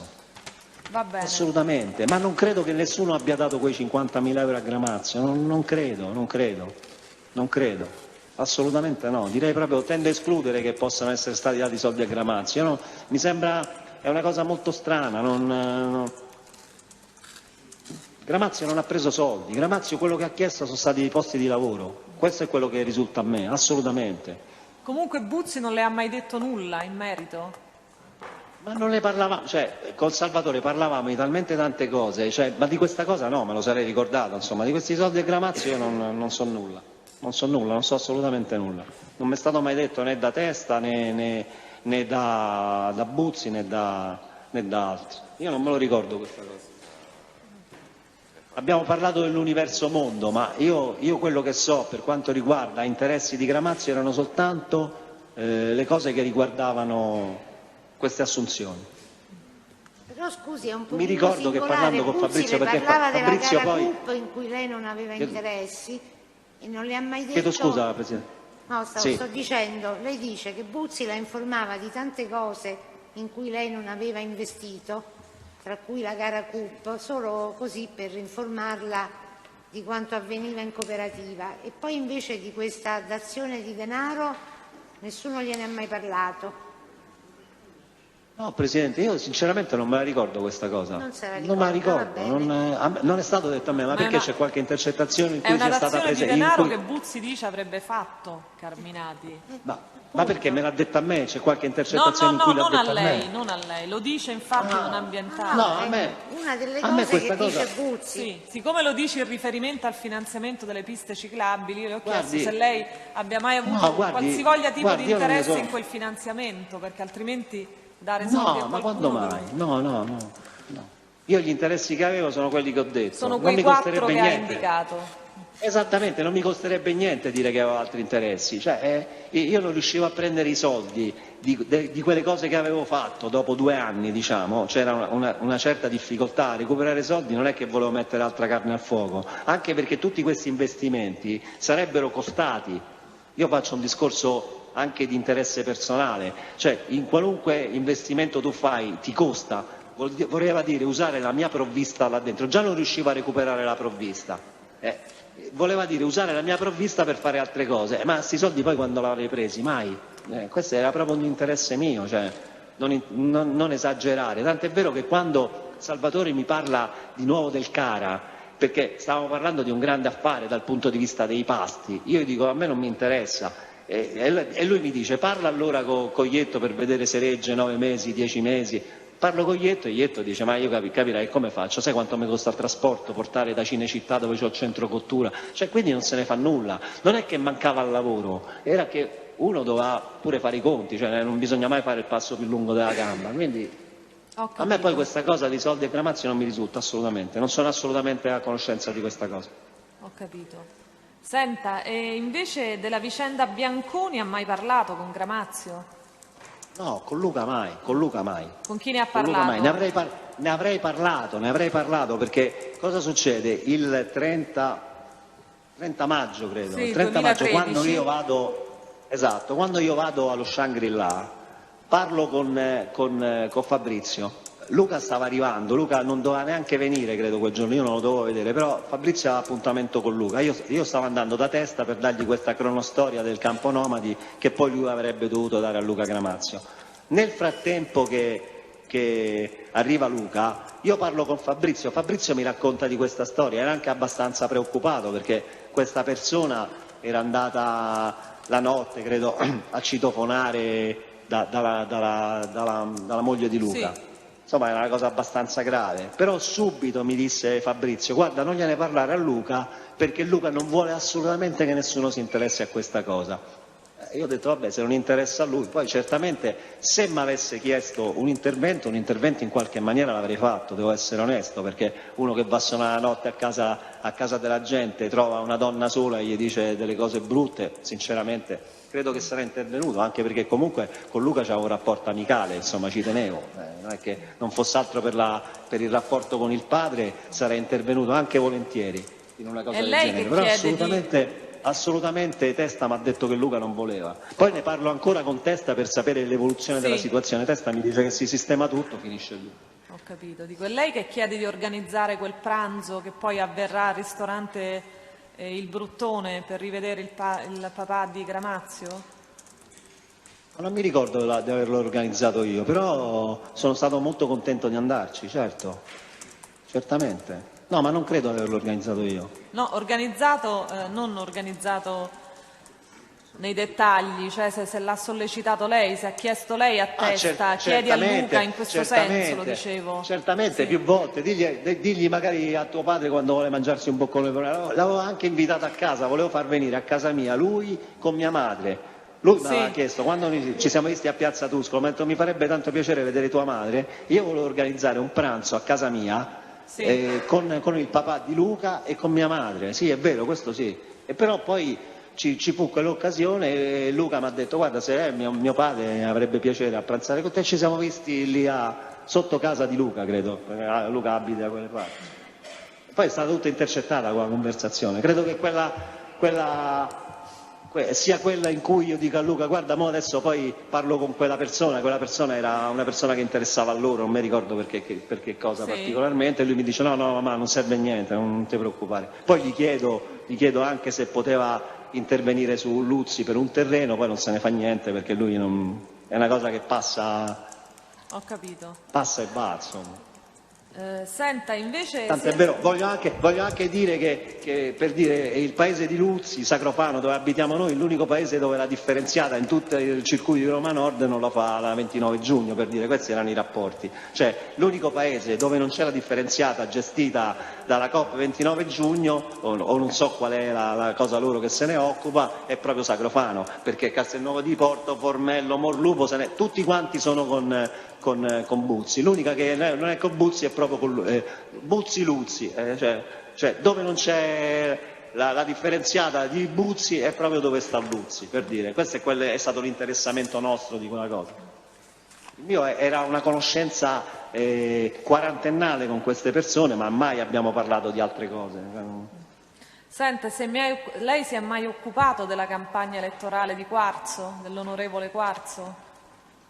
Assolutamente no, io parlo con Luzzi, mi lanto il fatto di avergli attaccato i manifesti, ma guardi, le dico anche la verità, se mi avessero chiesto di trovargli qualcuno che gli attaccava i manifesti, gli avrei fatto pure, non ci trovavo niente di male, però non mi è stato mai chiesto, non tanto da Quarzo che non conoscevo, che ho conosciuto dopo. E perché dice quella cosa allora a Luzzi? Perché dice perché io offro a Luzzi, se vuoi ti faccio attaccare i manifesti, avrei chiamato dei ragazzi di Ponte Milvio che fanno quel lavoro e l'avrei offerti e ci avrei pensato io dal punto di vista economico. Luzzi mi dice no, io gli dico lo stiamo a fare Roma per Quarzo, ma ho detto una cosa, devo dire una cosa in più, ma anche stupida, perché praticamente Luzzi bastava che alzava il telefono, chiedeva a Luca, ha detto ma è vero che Massimo si sta occupando dei manifesti, cioè ho detto una cosa così, tanto bene, una cretinata, quella è stata una cretinata, neanche una millanteria, perché è una millanteria che non aveva senso, perché i rapporti fra Luca e Gramazio, facendo parte dello stesso gruppo politico, e Quarzo per dire, dice ma come Massimo si sta attaccando ai manifesti? E lui ha detto ma che sei pazzo? Non era vero. Non era vero, una cosa che ho detto lì, ma peraltro se mi fosse stata chiesta l'avrei fatto, però non mi è stato chiesto. Ho capito, stavo dicendo che sul punto poi ci sarà una produzione documentale, ovvero le multe che ha ricevuto Quarzo per affissione abusiva, che sono di 2 mesi precedenti la intercettazione ambientale in cui Massimo Carminati dice che si stava occupando dei manifesti per Quarzo, che è del maggio 2013 se non erro, mentre le multe io non sono sento di una marzo. parola, devo essere onesto. Come? E anche dato il mezzo sentiamo. Quindi è un problema. Adesso sentite? Adesso sì. Era andata via la voce. Allora lo ripete, avvocato, la produzione Sì, stavo documentale dicendo che ci sarà una produzione documentale, ovvero la ricevuta di tutte le multe che sono state fatte all'onorevole Quarzo per affissione abusiva di manifesti, che sono del marzo del 2013, mentre l'intercettazione in cui lei dice che stava attaccando i manifesti è del maggio 2013, se non erro. Allora, esaurito anche questo tema, resta l'ultimo tema, che è un po' di carattere generale, perché abbiamo esaurito tutti i capi di imputazione. Allora, vorrei partire, mi sente adesso? Sento, avvocato. Dalla intercettazione ambientale che ha dato il nome a questa indagine, che era nata come indagine Mondo di Mezzo, poi nel corso del tempo è diventata mafia capitale, ma questa era un'indagine che i carabinieri avevano nominato Mondo di Mezzo. Se la ricorda quella intercettazione e soprattutto quella conversazione al bar di Vigna Stelluti? Me la ricordo per sommi capi, sì, me la ricordo, l'ho letta parecchie volte e devo dire onestamente non ci ho trovato nulla di strano, mi sembrava è un discorso da bar, tra l'altro lo stavamo facendo credo con Guarnera. Esatto, siete al bar di Vigna Stelluti, lei, Guarnera e Riccardo Brugia. Guarnera l'11. Allora ascolti un attimo, le faccio una domanda, poi lei ci spiegherà e ci darà l'interpretazione autentica di questa conversazione. Sì. Lei sa bene, perché era presente quando uno degli ufficiali del Ross ha affermato che lei in questa celebre conversazione sta spiegando a Brugia e a Guarnera la teoria del mondo di mezzo, ma in realtà, secondo gli ufficiali del Ross, stava spiegando come funzionava la vostra associazione di stampo mafioso. E sa bene che all'esito di questa intercettazione, non solo di questa, ce ne sono altre due, poi è nata l'ipotesi di associazione di stampo mafioso. Allora, se ci può spiegare, finalmente dalla sua viva voce, di che cosa stavate parlando e perché lei parla della teoria del mondo di mezzo, a Brugia e a Guarnera. Allora, voglio dire, l'assunto, mi dispiace dirlo, è una cosa ridicola, perché il mondo di mezzo, se si legge bene quella conversazione, si capisce. Adesso io, Presidente, mi asterrò da fare nomi di persone particolarmente, voglio evitare perché so quanta copertura mediatica ci sia su questa cosa, quindi non voglio neanche giocare su Vabbè, su delle senza sciocchezze. bisogno di fare il nome, indica Esattamente, la categoria quello professionale di appartenenza di quella persona, quantomeno. Esattamente, allora lì parliamo di quello che potrebbe fare un uomo di spettacolo, un uomo noto, quando ha bisogno di avere qualche cosa che non può andare a comprare personalmente. Cioè, allora, diciamo, un uomo di spettacolo, un uomo noto, un politico, una qualunque cosa, una persona con una certa notorietà, con un viso conosciuto, non può, per dire, se ha qualche vizio nascosto, andare a comprare, per dire, della cocaina, degli stupefacenti. Non può andare lui dallo spacciatore direttamente. Si crea un intermediario che sarà poi lui quello che andrà a fare questo tipo di attività e, insomma, parlavamo di questa cosa qua. A un certo punto me ne esco, dice quello è il mondo di mezzo, cioè le persone che stanno in mezzo fra, diciamo, l'illegalità, la legalità, e di fatto ci sta questa parte di persone che stanno a cavallo dell'una e a cavallo dell'altra e offrono, che ne so, un servizio che può essere utile in una maniera o nell'altra. Poi lì ci allarghiamo col discorso, Presidente, però sostanzialmente è quello il mondo di mezzo di cui parliamo. Poi io faccio la battuta, quella che è piaciuta a tutti, i vivi sopra, i morti sotto e noi nel mezzo, tutte queste cose leggendarie. Presidente, stavamo parlando, io e Riccardo con Guarnera che avevamo conosciuto, io Guarnera forse l'ho conosciuto, questo è dell'11, forse l'ho conosciuto il 9, cioè quindi, ma di che manifesto stiamo a parlare, ma di che mondo di mezzo stiamo a parlare? Stiamo a parlare di chiacchiere al bar che sono assunte a filosofia, cioè è una cosa ridicola, cioè io neanche mi rendo conto che è una cosa del genere, cioè io ne produco centinaia al giorno di queste sciocchezze, questo è uno sciocchezzaio. Non c'è stava da fare nessun programma, nessuna cosa, tantomeno con Guarnera presente. Cioè, ma di che cosa stiamo parlando? Cioè, faccio un discorso, un esempio che ci sta comunque, e poi lì parliamo, dopo si ritorna con l'agenzia del crimine, fatto diciamo, a livelli un pochino più vasti, no? L'intercettazione di cui abbiamo parlato prima.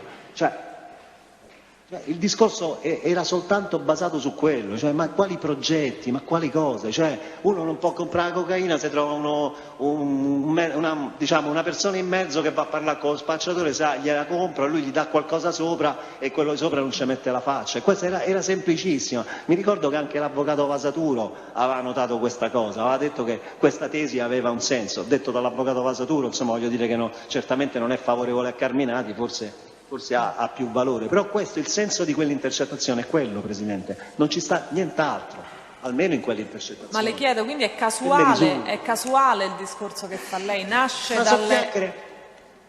Sono chiacchiere al bar fatte a colazione in mezzo al bar di Vigna Stelluti, pieno di gente, cioè, ma di che progetti stiamo parlando? Ma poi io che progetto faccio con Guarnera? Io con Guarnera non ho mai fatto nessun progetto, non c'è mai stato niente di illecito con Guarnera. Io lo voglio dire, io l'ho attaccato Guarnera per quello che mi ha detto, ma il povero Guarnera con me, ma che poteva fare?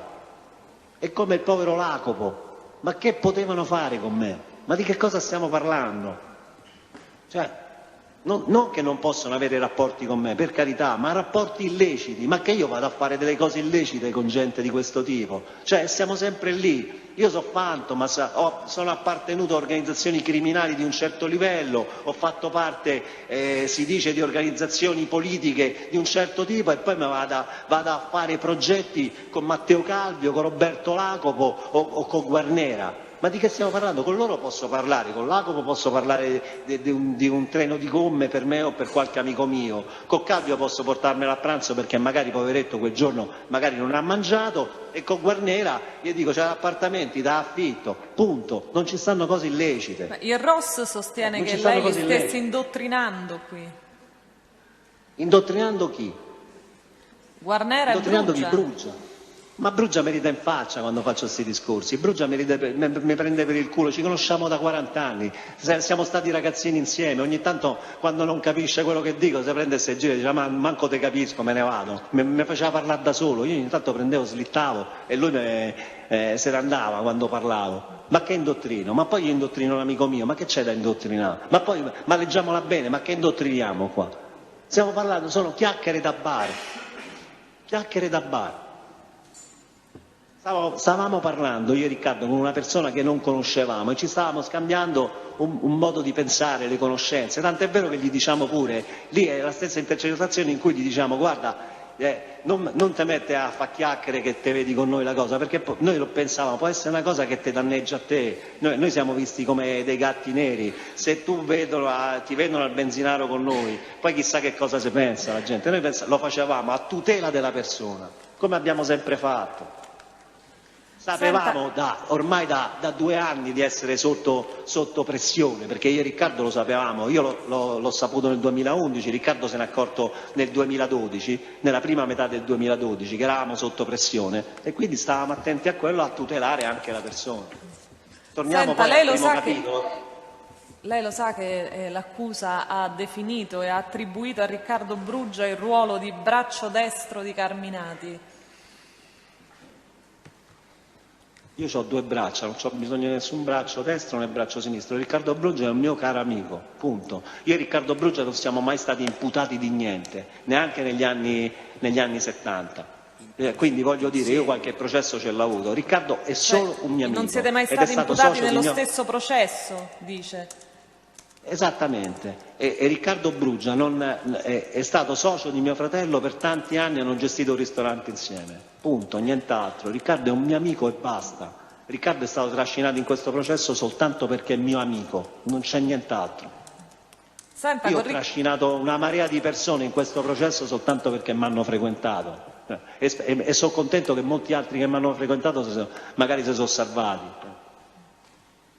Riccardo ma che manifesto? Ma di che dovremmo parlare? Io e Riccardo le nostre 150 parole, insulti, minacciavamo tutti scherzando, su commenti sessisti su ogni io mi sono vergognato leggendo le mie intercettazioni con Riccardo, mi sono vergognato di quello che dicevamo, però sono rimaste quelle cretinate che dicono 2 che hanno ormai più di 50 anni, quando erano le 3:30 avevamo il problema postprandiale e se ne andavamo a casa, facevamo tutte ste idiozie, queste battute, io non voglio assolutamente con questo minimizzare il mio ruolo, minimizzare la mia persona, io parlo proprio di quello che mi risulta ci sia in questo processo e nei miei rapporti con Riccardo Brugia. Poi per me è un fratello, per me è come mio fratello, io non discuto su questo. Senta, non ha mai Però non abbiamo utilizzato nulla, telefoni dedicati con Riccardo Brugia? Ma quando mai? Ma quando mai? I telefoni dedicati erano esclusivamente usati da me con le persone con cui avevo rapporti commerciali per sottrarre alla conoscenza i miei introiti, perché io parlavo con tutta Roma col mio telefono, soltanto che avevo il timore che mi potessero essere sottratti guadagni che erano leciti, ma soltanto perché erano guadagni di Carminati sarebbero diventati illeciti e che mi sarebbero stati sequestrati.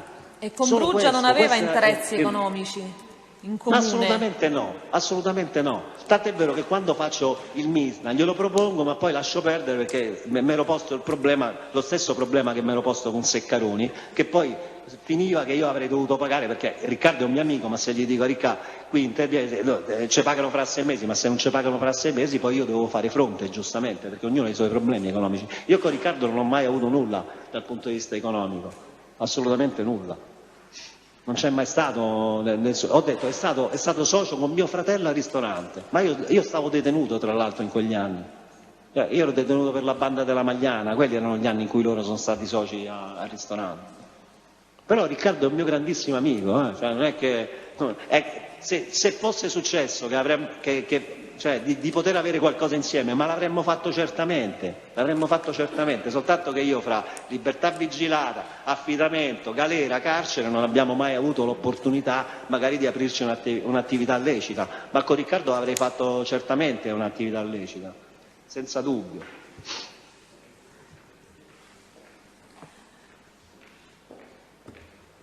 Senta, cambio completamente argomento perché sono rimaste pochissime domande spot, allora glielo domando. Lei mi ha già risposto ieri che non conosceva nessuno dell'amministrazione Alemanno, tranne Mancini, e ha anche detto di non aver mai conosciuto Lucarelli. Ma io Lucarelli lo vedo la prima volta la settimana scorsa quando viene a deporre qua, 2 settimane fa, non mi ricordo quando è venuto. Io non l'ho mai visto Lucarelli. Allora le chiedo... Sapevo chi è. Sì. Le risulta che, o le ha mai riferito Salvatore Buzzi di aver dato soldi ad Alemanno? Quando mai? Ma quando mai? Ma quando mai? Ma non esiste proprio. Ma a me non solo non me l'ha riferito, ma sono sicuro che se gliel'avesse dati me l'avrebbe riferito, me l'avrebbe detto, mi ci avrebbe chiamata la notte, mi avrebbe detto pure quel pezzo di merda si prende i soldi. Ma queste sono le parole precise che mi avrebbe detto. Sapevo che aveva finanziato lecitamente con le cene, con i pranzi, andava lì a rovinarsi la cosa, ingrassava come un cappone. Durante il periodo elettorale Buzzi prendeva 20 kg con tutte quelle cene, perché tutti gli proponevano le cene, le cose per farsi finanziare. Però a me non risulta assolutamente che il sindaco Alemanno abbia mai preso soldi in nero da Buzzi, assolutamente. Ho capito. E posso dirlo in positivo, dico pure che il sindaco Alemanno è una persona al quale sono abbastanza ostile per quello che è il suo modo di operare, il suo modo però a me non risulta, cioè non posso dire. E posso dire però che se Buzzi gliel'avesse dati certamente me l'avrebbe detto. Non me l'avrebbe detto per quanto riguarda le persone, diciamo, della sua area politica, però siccome lui considera Alemanno comunque una persona di destra, cosa che secondo me non è, però comunque me l'avrebbe detto, mi avrebbe detto, lo sai che pure quell'altro mi avrebbe detto, ha preso i soldi, punto. Non esiste proprio, quella è una cosa inventata di Sanapianta, avvocato, se la sono inventata di Sanapianta, ma è quella l'altrina che sta dentro sto processo che se l'ha inventata, non lo sappiamo bene. Ascolti, sa che uno dei tanti temi d'accusa della Procura è quella che vi fosse una condivisione di strategie illecite tra lei e Buzzi. Buzzi, questo in merito, in riferimento alle corruzioni, io dico, Buzzi nel suo controesame lo ha escluso di aver mai concordato con lei alcun tipo di corruzione nei confronti di chi che sia.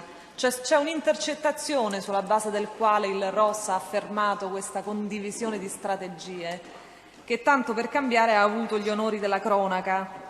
Se la ricorda, è quella RIT 4955-2013 numero 10 del 14 giugno 2013, quello in cui lei dice a Salvatore Buzzi: mettiti la minigonna e vai a battere, bisogna vendersi come le puttane. Se la ricorda? Qui è stata una strategia che abbiamo imparato con dei cacciatori di teste che vengono dalla come si chiama lì, quella grande azienda. Io non so di che stiamo parlando, ma che io ho detto a Buzzi? Cambiava l'amministrazione, va a parlare con quelli della nuova amministrazione, questa sarebbe stata la strategia, mettiti la minigonna e va a vendere il prodotto. Questa è stata la strategia che io ho fatto con Buzzi, ma avvocato, non lo so, io non dovrei manco rispondere a una domanda del genere. Poi se dal punto di vista mediatico viene considerata una cosa seria, ma chi se ne importa? Non era una cosa non seria. So ma non è una cosa seria, questa non è una cosa seria, che questa sia considerata questa mia interlocuzione con Buzzi, esatto, possa essere considerata una cosa seria in questo processo, non lo so, poi se viene considerata una cosa seria sarà una cosa seria, per me non è una cosa seria, questa qua. È l'unica strategia che io avrei concordato con Buzzi per quanto riguarda, Buzzi concordava le sue strategie con me.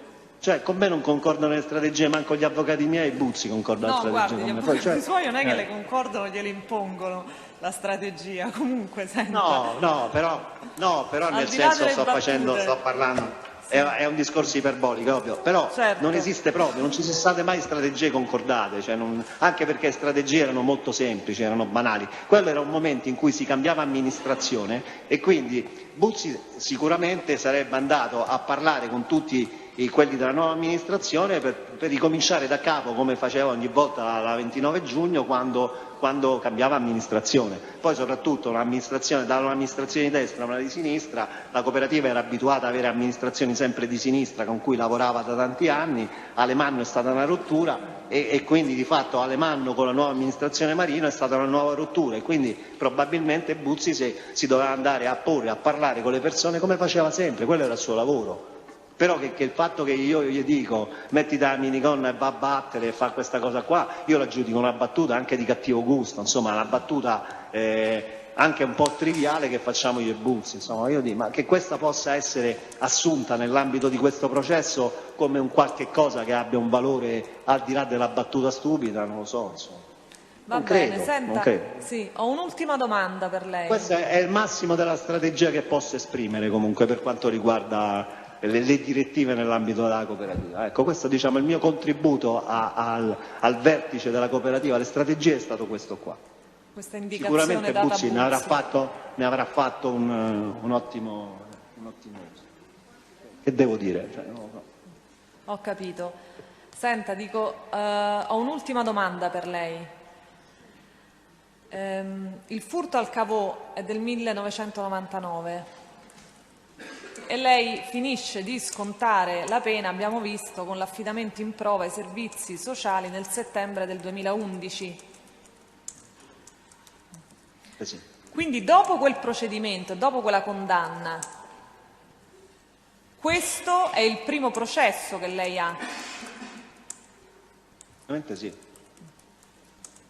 Non ha avuto altri processi? No, c'ho avuto processi, nel frattempo c'ho avuto processi d'appello, credo, c'ho avuto degli appelli, c'ho avuto le cassazioni per altri processi, sì, però sì, di fatto... C'ho avuto le cassazioni non dopo il 2011. Lei ha finito...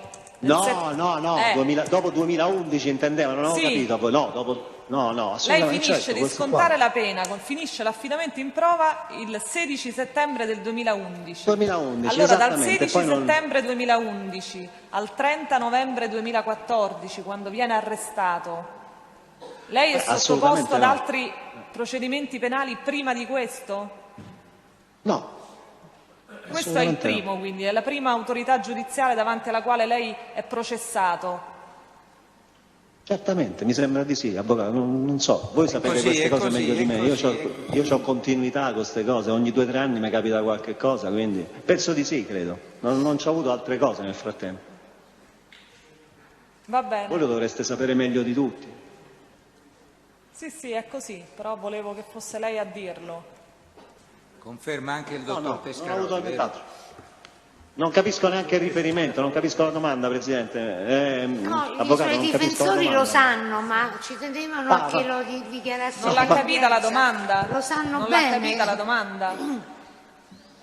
No, non ho capito la domanda, sì. Non ho capito il senso della domanda, mi scusi, Avvocato. Se vuole glielo spiego il senso della domanda. No, fa niente, me la può dire in No, glielo spieghi, così è tutto... Ma dopo l'esecuzione della pena per il Cavò, Sei mai Sì. stato, oltre che in questa occasione ovviamente, cioè in Mafia Capitale, sei mai stato processato per altro tipo di reati, per altro genere di reati, per altre vicende successive al Assolutamente furto no. del Cavò? Assolutamente no. Questo volevano far rilevare i difensori. Allora, hanno Va bene, terminato? sì, Presidente, abbiamo terminato l'esame. Allora, adesso vediamo di organizzarci per il controesame. Intanto dovremmo capire chi intende procedere e poi... Allora, la Procura vuole procedere al controesame? Sì, signor Presidente. Quindi c'è il Pubblico Ministero. Anche una previsione di tempi o no? Cerchiamo di capire anche questo. Beh, i tempi non saranno certamente lunghi, per quanto... Che tradotto che cosa significa?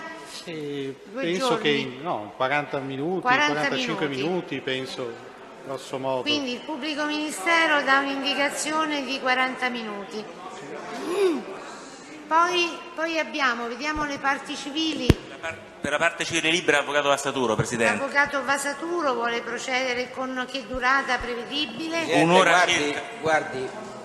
Avvocato? Ecco, no, sì. Presidente, chiedo No, scusa, no, vuoi chiedo dire scusa tu? se interrompo. Siccome a me un braccetto a molla già mi è costato un processo, io non parlo con le parti civili, non rispondo alle parti civili. Lei non intende Non parlo rispondere assolutamente, alle non domande intendo delle rispondere alle parti parti civili. Ne prendiamo atto. Però, Presidente, chiaramente va rispettata la volontà dell'imputato, ovviamente. Però, se era possibile, nel rispetto dei rigori del Codice di procedura penale, allora 3 minuti per indicare al Tribunale i temi su cui io avrei voluto porre le domande e rispetto ai quali l'imputato Carminati si rifiuta di rispondere. No, l'imputato sceglie di non rispondere alle domande dei difensori di parte civile. Quindi, Fa parte... vabbè. Ha scelto di rispondere all'esame della difesa, dichiara di non rispondere. No, lo rispetto come scelta, era solo perché a rigore io pensavo potesse non rispondere alle singole domande e non ad persone. Questo è il codice Vasaturo, Ok, è un'interpretazione Ha detto della che non norma. vuole rispondere alle domande delle parti civili nel loro complesso, quindi non su un argomento o su un altro. Va bene, Allora, Presidente. e questa è una situazione. Dopodiché abbiamo difensori degli imputati che intendono procedere al controesame, l'avvocato Diddi. Lei intende rispondere, Carminati, alle domande della difesa Buzzi? La difesa Io Buzzi. rispondo a tutti gli avvocati della difesa, tutti quelli che mi stanno simpatici e anche quelli che mi stanno antipatici, ma rispondo a tutti gli avvocati della Va difesa, bene. senza problemi. Sono solo le parti civili non gli Allora c'è il controesame per la difesa Buzzi, poi Però Presidente io non riesco a fare oggi perché ho purtroppo un viaggio che devo fare alle va 4. bene, no, credo è soltanto una ricognizione che stiamo facendo per organizzare. Dopo la difesa Buzzi chi deve procedere? La difesa Gaglianone. Poi? La difesa di Tredicine e Pucci. Tredicine e Pucci. Poi ancora?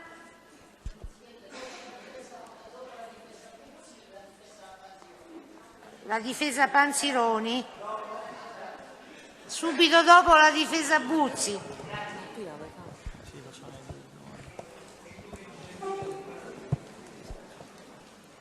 Difesa Cerrito, 3 domande velocissime. La difesa Cerrito. Chi altri? Presidente, la difesa Gramazio si riserva un paio di domande, non oggi possibilmente. Come non ho? Anche per la posizione Ietto ci riserviamo, magari all'esito del poi mi taccio per controesame. sempre. Avvocato, non ho capito niente. La posizione Ietto? Ci riserviamo, magari all'esito del controesame del pubblico ministero. Grazie. Mettiamolo allora con un punto interrogativo. E abbiamo concluso con questo. Quindi cerchiamo di tentare un'organizzazione. Allora, oggi procede il pubblico ministero e poi, se possibile, qualcuno dei difensori più rapidi, per esempio la difesa Cerrito che ha anticipato poche domande. Potrebbe procedere oggi, Avvocato? Sì, se c'è tempo. Se i tempi sono compatibili, naturalmente. Presidente, io pure tra 5 minuti, le mie E domande allora non anche superano i l'avvocato 5 minuti, Tognò. quindi posso allora farlo anche facciamo io. così, se possibile, se riusciamo, oggi procede il pubblico ministero poi la difesa Tredicine Pucci e la difesa Cerrito. Gli altri difensori procedono lunedì, possibilmente in modo, insomma, con tempi. Presidente, chiedo scusa, ne approfitto. La difesa Gramazio. Alla difesa era sfuggita una produzione documentale che è stata richiamata in tutta una serie di esami e controesami effettuati, per cui vorrei depositare appunto questa documentazione. Depositi, avvocato, decidiamo tutto lunedì perché stiamo raggruppando varie produzioni documentali, anche richieste di 507, sì. Le decidiamo tutte lunedì. Ripeto, Presidente, erano già tutti atti richiamati, ma io comunque la deposito. Comunque. Stessa cosa per Tassone, sono atti richiamati nelle dichiarazioni di Tassone.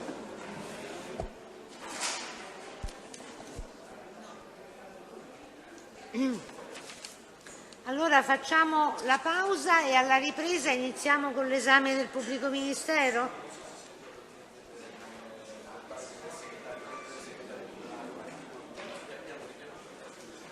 No, avvocato, ma mi immagino che certamente un processo del genere. No, le stiamo raggruppando per evitare provvedimenti sparsi in tutti i verbali, che poi anche per noi è difficile.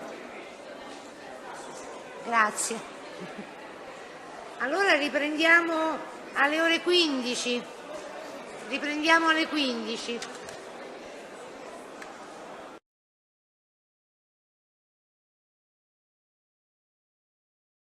Abbiamo organizzato l'esame, il controesame del pubblico ministero in due parti, la prima la curerò io, l'altra il collega Ielo. Abbiamo organizzato il controesame in questo modo, suddiviso in due parti, la prima la conduco io, la seconda il dottor Ielo.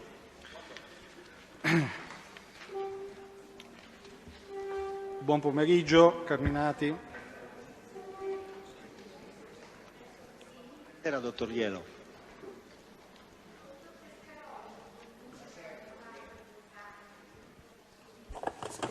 Dite? Allora. Sente, dottor Tescaroli? Sì, adesso la sento. Dico buon pomeriggio. Buonasera, avevo salutato lei, il dottor Ielo, ma forse non mi avete sentito. Non è giunto l'audio. Ora arriva? Sì, si sente bene, forte e chiaro. Va bene, va bene. Allora, partiamo dalla vicenda Seccaroni.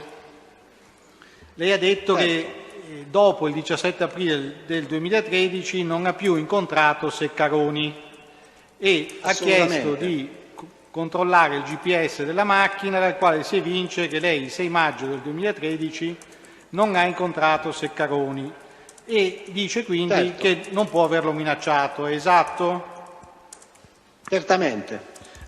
Le chiedo, lei era a conoscenza che il 6 maggio del 2013, quello stesso giorno, Bruggia era andato da Seccaroni? Potevo essere a conoscenza, abbiamo ricostruito, cioè il fatto che Bruggia quella mattina sia andato da Seccaroni non era un fatto organizzato. Seccaroni quella mattina aveva appuntamento per ritirare la micra per portarla a fare il tagliando con la signora Annalisa Ugazio, non con Bruggia. Se non che la signora Ugazio quella mattina aveva la macchina messa dietro la Jeep di Bruggia, prende la Jeep e va al lavoro con la Jeep di Bruggia, quindi la micra rimane a casa. L'incontro che poi Bruggia ha con Seccaroni è casuale, non è organizzato, dottor Tescaroli, è casuale. Quando la signora Ugazio avvisa il compagno che a Luigi serve la macchina per portarla a fare il tagliando, la macchina la porta e Seccaroni chiama Riccardo, la macchina Riccardo gliela porta, ma non era una cosa organizzata, io non ero assolutamente al corrente di questa cosa, cioè io avevo appuntamento quella mattina a Via Pomona, ho lasciato tutti i RIT, lei se li controlla in un secondo, io avevo appuntamento alle 9:30 a Via Pomona con Buzzi. Mi scusi, io le ho fatto una domanda molto semplice, non l'ho interrotta. Chiedo scusa. Il punto è questo, perché non è ben chiaro da quello che ha detto. Lei era a conoscenza che il 6 maggio del 2013, quel mattino, Bruggia è andato da Seccaroni? No, che è andato E che è andato credo di sì, dalla ricostruzione penso che sia andato perché la micra è stata portata, ma non era un appuntamento organizzato. Dottor Tesseroli? senta, le domande Non ho sono capito, chiare. no. Allora, il punto è questo adesso. Lei sa di che cosa hanno parlato nel corso di questo incontro che c'è stato tra Bruggia e Ceccaroni?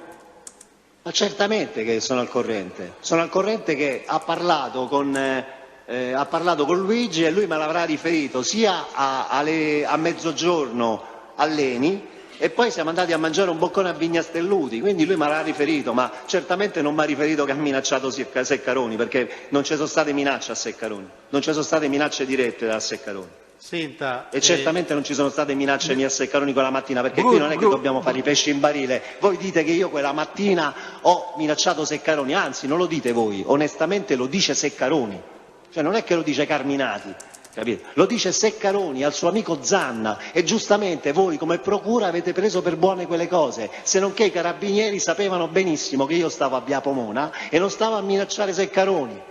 Lei ha tutti gli strumenti per controllare se io quella mattina stavo là. Cioè, Carminati deve rispondere in Le maniera... ha posto una diversa domanda al pubblico ministero. Allora, Va bene, cioè io pensavo fosse la stessa. Guardi, questo è quello che lei dice. Io le sto facendo delle domande molto semplici che sono finalizzate a ottenere delle risposte in linea con quello che le chiedo, quindi la invito gentilmente a seguire ciò che le viene chiesto. Il punto è questo, dell'incontro, ha detto che ne avete parlato con Bruggia, le chiedo, Certamente, ne avremo Bruggia, però non mi sovrapponga, non mi dia la voce, se no non si sente, non si comprende nulla nella registrazione. Ora, Bruggia le ha detto che con Ceccaroni ha parlato del terreno e che Ceccaroni si era messo anche a piangere? Guardi, non me lo ricordo, non ce l'ho, ma può essere pure che me l'abbia detto, non lo so, io non ce l'ho queste intercettazioni. Gliela ricordo io. Gliela ricordo io. Il 6 maggio del 2013, 6 maggio del 2013 alle 13:21, quindi a distanza di circa un paio d'ore rispetto alla telefonata che Ceccaroni ha fatto con Alessandro Zanna, che è delle 11:02,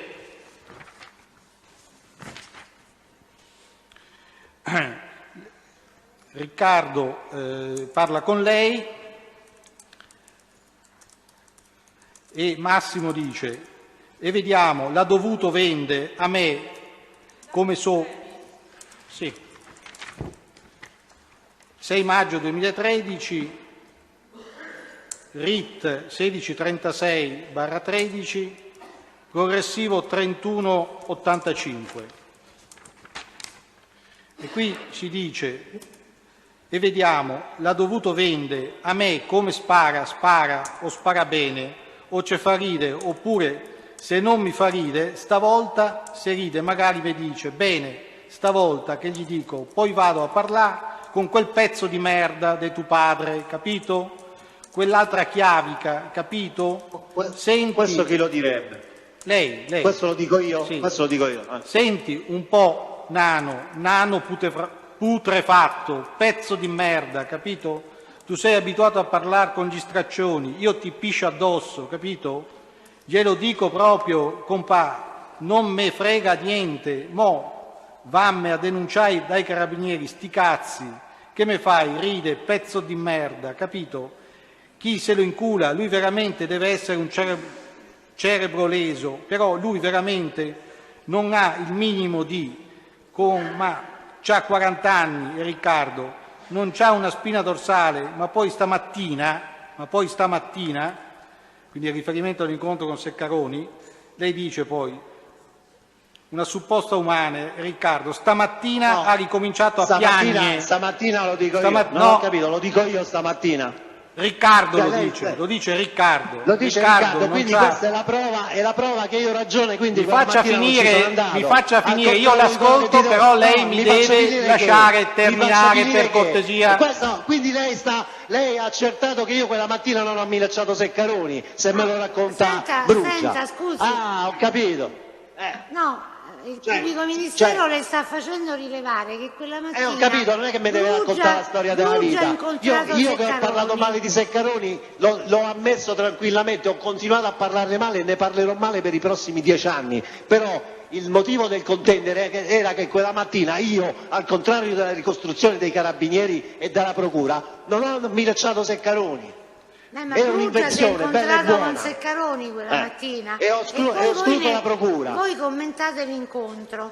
Brugia quella mattina no, commenta l'incontro che ha avuto Brugia, non Carminati.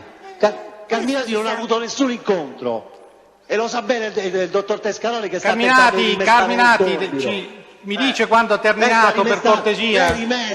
Lei è rimesta, non è vero che c'è stato quell'incontro e lei lo sa bene perché lei è una persona molto intelligente, si è guardato le carte e ha scoperto che quella mattina io non sono andato da Ceccaroni, non ci provi proprio con me. Guardi, non sta dicendo che è andato lei, sta dicendo che Brugia, ho capito, mi scusi Presidente, fino a un'ora fa che abbiamo parlato di Ceccaroni la procura questo diceva. Brugia avete parlato dell'incontro, questo certamente, sicuro che ma ha parlato dell'incontro che ha avuto Brugia. Nei termini che sono stati esposti. Perfettamente, ma dell'incontro che ha avuto Brugia quando è andata a portare la sua mamma, non l'incontro che ha avuto Carminati, come ha ricostruito la procura insieme a Roskin adesso, che Roskin sapeva che non c'ero. Massimo, facciamo finire al dottor Tescaroli la contestazione e poi farà tutte le osservazioni che questo ritiene. Questo è un argomento che mi fa arrabbiare, la tattica della procura è far arrabbiare Carminati, a me viene da ridere, la tattica della procura è far arrabbiare Carminati. Esatto.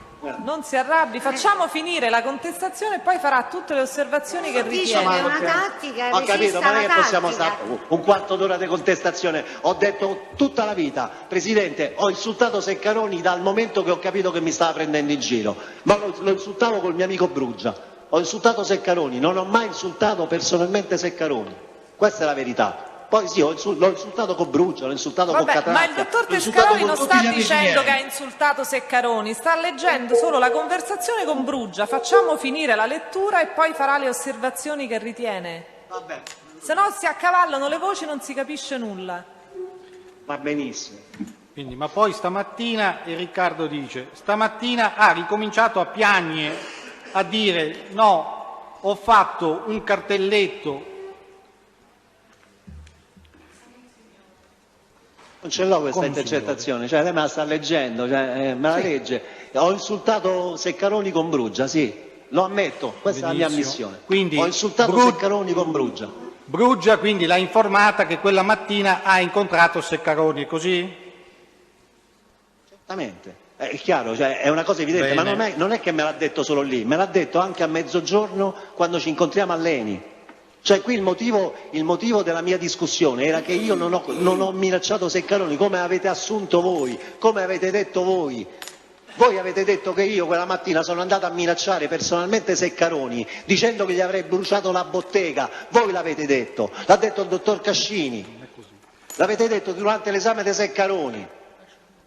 Adesso avete scoperto che io non c'ero quella mattina. Se non lo scoprivo io, non lo sapeva nessuno, certamente non lo scopriva lei, anche se l'ho scoperto, devo dire onestamente, tramite i documenti che lei ha depositato al processo. Bene, passiamo a un altro argomento. Ah, era tutto qui l'argomento Ceccaroni? Guardi, allora le dico una cosa in più. Io Ceccaroni l'ho insultato, dunque il fatto succede il 17, io dal 21, ma non perché ci stanno le intercettazioni, ho cominciato a insultare Ceccaroni perché avevo avuto una grande delusione da Ceccaroni, perché con Ceccaroni siamo stati amici 20 anni e avevo ragione, avevo intuito bene, perché lui il 17, il 18, il 19 parla con degli altri suoi amici e parla malissimo di noi, quindi noi per Ceccaroni eravamo solo dei clienti. Io Ceccaroni non smetterò di insultarlo per tutta la vita per il guaio che mi ha causato, questo glielo dico proprio chiaro. Va bene, Però Massimo, adesso non ho il mai concetto insultato, è chiaro, basta. Non ho mai insultato direttamente Seccaroni, mai, E va bene, mai credo ho che il detto concetto niente. sia chiaro adesso. No, adesso voglio anche dire una cosa, lo stesso Ross, benissimo, visto che ne parliamo, nell'informativa dell'11/7/2014 a pagina 1098 dice: dopo il periodo di vessazioni quotidiane, queste erano cessate senza apparenti motivi nel maggio 2013. A pagina 1097 dice: non può non suscitare meraviglia che un così grave rifiuto di collaborazione avesse avuto un'evoluzione meno cruenta, con un definitivo abbandono delle pretese nei confronti dei Seccaroni. Mannaggia il diavoletto che ci ha fatto litigare. Io quando è che capisco che Seccaroni è deficiente, che si è atteggiato che quel terreno era il suo e che quando glielo chiediamo poi non ce lo dà perché è del padre, non ce ne parlo più con Seccaroni. Ecco, queste sono state le cose gravi che sono successe a Seccaroni dopo, ma nessuno l'ha mai mirciato direttamente. Sicuramente non l'ho fatto io e sicuramente non l'ho fatto quel giorno, come avete ricostruito voi. Voi avete detto quel giorno io direttamente ho intimidito Seccaroni. Non se lo dimentichi, dottor Tescaroni. Questo è un grave infortunio per lei. Io sto aspettando che andate a controllare tutto, se è vero quello che ho detto stamattina, non che mi rimpallate con 4 chiacchiere il pomeriggio. Volete sapere se l'ho insultato? L'ho insultato, certo, ma non ho insultato direttamente lui, l'ho insultato col mio amico Riccardo. Passiamo all'altro argomento, va. Bene. Passiamo adesso a Michele Senese. Vuole spiegare al Tribunale per quale motivo ha incontrato Michele Senese nei pressi del bar La Piazzetta, di largo Melegari? L'ho detto stamattina, Michele Senese era appena uscito dal carcere, cosa di cui io sono stato felicissimo, perché era una persona con cui ho fatto 4 anni di galera per l'italiana, era mio coimputato, poi lui è stato assolto, io sono stato condannato. Quando è uscito dopo 8 anni di galera, l'ho incontrato, sono stato felicissimo di vederlo in buone condizioni, ci siamo salutati, abbiamo parlato del più e del meno per un'oretta, credo, e poi non ci siamo più visti. Ecco, questi sono stati i motivi per cui ho incontrato Michele Senese. Io con Michele Senese non ho mai avuto processi, capi di imputazione, indagini di nessun tipo, e lui ha passato i suoi guai e i miei. Vado a controllare, ma già avrà controllato che quello che le sto dicendo è vero. Io quando esce qualcuno che conosco dalla galera sono contento, io sono contento anche quando evade, la gente si figuri se non sono contento quando esce qualcuno che conosco dalla galera. Visto che ci sto e la conosco bene, sto al 41, la conosco bene la galera, quindi quando qualcuno esce sono felicissimo. Ecco, io non sono una persona per bene. Vuole spiegare perché nel corso di quell'incontro vi siete affrontati faccia a faccia in un acceso scambio di battute? Mi lasci finire per cortesia almeno di porre le domande. Inventato. Le chiedo solo questo. No, però scusi, se ha deciso di sottostare al controesame deve dare il tempo di fare le domande e poi lei risponde. Presidente, ha ragione, siccome però la vicenda Seccaroni a me mi fa alzare la pressione, il dottor Tescaroni ha ottenuto esattamente quello che voleva ottenere, ha ottenuto esattamente quello che voleva ottenere, comunque ci starò attento, Presidente, ha ragione. Il pubblico ministero ricerca solo la verità. Sì, no, la domanda è perché vi siete affrontati faccia a faccia nel corso di quell'incontro in un acceso scambio di battute e perché poi lei lascia Senese sul posto e se ne va? Qui abbiamo visto esaminato il video, aspetti prima di rispondere, in udienza è stato proiettato un video che lei credo che abbia potuto vedere. È stato proiettato il 16 marzo del 2016.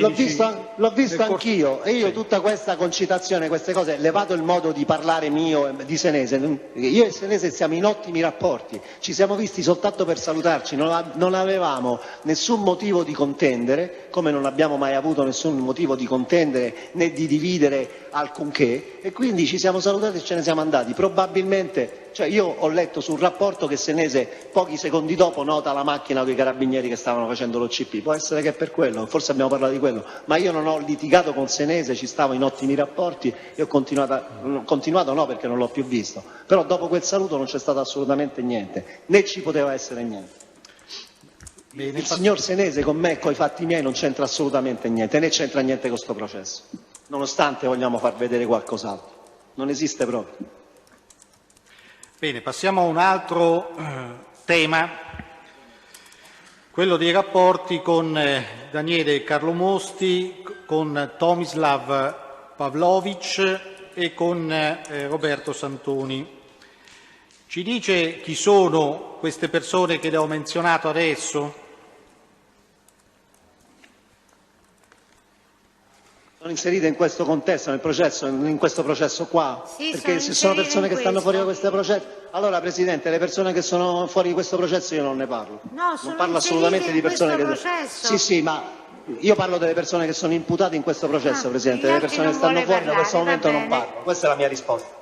Non ne vuole parlare, va bene. Allora, rivolgo questa domanda. Lei ha mai avuto la disponibilità di armi? Io ho mai avuto disponibilità di armi? Beh, certamente negli anni 70 facevo rapinatore di banche, può essere pure che con qualche arma ho avuto a che fare. Può essere che con qualche arma ha avuto a che fare. E in epoca più recente lei ha avuto la disponibilità di armi? No, nessuna disponibilità, ne ho parlato tanto perché vedo un sacco di film e mi piace parlare di armi, però non ho mai avuto disponibilità di armi negli ultimi tempi.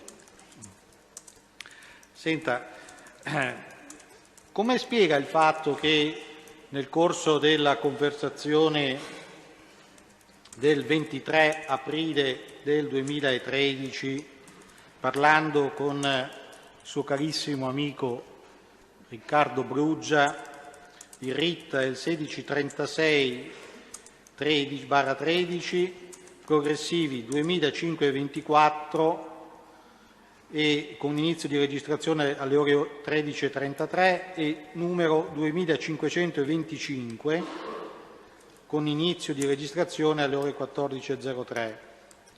Come mai nel corso di questa conversazione lei con Bruggia parlate di armi, parlate di approvvigionamento di armi, parla di acquisto di armi per un importo di 25.000 euro in relazione a 4 silenziatori e a 3 MP5.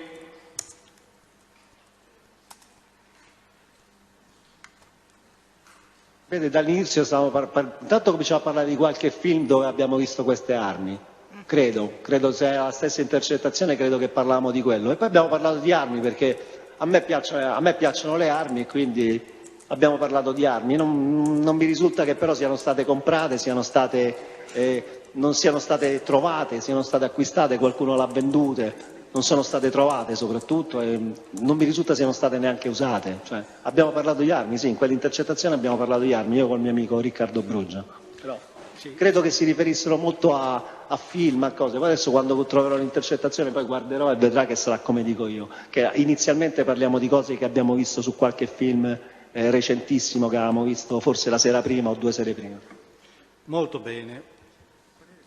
Senta, ci vuole spiegare, visto che lei dice che questi suoi colloqui sono collegati a un film, qual era il film che aveva visto? Mi ricordo, però se lei guarda bene l'intercettazione, se la legge bene sicuramente c'è un riferimento al film. Io non ce l'ho le intercettazioni, dottor Tescaroli, forse non ha capito. Io non posso risponderle su cose che non ho. Lei mi fa delle contestazioni a cose che io non posso leggere qua. Io non ho il computerino come avete voi, non ho questa disponibilità qua al 41. Qui già è tanto che mi fanno tenere in cella tutti quei fogli senza togliermeli, perché qui noi possiamo tenere 4 riviste. Cioè io non è che posso fare come ha fatto Salvatore Buzzi, mettermi lì col computer e tirare fuori l'intercettazione e leggerla. Forse non ha capito bene la condizione qua, anzi lei la sa bene la condizione qua perché fa il pubblico ministero. E qua mi ci avete messo apposta per non farmi difendere in maniera compiuta, lo sa bene che è così. Presidente, scusi la polemica, non volevo, tanto ormai l'ho detto. Mi ci hanno mandato dopo 3 minuti per non farmi difendere, per non poter accedere a tutti gli atti, per non poter accedere ai dischetti, perché queste cose qua me le sono inventate. Se io andassi là dentro, dove ci stanno tutte le prove, quello che ho detto stamattina, ne avrei trovate 10 di quelle cose. Il suo difensore aveva la possibilità di spedirle con un plico Presidente, tutto il non è una materiale censura questa necessario qua. alla difesa. lo prevede una norma del codice. Presidente, noi lo abbiamo non fatto... si lamenti, non si lamenti di questo perché... Presidente, non ha lamenterà nei confronti del Tribunale. Massimo, per favore. Immaginare di tradurre in pagine questo processo sinceramente è una cosa che neanche dal punto di vista economico noi ci saremmo potuti permettere, perché noi abbiamo anticipato, noi difensori, le spese per fare le copie degli atti, e immaginare di tradurre in carta più di 1 milione di carte è una cosa che non ci saremmo potuti permettere. In secondo luogo, lui ha il 41 bis dei limiti di spazio e non può tenere le carte in cella, le deve tenere fuori dalla cella e deve chiedere di volta in volta l'autorizzazione. Io lo avevo detto sin dall'inizio questo, quindi io, e me ne assumo la responsabilità, ho fatto una selezione delle intercettazioni più importanti e delle trascrizioni, proprio perché abbiamo questi limiti. E poi un'altra cosa, dal momento in cui si manifestava la necessità di avere carte a quello in cui materialmente lui lo poteva avere, nella migliore delle ipotesi passavano 10 giorni, perché io devo prendere un cartone, metterci dentro le carte, trovare qualcuno che mi aiuti perché sono femminuccia e quindi non ce la faccio, portarlo alla Corte di Cassazione al Consiglio dell'Ordine, trovare un consigliere che sia presente. È la norma, certo, va rispettata e la rispettiamo. Il consigliere dell'Ordine deve attestare che dentro la scatola ci siano solo atti processuali, mettermi un bel timbro, chiudere la scatola, tornare in studio, chiamare il corriere che deve andare a Parma, non a Rebibbia. Arriva a Parma il pacco, a Parma chiaramente non stanno giustamente a disposizione di Carminati, quindi nel giro di 1 o 2 giorni gli danno gli atti, e quindi questo significa che stando io qui dal lunedì al giovedì devo sperare che il venerdì il consigliere sia presente in aula, prima di chiaramente fare le copie, e quindi nella migliore delle ipotesi passano 10 giorni da quando mi dice mi mandi quelle trascrizioni, e poi per non fare una spedizione a settimana e una visita a settimana al Consiglio dell'Ordine, io aspettavo di accumulare carte, e quindi in realtà da quando lui me le chiedeva a volte passavano anche 1 mese e mezzo. Quindi io avvocato Ippolita Naso, dico che Massimo Carminati ha avuto in questo processo una difesa limitata. Va bene. E io, avvocato Giosuè Naso, altro difensore di Carminati, anticipo un argomento che affronterò nella mia discussione. Il 41 bis esiste anche a Roma Rebibbia, non si comprende la ragione per la quale, o meglio, si comprende benissimo la ragione per la quale Carminati deve stare a 450 chilometri dai suoi difensori, i quali sarebbero impegnati da lunedì a giovedì in aula a difenderlo. Il venerdì e il sabato potrebbero andare a Parma, mentre se fosse a Rebibbia forse sarebbe più facile il contatto. Sa quante volte ho visto in 2 anni e mezzo io Carminati? 3 volte. 3. Io so bene che in questo sistema e a questo tipo di accusa noi dobbiamo dare dei vantaggi, e glieli diamo perché siamo meglio, perché nonostante i vantaggi che gli diamo noi riusciamo a difenderci. Perché quando loro vogliono, in procura vogliono un imputato nella sede che a loro fa comodo, come mai la ottengono? Perché se ora noi diciamo ai PM voi non avete fatto nulla per far... è il DAP, noi non c'entriamo niente col DAP. Questa è una presa in giro, Presidente. Presidente, questo tipo di interlocuzione non ha nulla a che vedere con l'esame e con il controesame. Su questo sono d'accordo con sei lei. d'accordo? Per cortesia. Sono d'accordo con sei lei. d'accordo, per cortesia, per favore, per rispetto delle regole processuali di tutto, continuiamo nell'esame con tranquillità. Ha ragione, su questo sono d'accordo. Meno male che ho con lei. ragione, perché sono stato intempestivo. lei sarà meglio, ma io ho ragione, e quindi andiamo avanti. Sono meglio, sì. Ha ragione. Allora, se l'imputato riesce a rispondere con calma alle domande, laddove non ha avuto la possibilità di avere la trascrizione lo dice, forse è la cosa migliore. Il PM fa le domande e l'imputato, se può, risponde, se non può dirà che non ha potuto consultare gli atti. Presidente, io di trascrizioni ce ne ho pochissime. A parte che io non ho trascrizioni, io ho solo i brogliacci, Presidente. L'ho ripetuto. Allora il pubblico ministero fa la domanda, lei se può risponda. Va bene, certamente. Un'ultima domanda per esaurire questo tema. Lei ha mai parlato con Bruggia di nascondere le armi? Ricordo. Non mi ricordo di questa cosa, ma armi quali? Non ce l'avevamo le armi, che nascondevamo? Ma lei sta parlando di quella nella smart, nelle cose, tutte quelle idiozie che abbiamo detto noi, non ci stavano armi, non c'era niente da nascondere, dottor Tescaroli. Ho capito. Lei adesso mi contesta quella della smart, di nascondere le armi da qualche parte su una macchina, erano tutte cose ipotetiche, non c'erano armi da nascondere, non c'avevamo bisogno. Bene, non ci servivano le armi a noi. Ho capito. Bene, proseguiamo. Adesso passiamo a un altro tema, quello relativo ai rapporti con Ernesto Diotallevi. Le chiedo per quali ragioni lei ha incontrato Ernesto Diotallevi assieme a Bruggia e a Mario Diotallevi, il figlio di Ernesto, il 1° ottobre del 2012 al Bar Malù. Bar Malù è il bar vicino al negozio. Ernesto Diotallevi è passato là, ma ha visto là fuori, si è fermato a salutarci. Ernesto Diotallevi era stato anche lui mio coimputato nel processo alla banda della Magliana, siamo stati in prigione insieme parecchio tempo, quando passava si fermava. Io non ho nessun rapporto con Ernesto Diotallevi, alcun rapporto, ma l'ha detto anche il capitano Mazzoli, che l'ho visto una volta sola in 4 anni di indagine e poi per caso ci siamo incontrati dentro l'Euclide di Vigna Stelluti, ne parlo con Iannilli che sta in macchina con me e anzi do anche un certo segno di insofferenza per averlo incontrato. Tra le altre cose, lei sa benissimo quello che dice di me Ernesto Diotallevi nelle intercettazioni nello studio dell'avvocato dell'anno. Io si è fermato, lo conoscevo, si è preso un caffè con me e se n'è andato. Finiti i rapporti con Ernesto Diotallevi. Io con Ernesto Diotallevi non ho nessun rapporto, di nessun tipo. Senta, ma nel corso di questo incontro di cosa avete parlato? Con me non ha parlato di nulla, assolutamente di nulla. Io non ho parlato di niente con Ernesto Diotallevi. Ci siamo presi un caffè, abbiamo parlato del più e del meno. Ha visto, mi sembra, con qualcosa che stava nella vetrina del negozio che gli piaceva, però non abbiamo assolutamente parlato di nulla. Io non ho parlato di nulla con Ernesto Diotallevi. Senta, lei si ricorda, sa se Bruggia nel corso di quell'incontro che c'è stato si sia sentito con l'imprenditore Sergio Tartaglia? No, non ho ricordo di questa cosa.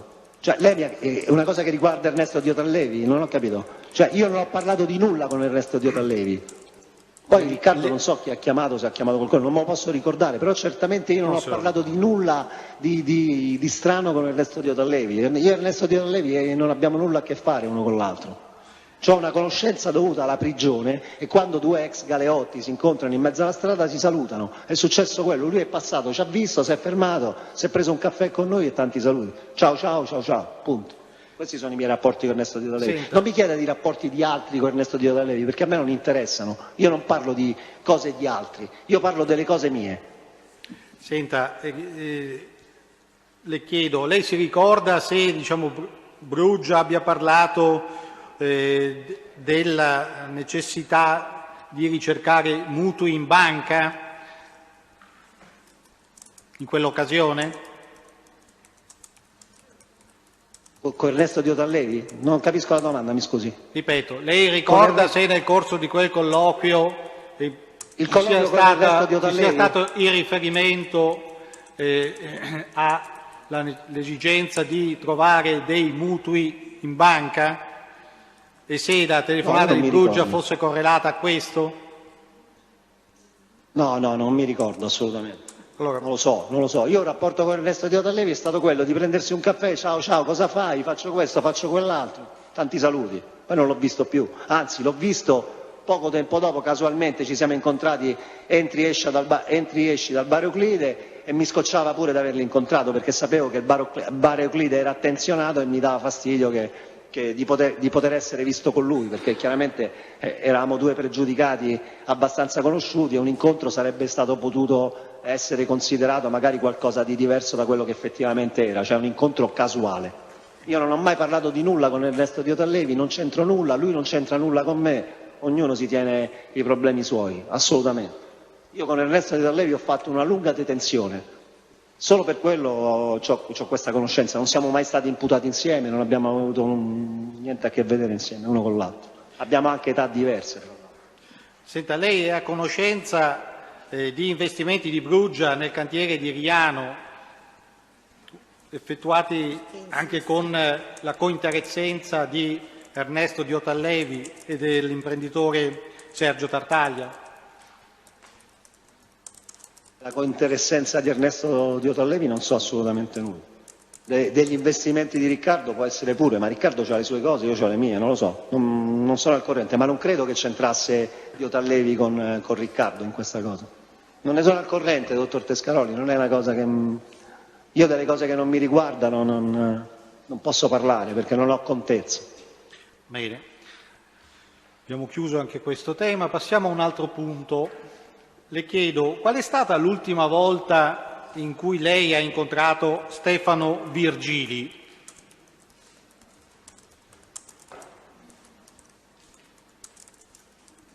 Mi ricordo, lo conosco, è imputato mio nel furto al cavò del tribunale, però non mi ricordo, l'ho incontrato, qualche volta l'ho incontrato, però non mi ricordo. Mi dica lei la data, io le dico, ma sicuramente voi avete qualche OCP in cui l'avete visto, cioè non le so dire la data, non mi posso ricordare. Lo conosco Stefano, come no? Lo conosco bene. È un vecchio pregiudicato romano, ma non è che... Però non avevo nulla a che vedere, oltre il furto al cavò, di cui siamo stati imputati entrambi insieme, non ho più avuto rapporti con Virgili. Può essere che l'ho visto sicuramente, ma sicuramente era qualcosa che non era inerente a attività illecite. Io non mi ricordo, sicuramente posso averlo visto. Adesso se lei mi dà una data le dico sì, è possibile, no, non è possibile. Bene, passiamo a un altro tema. Manattini. No, mi scusi, vorrei sapere la data. Lei mi ha fatto una domanda, vorrei sapere la data in cui lei crede che... Massimo, per favore, oltretutto ho risparmiato un'opposizione che aveva una duplice valenza. Primo, è in controesame e di Stefano Virgili in esame non si è parlato. Secondo, non si è capito in relazione a quale dei capi di imputazione la conoscenza con Stefano Virgili... Stai buono, per favore. La conoscenza con Stefano Virgili fosse o meno rilevante. Quindi io ho risparmiato l'opposizione per non si ricorda quando l'ha incontrato e abbiamo concluso. Bene, passiamo a Manattini.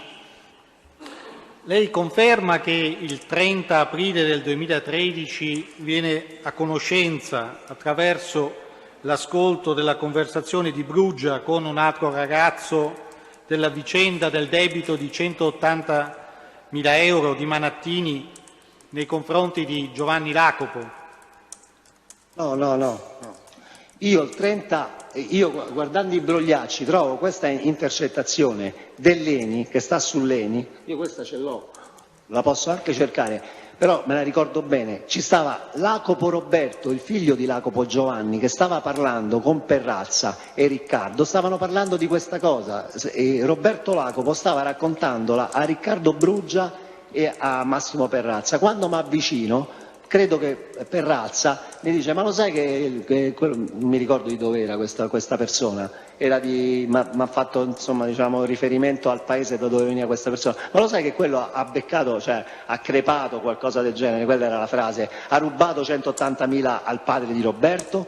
E io dico, ma chi? Ma stava qua ieri. Questa è la mia reazione, io il 30 aprile la so questa cosa, non la sappiamo prima, ma non era una terza persona. Era Lacopo Roberto che stava raccontando l'episodio. Infatti sui brogliacci c'è scritto che lo sta raccontando Lacopo Roberto a Massimo Perazza e a Riccardo Brugia, e Carminati lo sa in quella circostanza. Bene, quindi il dato è che quindi lei conferma di aver saputo di questa vicenda il 30 aprile del 2013. Io il 30 aprile lo so, dopo che la vicenda è già oltre. Tutto quello che doveva succedere era già successo, perché se lei guarda la telefonata fra Manattini e Sterlicchio, quella che ho riportato, lei leggerà lì che loro già prima, il 4 aprile, già avevano fatto le loro discussioni, Carminati, il Cecato non c'entra niente, si erano già rivolti ai loro amici, già avevano fatto tutto. E noi lo sappiamo, io e Riccardo, 25 giorni dopo che già era finita tutta la storia, cioè Manattini aveva rubato i soldi al padre di Lacopo, Manattini si era rivolto ai suoi amici di Montespaccato, cioè noi lo sappiamo dopo. Ma il 30, noi non sappiamo che si erano rivolti a quelli di Montespaccato, noi sappiamo che Roberto Lacopo dice che Manattini ha rubato i soldi a suo padre.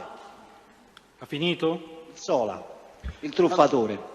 Senta, Allora, vuole spiegare al Tribunale come mai lei il 28 di agosto del 2013, come mai quindi il successivo 28 agosto del 2013 Riccardo Bruggia le comunica presso il distributore che Manattini si era rivolto al Curto di Montespaccato, l'alias Franco Gambacurta? Io no, forse non mi sono spiegato prima. Noi il 30 aprile sappiamo da Roberto Lacopo che Manattini ha rubato i soldi al padre. Ha rubato i soldi al padre, alla moglie del padre e alla figlia, alla sorella di Lacopo, Roberto. Lacopo Roberto rideva di questa cosa, devo dire, onestamente. Quindi, quando Riccardo invece mi racconta l'altro episodio è perché evidentemente sappiamo in quella situazione quello che però era successo prima. Noi lo sappiamo 6 mesi dopo che era successa questa cosa, dell'intervento che c'era stato su Montespaccato, su quella cosa. Se io le dico che già il 4 aprile 2013 nella telefonata fra Sterlicchio e Manattini continuano a dirsi che loro hanno detto a Gammuto, un uomo di Montespaccato, guarda che il cecato che sarei io come al solito, non c'entra niente, lui non c'entra proprio niente con questa storia, non gli interessa questa storia, cioè quindi vuol dire che già loro si erano rivolti a Montespaccato per risolvere non so quale questione, non so che cosa gli aveva detto Lacopo Giovanni, e quindi già noi questa cosa qua noi la sappiamo, una cosa che a aprile è definita, il 4 aprile è definita, sappiamo del fatto il 30 aprile e ne parliamo a agosto. Ho capito. Questa è la scansione della storia, basta guardare le intercettazioni. Prima di arrivare su questo punto, le rivolgo un altro quesito. Perché lei ha detto, riferendosi a Manattini, lo ammazzo come un cane, ma magari ne viene con qualcuno, glielo dico, entro 48 ore sei morto, ti saluto, entro 48 ore io ti ammazzo, o c'hai un uomo che m'ammazza. Il RIT è il 2691/13 progressivo 828. Quando io vengo a sapere che Manattini, 8 mesi dopo, perché questa cosa evidentemente se ne parlano il 4 aprile, io la vengo a sapere il 28 agosto, diciamo, è una cosa che perlomeno è successa a 28 marzo. agosto 2013. Esatto, io il 28 agosto, quando vengo a sapere questa cosa, noi veniamo a sapere questa cosa e dice, questo oltretutto che ha assolato il padre di Roberto, gli ha rubato i soldi e che voleva fare? Voleva pure venire qua con qualcuno a fare il malandrino? E questa qui è la mia reazione. In un momento in cui avevo le guardie che stavano dall'altra parte della strada a riprenderci, a farci le fotografie. Cioè, io non ho mai avuto alcun interesse in questa situazione, nessuno mi ha mai chiesto niente, non sarei mai intervenuto. Certo, se veniva qualcuno a chiedermi di non interpormi, io mi interpongo, ma chi te conosce, ma chi sei? Cioè, questa è la mia reazione, abbiamo fatto, se lei vede poi ci mettiamo a ridere, il Curto di Montespaccato diventa lo Spaccato di Montecurto, tutte queste cose qua, ma basta che la legge, guardi, sono cose, è un normale modo di parlare nostro, perché se a tutto quello che noi diciamo dessimo un seguito realmente, voglio dire, sarebbe veramente una cosa pericolosa. Semplicemente lì eravamo stati vittima di chiacchiere, questi qui erano venuti, cioè avevano talmente paura di noi che stavano a assolare la gente tranquillamente. Questa è la realtà. Dal benzinaio, come Lacopo Roberto fa parte di un'associazione mafiosa e gli truffano il padre 180.000 euro e quello viene qua a dire che è ancora un amico suo. Ma questa gente che c'entra? Senta, ma di che cosa stiamo parlando? Questa storia è ridicola. Poi certamente parolacce tantissime, insulti tantissimi, da noi non è venuto nessuno, noi ci siamo disinteressati, l'unica cosa che volevamo io e Bruggia è che si levassero dal benzinario in maniera che per non farci portare le guardie addosso, che già ce ne avevamo tante abbastanza. Questa era la nostra preoccupazione, solo quella, del resto non ci fregava niente. Non è venuto nessuno a parlare con noi, nessuno a chiederci niente. Però tranquillamente venivano al benzinario tutti questi grandi industriali a fare le sole tranquillamente, a lasciare gli assegni ballerini che a momenti, come si chiama, il povero Lacopo andava fallito perché non pagava nessuno, cioè questo è successo là. Ma questo dimostra proprio il fatto, cioè è la dimostrazione plastica che là non c'era assolutamente nessuna associazione criminale sul territorio. Perché se no nessuno avrebbe isolato Lacopo Roberto, Carminati sarebbe intervenuto e quant'altro, con tutto quello che ne consegue. Ci sono state soltanto 4 chiacchiere. Manattini non è assolutamente vero che io l'ho aggredito, anche perché io non aggredisco Manattini un anno dopo i fatti. capito? Cioè, quindi non so di che cosa stiamo parlando del nulla. Senta, poi se vuole fare un processo a parte, facciamo un processo a parte. Allora le chiedo, Dottor Tescaroli, sì, no, mi lasci scusa, fare la domanda però. Ma io devo fare un'osservazione su quella che ha appena letto. Le sto chiedendo, io non ho la trascrizione ma ho il brogliaccio e qui leggendo il brogliaccio sembra che loro stiano ironizzando e scherzando su questo culto di Monte Spaccato, anche quando Carminati aggiunge che appena lo incontra lo prende a schiaffi ed eventualmente lo ammazza. E tra parentesi continuamente c'è scritto ride, ride, ride. Allora le chiedevo se anche la trascrizione riporta questo. A me Io non risulta, a me risultano... allora nel brogliaccio i carabinieri hanno notato ride, ride, ride e invece evidentemente il trascrittore no. Vedremo la trascrizione. Era una cosa da ridere, avvocato, era una cosa da ridere. Cioè, ma che se stavamo a preoccupare chiunque veniva per una cosa che non ci interessava? Chiunque veniva, come veniva se ne andava. Io stavo parlando con l'amico mio. Cioè, stavo parlando con Riccardo, ma che mi importa a me di queste cose? Non mi importava nulla di questa cosa, non mi importava nulla che il padre di Roberto Lacopo era stato truffato, non mi importava nulla anche se Roberto veniva truffato. Cosa c'entravano con me? Ma che me ne importava dei fatti loro? Io badavo che non truffassero me. Ha risposto. Allora, Presidente, perché si insiste su questa cosa. Senta, lei ha menzionato questa conversazione nella quale Sterlicchio ha fatto riferimento parlando del benzinaio che è il ceccato 6 la conversazione tra Sterlicchio e Manattini. Lei ha detto che è del 4 aprile del 2013. Esatto? Ho capito bene? Così ha detto il capitano Mazzoli, io su quello mi baso, io ho solo la trascrizione del capitano Mazzoli. Il capitano Mazzoli ha detto questo e io su questo sto, allora, non è che ce l'ho. Siccome già l'ho detto 2 volte mi permetto di interromperla e le faccio presente al Tribunale che questa conversazione è del 4 aprile del 2014, cioè dell'anno successivo. Il RIT 7788/13, progressivo 4266 del 4 aprile 2014. Io ho però procedimento penale 4194/12 e quindi pensavo che fosse, l'ha detto il capitano Mazzoli che era del 2013. Non ho rivolto a lei la domanda, l'ho fatto solo presente al Tribunale. No, va bene, il capitano Mazzoli ha detto che era del 2013, lei c'ha la trascrizione, vado a guardare. Del 2014. Mi fermo, prosegue ora il collega. Io però tutte queste cose le ho lette dopo, le ho lette nel 2016, non so... il capitano Mazzoli l'ha detto. Prosegue il dottor Iello. Va bene.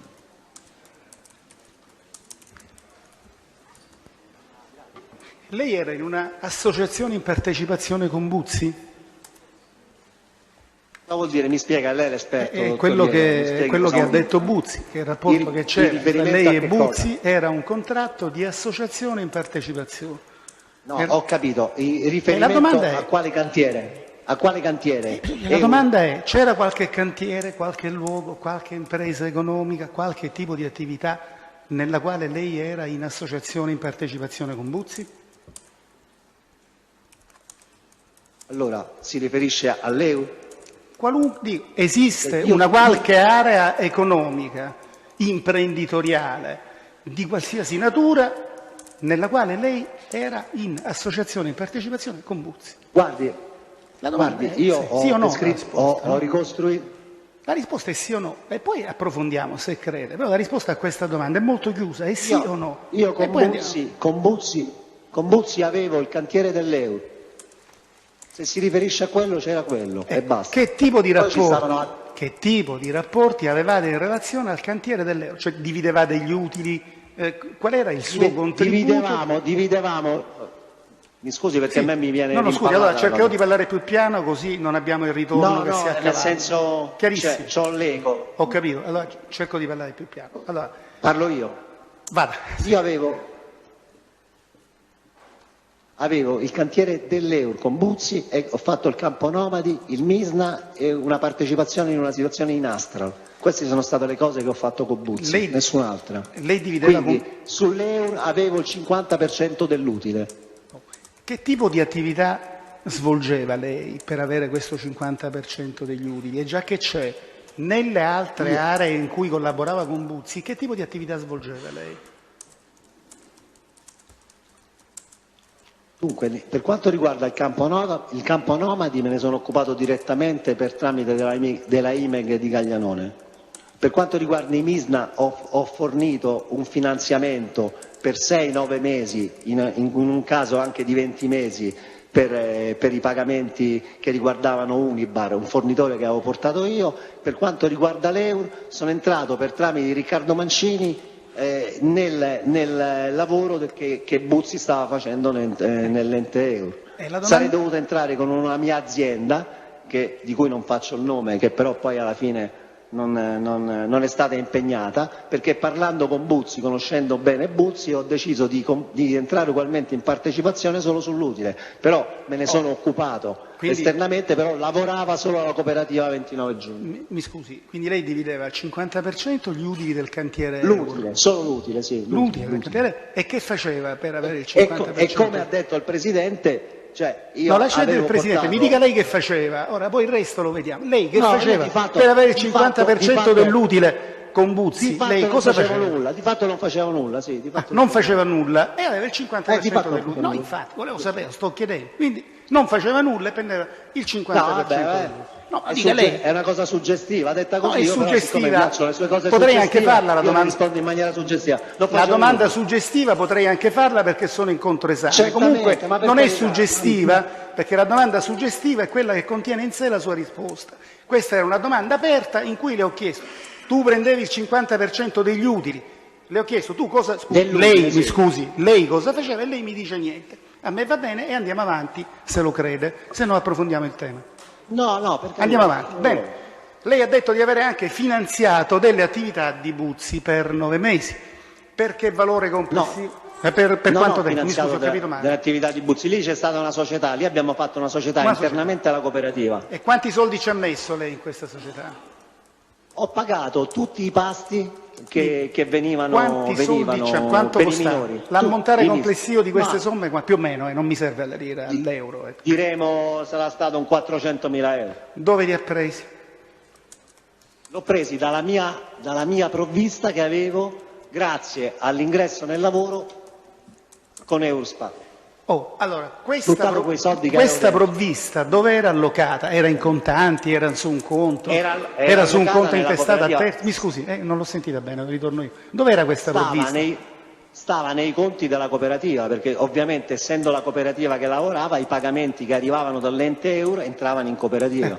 Quindi lei poi ha preso? No, sì. Io di quei soldi ne ho presi pochissimi, io non ho preso ho preso alla fine della festa 150.000 euro, i soldi che mi sono stati dati in contanti da Buzzi, dalla signora Cerrito e in qualche occasione dal dottor De Ninno.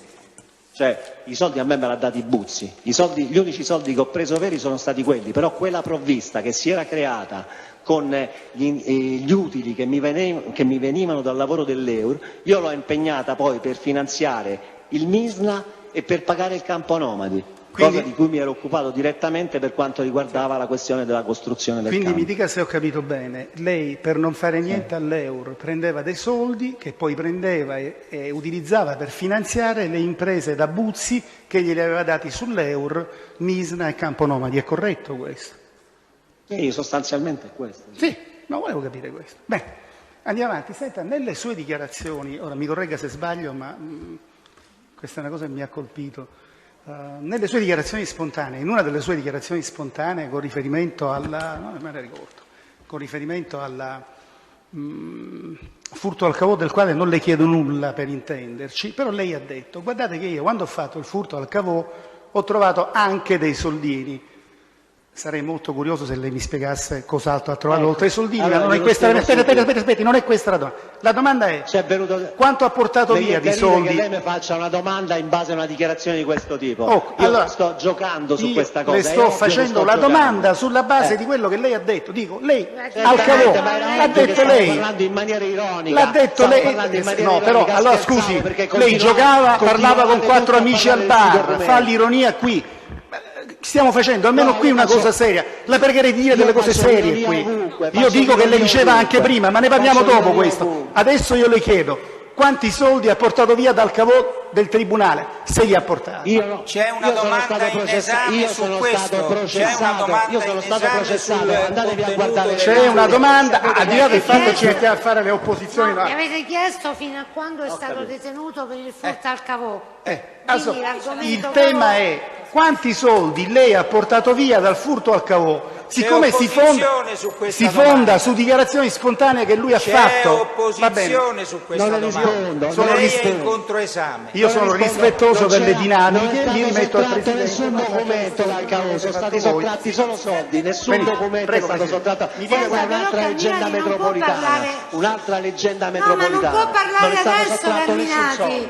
Non può parlare adesso. Perché ha parlato il pubblico ministero, il suo difensore ha fatto un'opposizione, il Tribunale deve decidere. Presidente, adesso sta in silenzio. Presidente, mi scusi, non sento bene, io non adesso capisco deve nulla tacere, deve dare il tempo al Tribunale di decidere. Presidente, mi scusi, non sento bene, non capiamo bene qui, non capisco bene, non capisco bene, c'ho solo l'eco, non capisco bene, non capiamo bene qui.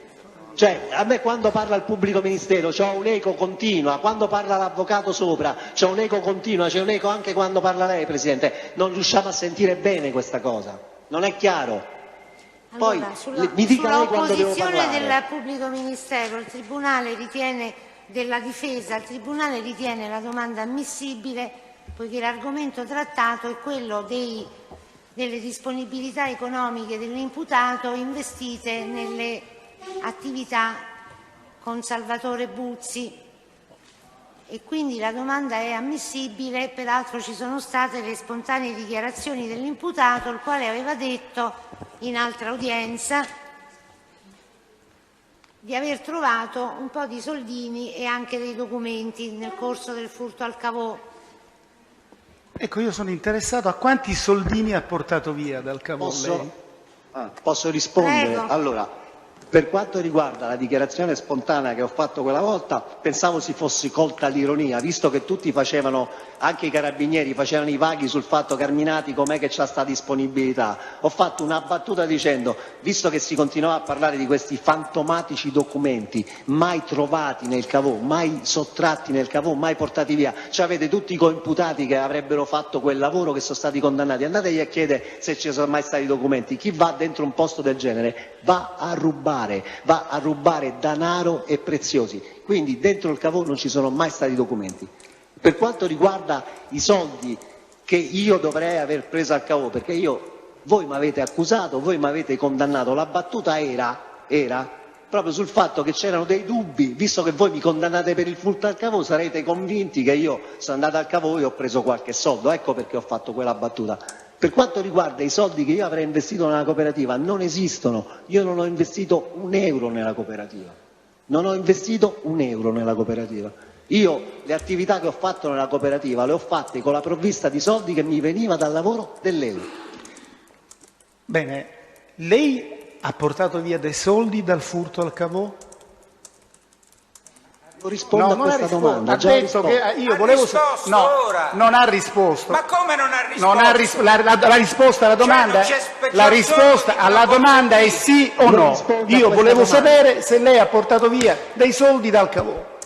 Si risponde con un monosillabo di affermazione o di negazione e poi ci approfondiamo la domanda. Ammesso e non concesso che abbia fatto il colpo al cavò, se ci sono andato avrò portato via qualche soldo. E voglio sapere quanti soldi ha portato via, se me lo vuole dire, voglio. Io le chiedo, lei vuole dirmi quanti soldi ha portato via dal cavò o non me lo vuole dire? Non rispondo a queste domande che non riguardano questo processo, non le rispondo. È un suo diritto, guardi, non glielo contesto. Sono molto meno cattivo. Per carità, ma io rispondo dove mi va di rispondere, dove non mi va di rispondere. Stia qui. Il tema è, io le faccio la domanda, se lei poi non vuole rispondere, va benissimo, funziona così. Va bene così. Adesso cambiamo argomento, come dice il suo avvocato, e parliamo del rapporto con Mancini. Se non ho frainteso il contenuto delle sue dichiarazioni sul punto, lei ha detto che con Mancini non ha mai avuto rapporti economici, non c'è mai stato nessun rapporto economico, nessun rapporto che avesse da sfondo, come dire, questioni economiche. Confermo. Questo è corretto? Confermo, assolutamente mai nessun rapporto economico.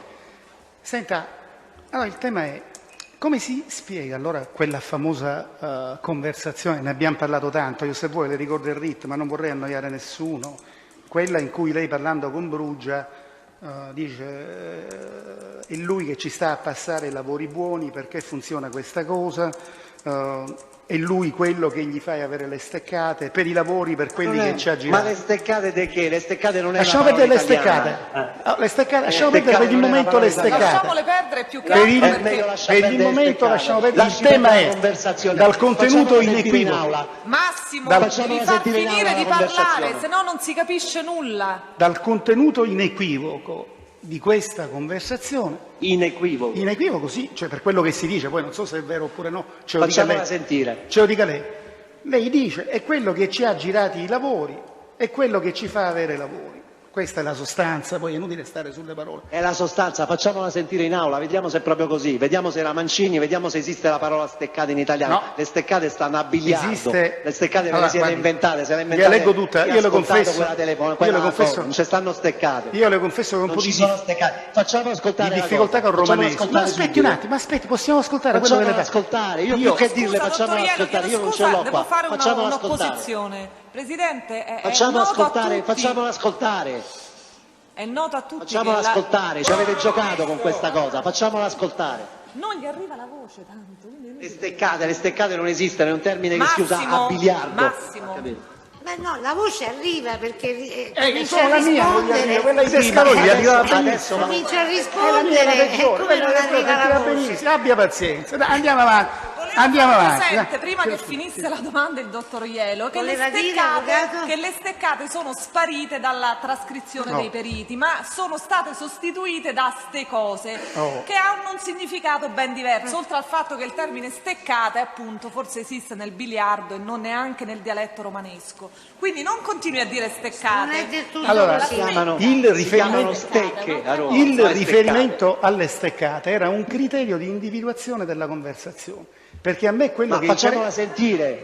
Allora la facciamo sentire. Intanto lei mi risponde se crede e poi se del caso la faremo sentire. Ci sono il contenuto interessi a cui... economici con Riccardo Mancini di nessun tipo, nessun lavoro. Guardi, se lei non mi fa fare la domanda, non ci capiamo. Davvero, vorrei capire. Il riferimento alle steccate era un criterio di individuazione della conversazione. Perché quello che interessa al pubblico ministero di quella conversazione, nel porle la domanda, era che lì c'è un riferimento a lavori che vengono passati, a lavori che vengono girati. E nessuno ha mai contestato che si dicesse questo. Ora a me pare, ma forse mi sbaglio, che il riferimento a lavori che erano passati, che erano girati da Mancini, mi scuso, io non sono un grande interprete del romanesco, Erciccione, Grassottello, voglio dire. Il riferimento è a lui, allora il passaggio è, qui si fa riferimento a cointeressenze economiche, a rapporti aventi un contenuto economico, il che parrebbe a me, che sono molto meno migliore di altri evidentemente, ma forse per questo mi sembra, il che parrebbe a me che neghi la sua affermazione quando dice che non ci sono mai stati rapporti a contenuto economico. Questa era la domanda che dalla mia modestia voglio dire. Vediamo se si parla di quello. Io mi riferisco anche a quello che ha detto il maggiore dell'Ellis in quest'Aula, quindi inutile stiamo a perdere tempo. Non ci sono state cointeressenze economiche mai nella vita con Mancini, mai, non ce ne sono state, punto. Questa è la mia risposta. Benissimo. Faccia sentire questa intercettazione, sì, così la sentiamo poi la sentiremo, guardi, e vediamo se si parla di queste cose. Calmiati, le posso garantire che questa l'abbiamo sentita tutti, la sentirà il Tribunale di Camera di Consiglio e noi tutti male. Aspetta, tutti. Visto che chi è che ha fatto le perizie l'ha valutata in maniera completamente diversa. No, il riferimento ai lavori non è sparito neppure nella perizia, le posso garantire. Facciamola sentire. Beh sì, la facciamo sentire, la sentiremo, l'abbiamo sentita, stia tranquillo che il nostro mestiere lo facciamo. Ma io, guardi, io sono il più tranquillo di tutti, mi scusi se strillo perché no, non si preoccupi. Strillo anch'io e strilliamo in due, ci compensiamo, non si preoccupi, non mi turbo. Ecco. No, non è che io strillo per andare sulla sua voce. No, lo capisco, guardi, strilli pure, se ne serve. Veramente, qui quando noi parliamo, quando per dire ci sovrapponiamo, arriva un eco, non si capisce niente. Adesso sta cominciando a migliorare da un paio di minuti. L'importante è che mi risponda, strilli pure, non mi turbo nella no, rispondo quello che decido io. No, certo, ma è ovvio che rispondo poco, male. Così come finora ha sempre fatto. Non è deciso quello che vuole, come vuole. Lei mi conosce da un sacco di tempo, dottor Io. No, pochissimo. Senta, cambiamo non argomento, ma cambiamo, come dire, articolazione dell'argomento. Chi era il destinatario finale della tangente Breda-Menarini? Assolutamente non lo so. Buzzi dice che lei gli avrebbe detto un nome, lo conferma?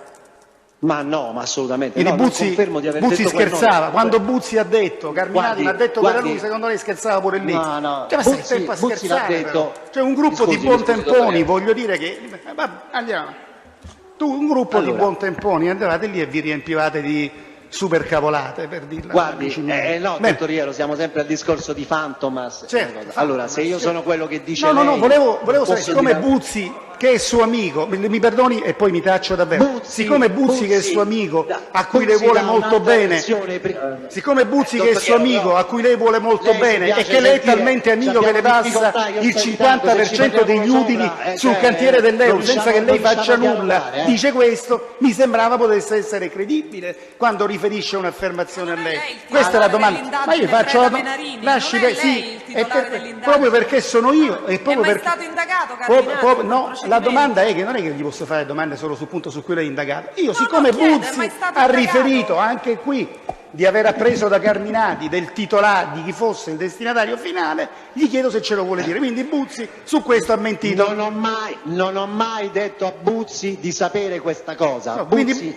ha mentito. Che le fa, che le rende in Sardegna dice una cosa, qui ne dice un'altra. Io non ho mai parlato con Buzzi di questa cosa, anche perché non sono al corrente di questa questione, che a me non mi interessava assolutamente, e che tra le altre cose non potevo fare quel nome perché io quella persona di cui ho letto il nome sugli atti è una persona con cui non ho mai avuto nessun rapporto. Guardi, e non credo assolutamente che possa essere una cosa vera quella che ha detto Buzzi. Possiamo essere d'accordo sul punto che Buzzi una volta dice una cosa e una volta ne dice un'altra. Ne abbiamo almeno 4 versioni. Vediamo qual è la più credibile poi. E andiamo avanti, però il processo... Non ho capito, io siamo d'accordo, possiamo essere... Io sto dando versioni differenti. Non lei, Buzzi? No, lei è la prima scusi, che non ho capito. Noi abbiamo la versione... Non sento bene. Noi abbiamo la versione delle intercettazioni e poi la versione di oggi. Non sento bene, non sento bene. Mi spiace che non senta bene le domande che le faccio io, era andata così bene fino a oggi. Non ci sto provando, no, ma non si preoccupi, io sento, se lei parla piano e soprattutto non mi fa una domanda che dura 3/4 d'ora, per una risposta che può durare 30 centesimi di secondo, magari riusciamo a fare un dialogo così, lei capisce che sta in vantaggio, a parte che lei sta sempre in vantaggio rispetto a me, però... Ma lei è l'avvocato che è sempre in vantaggio su tutti, quindi siamo tutti sotto. Lei sa bene perché ha fatto tutti quei processi che io con Breda Menarini non c'entro niente, era lei il dominus di quel processo. Infatti, lo sa bene. Siccome ho esercitato nei suoi confronti l'azione penale solo quando lei era colpevole, lei non è imputato in quel processo, ma in questo. È un'altra storia. Domanda, cambiamo questo. Qual era il cecio al culo che si doveva tenere Mancini quando stava in galera? Cos'era? No, devo riprendere tutte le carte. Io non so si riprenda, faccia pure. Qual era il cecio al culo che si doveva tenere Mancini quando stava in galera? No, ma volevo, in controesame magari si può tornare sul tema con un minimo di maggiore precisione. Ma mica voglio conculcare il suo diritto di dire quello che vuole. Almeno quello non lo conculca, stia tranquillo. No, non mi permetterei mai. Io sono la parte fragile del processo. Sono quello di cui tutti voi vi approfittate. Non mi sono mai approfittato di nessuno e non mi permetterei di farlo con lei. Dunque, 166/13, 207, 31/1/2013, Pucci Carminati. È il famoso cecio al culo. Ce la fa a tenersi il cecio al culo? No, non ce la fa, quello è il problema. Ma per una cosa poi che non è vera. La realtà è che non è vera. Quindi cos'è il cecio al culo che si deve... finisce qua. Finisca, sì, certo. Quindi non ho rimesso in ordine le carte e quindi sono un po'... Tutto il tempo che le serve. Eccola qua.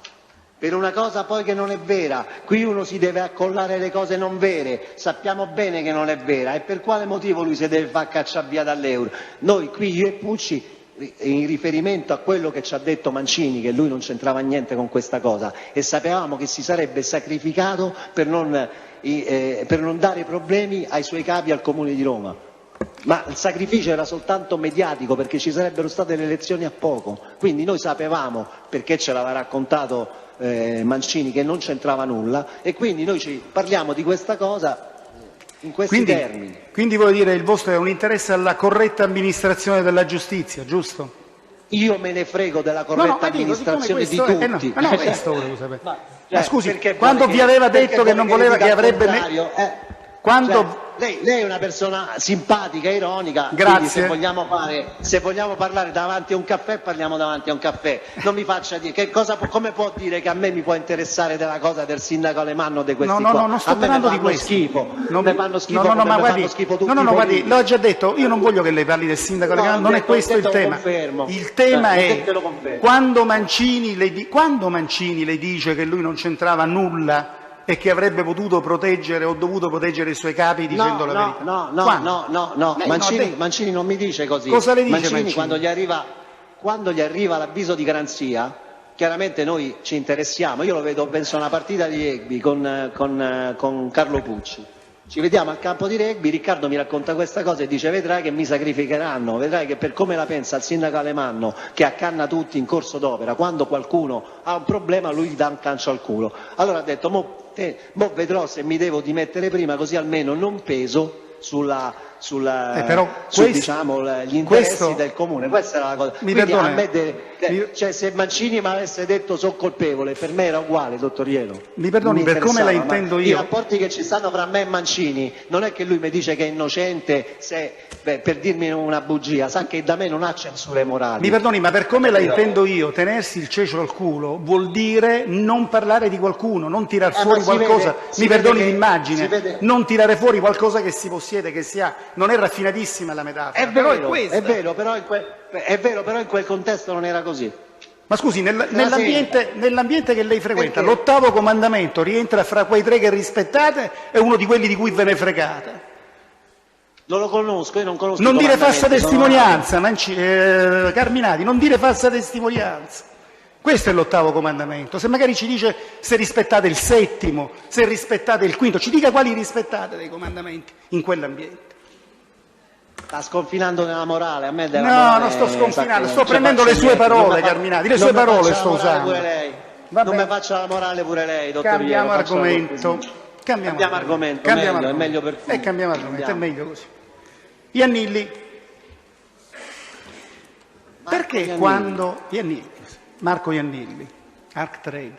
Perché quando Marco Iannilli viene arrestato in occasione della vicenda di Arctrade, lei si precipita in tribunale? Lei viene in tribunale, si precipita, forse parola...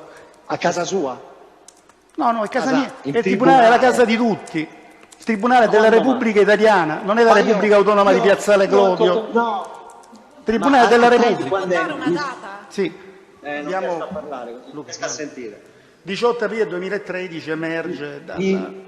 Dottor Iero, mi rifaccia la domanda che non l'ho capito. Perché quando viene arrestato Iannilli, qualche tempo dopo, nell'immediatezza dell'arresto di Iannilli, lei si reca in tribunale dopo l'arresto di Iannilli? Io vado a casa di Iannilli. Ma a casa di Iannilli. In tribunale non viene? Dopo l'arresto di Iannilli, lei viene in tribunale sì o no? Dica quando. La domanda è, dopo l'arresto di Iannilli, lei si reca in tribunale nell'immediatezza dell'arresto di Iannilli, sì o no? Iannilli è stato arrestato, come lei sa, perché lo ha arrestato lei diverse volte. La domanda la faccio io, non gliela dico la data, io voglio sapere se dopo l'arresto di Iannilli lui va in tribunale, sì o no? E la domanda la faccio io. Voi potete pretendere di tutto, ma non impormi il modo di fare le domande. No, avete fatto domande di qualsiasi tipo. Però imporle, non io e non la collega, ma il codice, di fare una domanda fattualmente precisa. La domanda è stato arrestato più volte, lei deve dire a quale degli arresti si riferisce. L'arresto in occasione di Arctrade. L'arresto di Arctrade. l'arresto di Arctrade. Lei ricorda di essere venuto in tribunale? Sì o no? Che ne so qual è l'arresto di Arctrade? In che data? 2003. Che ne so Arctrade? Ma che me frega a me d'Arctrade? Mi dica la data. È stata, l'ho fatto ieri, è stato 2013 è stato. Lei nell'occasione dell'arresto di Iannilli per Arctrade, estate 2013, si è recato in tribunale sì o no per quegli eventi? Senta, Iannilli l'arrestano più volte, in un'occasione sono andata addirittura nel momento degli arresti perché la signora Maldarelli mi chiama e mi dice stanno arrestando Marco, chiama la mia compagna e io vado a casa, parlo con i finanzieri del GICO, gli do il mio documento, sono amico di Marco Iannilli, lo dico chiaro, sono amico di Marco Iannilli, mi identificano, faranno una relazione di servizio di cui a me me fregava niente perché se avessi avuto qualcosa da temere col cavolo che sarei andato a casa degli Iannilli mentre lo arrestavano e non sapevo perché lo stavano arrestando. Mi perdoni, Poi, dice... Nel successivo arresto può essere pure che ho incontrato la moglie degli Iannilli in tribunale dopo gli arresti per parlare con lei, per sapere che cosa era successo, ma sicuramente sono andato al tribunale a parlare con l'avvocato mio,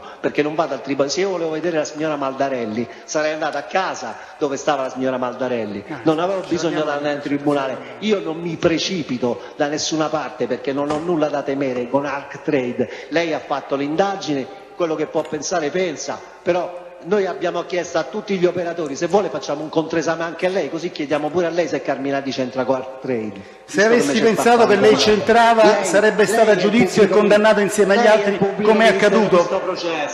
E allora la domanda era, ma scusi, avvocato, lei ha chiesto l'universo, io sto facendo la domanda se è vero che si è recato in tribunale dopo l'arresto di Iannilli per Arctrade. Che gliene importa perché se è ammissibile glielo faccio e lui mi risponde. Lei conosce io vado sul luogo dell'arresto un anno prima e non vado a parlare con la moglie se la moglie c'ha un problema. Io non c'avevo nessuna preoccupazione né con Arctrade né con nient'altro. Lei conosce Ius? Io stavo proprio tranquillo, stavo proprio sereno. Lei conosce Ius? Mai visto né sentito, non so proprio chi sia. Quello mai avuto rapporti con l'indagine? Non so proprio chi sia, non l'ho proprio mai visto, non so chi sia. Io di questo ius vengo a sapere qua dal processo, quando vado a guardare le carte dei carabinieri, quando voi mi accomunate a questo per una storia di riciclaggio, qualche cosa, e mi indagate per quello. Sarà stato lei, presumo. No, le faccio una sorpresa, no? Va bene, comunque io ho finito. Lei lo conosce. Io ho finito. Io non so chi sia, che me ne importa a me dei ius. Il pubblico ministero ha terminato l'esame. Tutto qua. Io pensavo, mi ero preparato che mi massacrassero, Presidente. Presidente, mi scusi, siccome nel suo calendario ho fatto un calendario per me per il lunedì, invece lo vorrei fare oggi perché ho un problema oggi, Prego, allora... Sì, non è che voglio passare avanti agli altri, però per dire che lo faccio oggi. Va bene. Io, Presidente, lo faccio lunedì mattina. Lei sì, lo facciamo fare lunedì mattina. E allora oggi abbiamo l'avvocato, la difesa Gagnalone, Tredicine, Pucci e Cerrito. Quindi inizia l'avvocato Spigarelli per Gagnalone. Ma perché se ne va il dottor Ielo? Rimanga, no? Presidente, voglio far presente, non per giustificarmi della concitazione col dottor Ielo, che è molto simpatico, però noi quando si parla più persone, qui veramente sentiamo male, Presidente, non sentiamo come sentiamo al solito. Questa è la 200ª udienza che faccio con voi. Sentiamo male, veramente sentiamo male. Si sovrappongono, ci stanno tutti echi. Io non capisco quando una persona finisce di parlare, quindi prego magari gli avvocati nel controesame non lo so, poi scanditemi il tempo voi, ditemi voi quando posso parlare, perché altrimenti io mi sovrappongo. A me mi sembra che sia finita la frase e poi invece sentiamo dopo che viene continuato il discorso. Non so spiegarle che cos'è la situazione, Presidente, come funziona. Carminati, sono l'avvocato Spigarelli, difendo Maurizio Gaglianone. Buonasera, avvocato. Buonasera. Senta, devo rintervenire sull'argomento... Però si sente male, Avvocato, forse si deve sedere perché è troppo lontano dal microfono. A me mi pesa male, si sentono non lo so, avvocato, oppure non lo so se vuole usare una... Purtroppo il microfono mi è sente collocato... Carminati? Sì, adesso la sento più forte, adesso va un pochino meglio. Allora, io devo rintervenire su un argomento perché una domanda diciamo un po' capziosa del dottor Ielo può avere non chiarito una questione che a me sembrava che lei avesse chiarito ieri, però io e Ielo veniamo raramente. Fa solo domande capziose. Allora, la questione io gliela metto in termini semplici, in modo che così ci capiamo e ci capiamo definitivamente su questo argomento. Il tema è il campo nomadi. Allora, lei ha mai dato danari a Maurizio Gaglianone per fare i lavori del campo nomadi? Denari personalmente diretti, denari in contanti? Sì. No, ma quando mai? Ma mai. Guarda, io le faccio domande...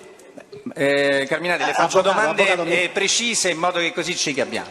Sì, però Avvocato mi faccia contestualizzare. Sì. Maurizio Gaglianoni, gli unici soldi che ha preso per il campo nomadi sono quelli che lui ha fatturato ad Erikes. Poi quello che è successo dentro Erikes sono fatti miei e di Erikes, sono fatti miei interni alla cooperativa. Maurizio Gaglianone non sapeva che ero io che pagavo indirettamente tramite Erikes. Io non ho dato extra fuori da quelle fatture che Gaglianone ha fatto ad Erikes, non gli ho dato mai nulla e lui nulla ha mai dato a me. Gli unici soldi extra sono stati quelli, fuori da questo contesto, sono quelli che mi ha tenuto per il pagamento di Casa De Cataldo, nient'altro.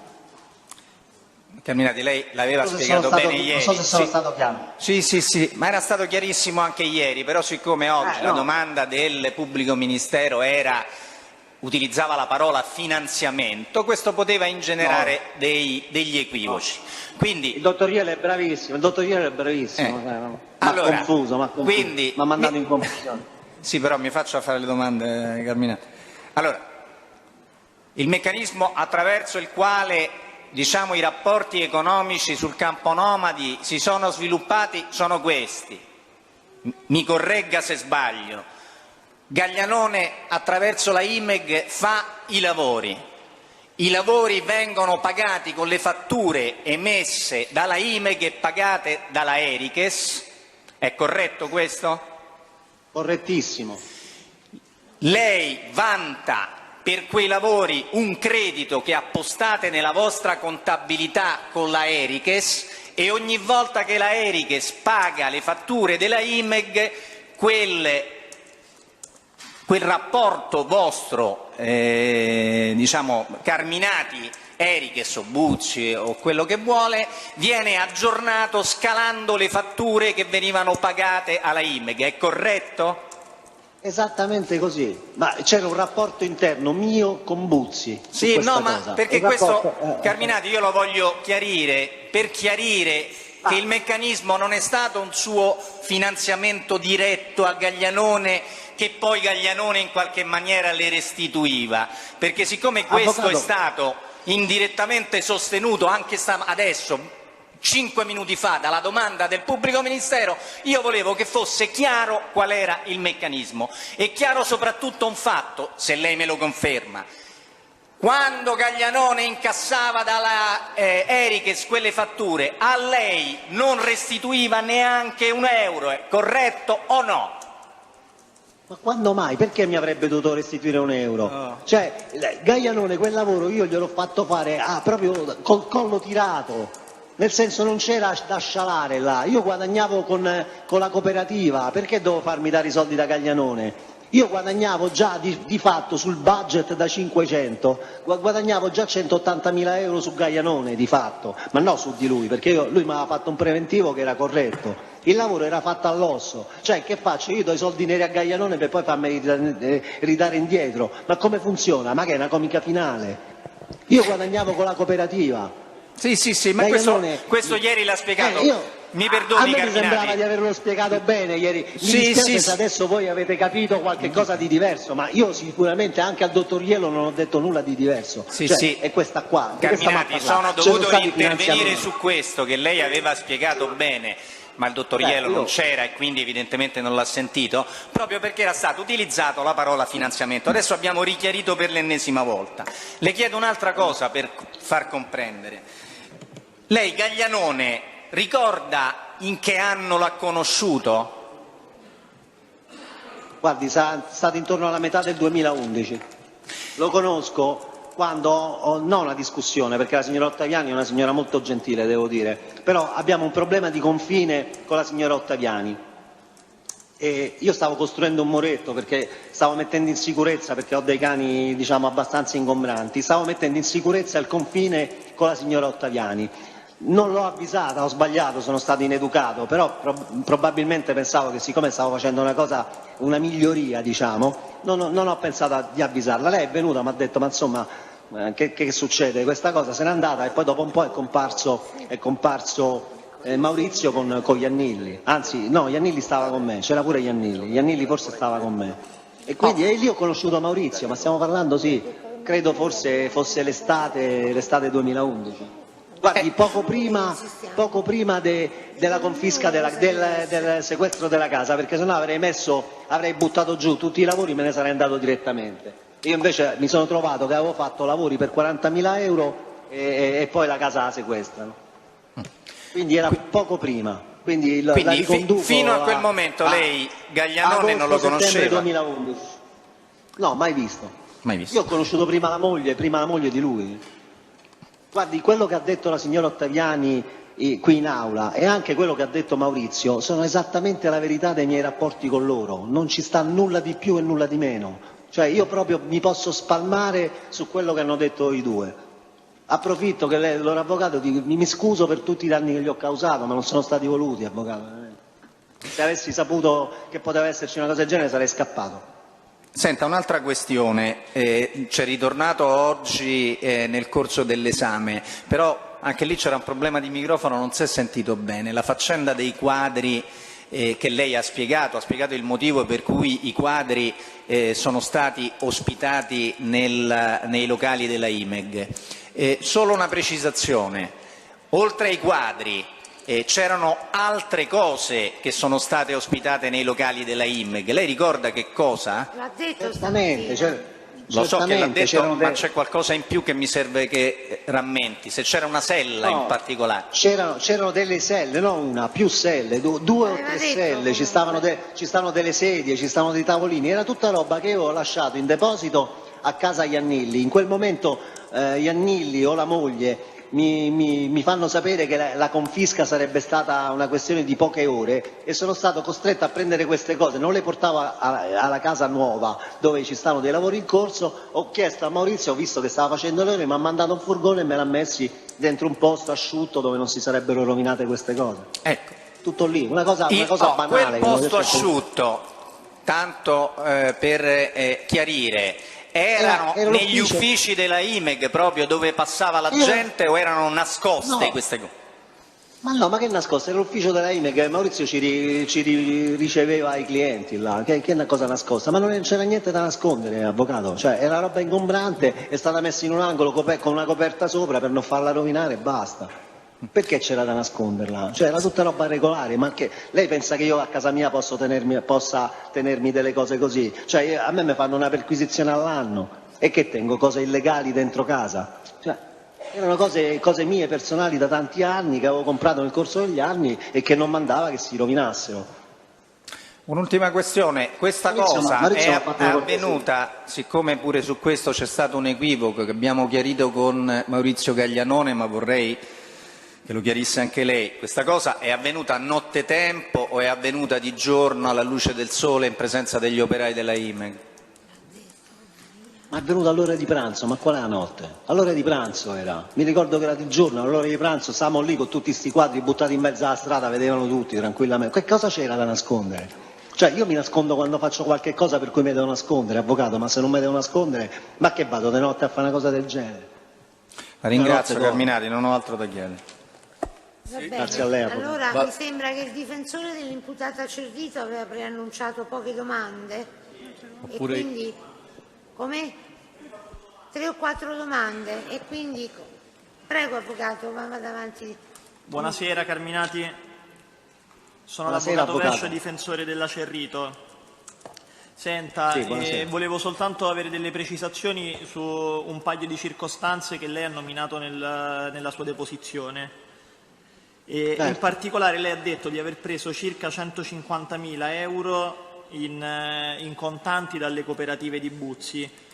Volevo sapere se grosso modo è quella la cifra, 5.000 più, 5.000 meno, forse 10.000 più, 10.000 meno, cioè non ho mai tenuto conti. Volevo sapere se aveva avuto modo di vedere la ricostruzione depositata dagli avvocati di Buzzi la scorsa settimana delle somme e se appunto la ricostruzione operata da Buzzi era corretta, che 145.000.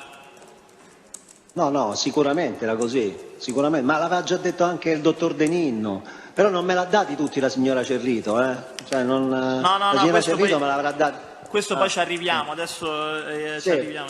Sì, credo che la ricostruzione sia quella corretta, ma è la ricostruzione sui conti, avvocato, non è che c'è tanto da discutere, la ricostruzione è sui conti che aveva il dottor De Ninno, mi ci riconosco perfettamente. Senta, allora proprio in relazione a questi conti, lei ci ha detto che questi soldi le furono consegnati spesso da Buzzi, a volte anche da Di Ninno e dalla Cerrito, è corretto? Sì. Senta, no, io guardi, ho visto la signora, mi scusi avvocato, la signora Cerrito da sola non mi ha mai consegnato soldi, ecco, la signora Cerrito mi ha dato soldi, la signora Cerrito mi ha dato soldi quando Buzzi la chiamava, a me i soldi che mi sono stati dati sono stati dati praticamente sempre davanti a Buzzi. Buzzi chiamava la signora, magari gli diceva una cifra e poi mi davano i soldi, ma la signora Cerrito da sola autonomamente non mi ha mai dato soldi, non avevo confidenza con la signora Cerrito, era una signora molto gentile, ma non è che io socializzavo lì, insomma. Grazie, proprio questo volevo sapere, quindi i vostri rapporti si limitavano a buongiorno e buonasera, non avevate nessun tipo di confidenza? Ma certamente, come quasi con nessuno nella cooperativa, cioè io nella cooperativa parlavo con 3 persone, cioè non è che... Sicuramente non c'era la signora Cerrito, però la signora Cerrito Buzzi la chiamava, la signora Cerrito veniva con una busta, forse abbiamo detto quella volta del libricino nero abbiamo fatto qualche battuta, ma sicuramente non c'è mai stato nessun rapporto, cioè non mi sarei mai permesso, guardi io non entravo neanche in cooperativa se non c'era Buzzi. Erano solo battute, senta, quindi ci ha detto che non è mai successo che abbia chiesto soldi lei autonomamente alla Cerrito, ma era sempre Buzzi che li chiedeva per suo conto, insomma. Assolutamente, il mio rapporto era con Salvatore, nessun altro.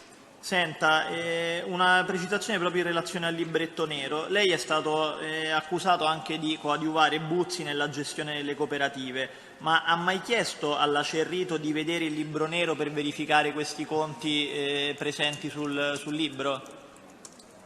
Guardi, le accuse, io non ho gestito niente, nessuna cooperativa, non gestivo manca la Cosma, figuriamoci se potevo avere le capacità questo sì, imprenditoriali. era una premessa, però volevo capire se lei ha mai chiesto alla signora Cerrito di vedere il libro per verificare i conti. Ma figuriamoci.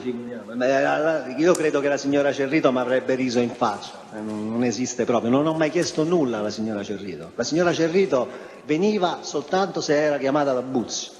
Buzzi la chiamava, la signora veniva, entrava nella stanza dove eravamo io e Buzzi, che era lo studio di Buzzi, e mi dava i soldi che certe volte, molte altre volte me la date Buzzi direttamente perché evidentemente già si era fatto dare i soldi prima e quindi io trovavo i soldi pronti. È mai restata in qualcuna delle vostre riunioni e ha sentito parlare di strategie o dopo che faceva questa consegna usciva dalla stanza? Io parlavo solo con Buzzi, non parlavo di strategie, io parlavo con Buzzi che era l'amico mio, qualche volta ci stava tanta gente nella stanza che parlava di altre cose, ho spiegato anche il perché la mattina lo studio di Buzzi era il punto da cui partivano le attività della giornata, però che la signora Cerrito abbia mai assistito a discorsi miei personali, perché qui parliamo di discorsi miei personali, io parlavo con Buzzi non di cose che riguardavano la cooperativa, di fatti miei personali con la cooperativa. Quindi, e lei non ha mai assistito, anche perché se fosse entrata sarei stato zitto e non avrei smesso di parlare. Stiamo ripetendo le stesse cose. Le stiamo chiedendo anche agli altri presenti, Presidente, per avere una conferma di quello che ci hanno detto. Ma un argomento, una volta che lo ha precisato, perché continua a fare domande sullo stesso Presidente, tema? la Cerrito a questa imputazione si deve difendere, quindi ai sì, presenti... ho capito, Avvocato, ma non è ripetendo la stessa domanda per 10 volte che lei la difende meglio. A questo Volevo punto farvi chiarire questa situazione, ho finito il sta controesame. dicendo le stesse cose da 5 minuti. Ha risposto e ho finito il controesame, grazie. Prego. Grazie, signor Carminati. Allora, Avvocato Tognozzi. Sì. Buonasera, Gianluca Tognozzi per la difesa di Giordano Tredicine prima e Pucci dopo. Lei l'ha mai conosciuto personalmente Giordano Tredicine? Mai visto in vita mia. C'è un'intercettazione ambientale. Ha ragione. C'è un'intercettazione ambientale sulla quale poi hanno arrestato sostanzialmente Giordano Tredicine, dove lei a un certo punto dice quello viene dalla strada, e uno serio sta sempre sul pezzo, in un colloquio che ha con Buzzi. Ecco, questa valutazione su Giordano Tredicine che lei fa con Buzzi. Guardi, quello è un pourparlers che io faccio con Buzzi, perché avevamo visto qualche giorno prima qualche notizia ai giornali in cui veniva coinvolto in qualche attività, non so, che riguardava l'attività della sua famiglia. E ho dato un giudizio così proprio tanto per parlare. Io non so nulla del signor Tredicine, non ho mai parlato con lui, non ho mai saputo nulla di lui, quindi mi dispiace se questo giudizio ha creato dei problemi a lui, ma io non saprei neanche riconoscerlo in mezzo alla strada. Grazie, passiamo adesso. Non so nulla né di lui né della sua famiglia. Grazie, passiamo a Carlo Pucci. Lei ha riferito durante l'esame. Carlo Pucci lo conosco bene. Ha riferito durante l'esame condotto dal suo difensore della vostra amicizia lontano nel tempo. Ha detto eravamo ragazzi, avevamo 16 anni, siamo cresciuti all'Euro. Eravamo ragazzini, ma sì, forse anche di più, perché Carlo l'ho conosciuto prima di Riccardo. Carlo, abitavamo proprio nello stesso quartiere a Viale Marconi. Io quando ero piccoletto andavo con i miei genitori a pranzo al ristorante di Carlo, quindi il ristorante dei genitori di Carlo, quindi è una cosa antica, una conoscenza antica. No? Bene. Senta, volevo sapere, ovviamente se me lo può riferire, questo rapporto trilatero di amicizia, se noi adesso lo spostiamo in un rapporto a due, cioè Pucci, Riccardo Mancini, il rapporto di amicizia, il rapporto personale tra Pucci e Riccardo Mancini è un rapporto equilibrato o c'era una sorta di... Che cos'è? Una valutazione che deve fare? No, non è una valutazione. Avvocato, Presidente, non è una valutazione, la gente si conosce da quando hanno 15 anni, non è una valutazione, è una cognizione diretta che lui ha, se me lo riferisce, se non lo sa, non lo sa. Avvocato, sta chiedendo se era un rapporto equilibrato. Non ho finito la domanda, lei mi ha interrotto prima. Finisca la domanda allora. Volevo sapere se questo... bene, oppure se come dico io, va bene, finisca la domanda. Se questo rapporto di amicizia tra Riccardo Mancini e Carlo Pucci era un rapporto equilibrato oppure era contaminato dal rapporto professionale che Riccardo Mancini offriva a Carlo Pucci? Certamente, avvocato. Cioè, una cosa è un rapporto dove non ci stanno interessi professionali. Quando è che praticamente... Allora, la domanda è se l'avrei fatto dopo io. Pucci e Mancini avevano interessi economici. E quali erano gli interessi professionali più che economici? Quali professionali. All'epoca? Nel senso che Mancini era il capo e Carlo era il sottoposto. È chiaro che era un rapporto squilibrato. Carlo aveva trovato il lavoro grazie a Riccardo. Poi tra le altre cose Carlo stava in quel momento, la sua compagna era la socia di Riccardo, diciamo lui era diciamo, l'anello debole della situazione, però loro erano molto amici, Riccardo e Carlo erano molto amici, poi l'amicizia tra loro è sempre stata continua. Nel corso tutte cose che sono state già precisate. Presidente, non lo so se posso rispondere, non da Massimo Carminati, Presidente. Poi se vuole posso anche smettere di fare domande, non ho problemi. No, avvocato, le ha precisate, sono tutte circostanze che ha precisato anche l'imputato. Io non voglio che lei smetta. No, per carità, era solo per finire perché io devo fare un'ultima domanda. Sono solo le 16:40, quindi non voglio che nessuno smetta. Io ho finito, guardi, 4 domande. Vorrei evitare quelle già fatte. Mandi tutti a casa, Presidente. E quindi l'ultima domanda che devo fare è quando ci sono quelle telefonate intercettate tra lei e Carlo Pucci, ne faccio una su tutte come esempio, lo facciamo sfidare con un'aquila sgozzata, quella famosa telefonata lì. Lei sa... Non era con Pucci quella, non era con Pucci, era con Buzzi, ma ci stanno delle telefonate in cui io chiamo Carlo quel cerebro leso. Dove parlate con... Io chiamo Carlo cerebroleso e lui è un amico mio, è come mio fratello, lo chiamo cerebroleso, ma che è vero che io penso che Pucci sia cerebroleso? Quando loro mi chiamano il pirata, il Guercio, loro mi chiamano il pirata per la benda sull'occhio. Cioè, quando Riccardo mi chiamava Guercio, ma che pensa che loro lo fanno con una cosa di disprezzo? Cioè, non è così. Cioè, noi ci chiamiamo così perché noi parliamo a 60 anni come parlavamo a 15, l'ho già detto ieri. Cioè, questo è il nostro rapporto, è un rapporto tra noi, un rapporto privato, cioè, lui è un amico mio. Cioè. Grazie. Io e Carlo moriremo che moriremo amici, cioè con tutto quello che ci è successo nella vita. Sono morti un sacco di amici nostri quando eravamo ragazzini. Grazie Presidente. Allora, la posizione Gramazio è possibile trattarla oggi? Nessuna domanda, quindi non c'è controesame. Lo sta dicendo adesso.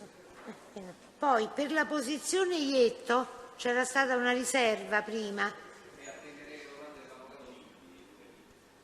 Era per alleggerire un po' l'udienza. Va bene. Quindi lunedì dovremmo procedere con il controesame dell'avvocato Diddi, dell'avvocato Bartolo. Sì, che non li possiamo fare adesso, condizionati all'esame dell'avvocato Diddi.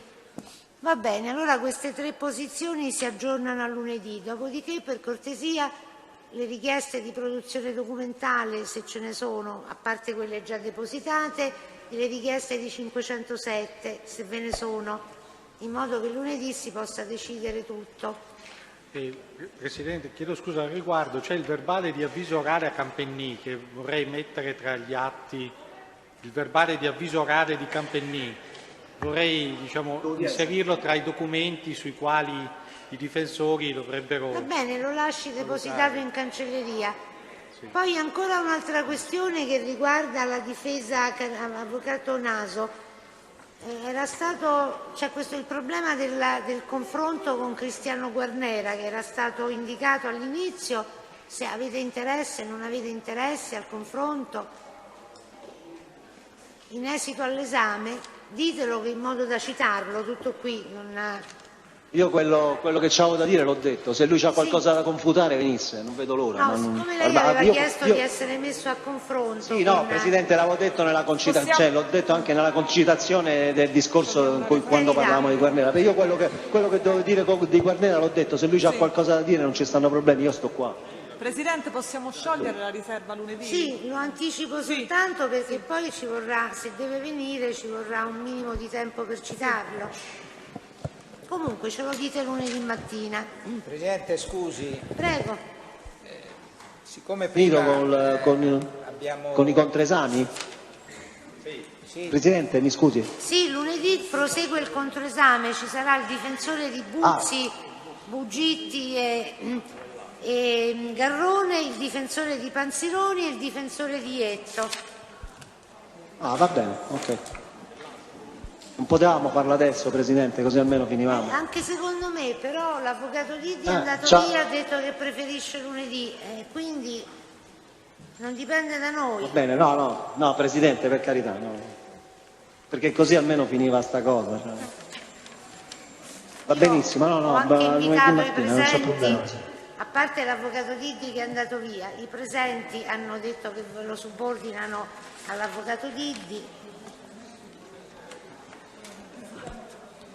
Posso, uguale, volevo finire, volevo darmi di mezzo questa cosa, soltanto questo. Presidente, scusi, avvocato Pernisco, Consorzio Castel Porziano, io ho una produzione documentale, quindi lunedì. No, avvocato, sarebbe opportuno che lei la depositasse materialmente e la lascia in cancelleria a disposizione di tutti i difensori e del pubblico ministero. Se me lo consente lo faccio anche adesso. Lo fa anche adesso, di modo che lunedì il Tribunale, sentite le parti, può decidere. Benissimo, grazie. Prego. A questo punto potevamo io le ho sentito prima dare una proroga di 30 giorni al perito. Ma mi domando, questa cosa come incide su quel programma di massima della discussione? Allora, avvocato, pensavo infatti di parlarne. Il discorso è il seguente. Il programma era di concludere il controesame e poi avevamo programmato, ipotizzato la discussione di pubblico ministero e parti civili prima di Pasqua. Dopodiché sospensione e per i difensori cominciavamo dal 26 di aprile. A quel punto dovremmo avere la produzione del perito. Quindi se siete d'accordo si comincia, poi ci si ferma, aspettiamo che completino gli esami peritali e poi discutono i difensori. Ma quindi la Procura inizia a discutere prima che vengano depositati? La Procura inizia a discutere prima, questo è. Ma come... Poi dopo ci saranno eventualmente delle repliche. Il dottor Iello ha detto di no, però. Altrimenti, scusate, il Tribunale si ferma per un mese e gli imputati sono detenuti e aspetteranno il deposito delle perizie. Per il Tribunale non c'è problema, noi ci fermiamo. Noi stiamo cercando di portare avanti il processo tenendo conto dello stato di detenzione degli imputati. Se ci sono ostacoli creati dalle situazioni, per carità. Ma è meglio che sì. Qui deve dire la Procura. Il dottor Iello sembrava avere qualche perplessità. Il pubblico ministero si rimette alle determinazioni del Tribunale. Pensavamo di cominciare la discussione dell'accusa pubblica e privata, poi fare un momento di pausa, poi cominciare a dare la parola ai difensori e comunque esiste anche il diritto di replica. Quindi... quando andrebbe, Presidente, quando andrebbe il deposito dei 30 giorni? Dunque oggi ne abbiamo 29, quindi per il 29 aprile e forse prima, oggi è 30, vabbè, ho sbagliato di poco, quindi il 30 aprile, però il perito Arena ha detto che se riusciva prima ci avrebbe comunicato la data e depositato prima. Qualche giorno di tempo per esaminarle, insomma, ci vorrà. Vede che più o meno ci siamo. Se poi ritenete, il Tribunale si ferma. Scusi Presidente, ma invece per il deposito della memoria del Pubblico Ministero quando avverrebbe? Avverrebbe all'incirca per la fine del mese di aprile. E quindi noi 1000 pagine quando le leggiamo, scusi? Che sono 1000 pagine, Dario, no? Scusate, allora, la memoria è un'aggiunta, c'è la requisitoria orale, questo è il passaggio processuale. Il Pubblico Ministero conclude, poi se ritiene aggiunge una memoria scritta, intanto conclude. Gli elementi a fondamento delle sue richieste li dirà oralmente. In tutti i processi dove non si fa la memoria scritta, la difesa come si regola? No, ma siccome si parla di una memoria di 1000 pagine, allora questo lascia qualche perplessità. Presidente, poi di fronte a una memoria... E quindi a quando andrebbe l'inizio della requisitoria del PM? Allora, lunedì prossimo, se riusciamo, completiamo il controesame. Poi dovremo esaminare qualche richiesta di 507. Allora, se per caso ammettiamo qualche test, impegneremo, o anche il confronto con Cristiano Guarnera, impegneremo i giorni immediatamente successivi. Se fosse possibile, io inizierei la prossima settimana la discussione del Pubblico Ministero, oppure dovremmo iniziarla la settimana prima di Pasqua. Ci sono 4 giorni, potremmo iniziare dal lunedì al giovedì. Se però riusciamo a guadagnare qualche giorno prima... Facciamo i sepolcri, insomma. Ma, Presidente, mi scusi, non vorrei fare il formalista, non mi rimetto la torre. Dov'è il formalista? Il supplemento di perizia, se non mi ricordo male, che oggi lei ha dato, ma mancano ancora il deposito di alcune diverse trascrizioni, o no? Avvocato, no, le trascrizioni sono depositate, c'è un problema per alcune conversazioni segnalate per difformità e su questo abbiamo convocato. Allora, per lunedì sono alcune trascrizioni di Avvocato Spigarelli, per lunedì ho convocato tutti i periti trascrittori. Anche questa è un'altra delle variabili. Io dico sempre se è possibile. Vediamo che cosa ci rispondono anche loro. Lunedì, allora. Dopodiché il Tribunale, se volete, il Tribunale è disponibile a fare 4 udienze a settimana fino ad ora tarda, come abbiamo fatto per oltre un anno.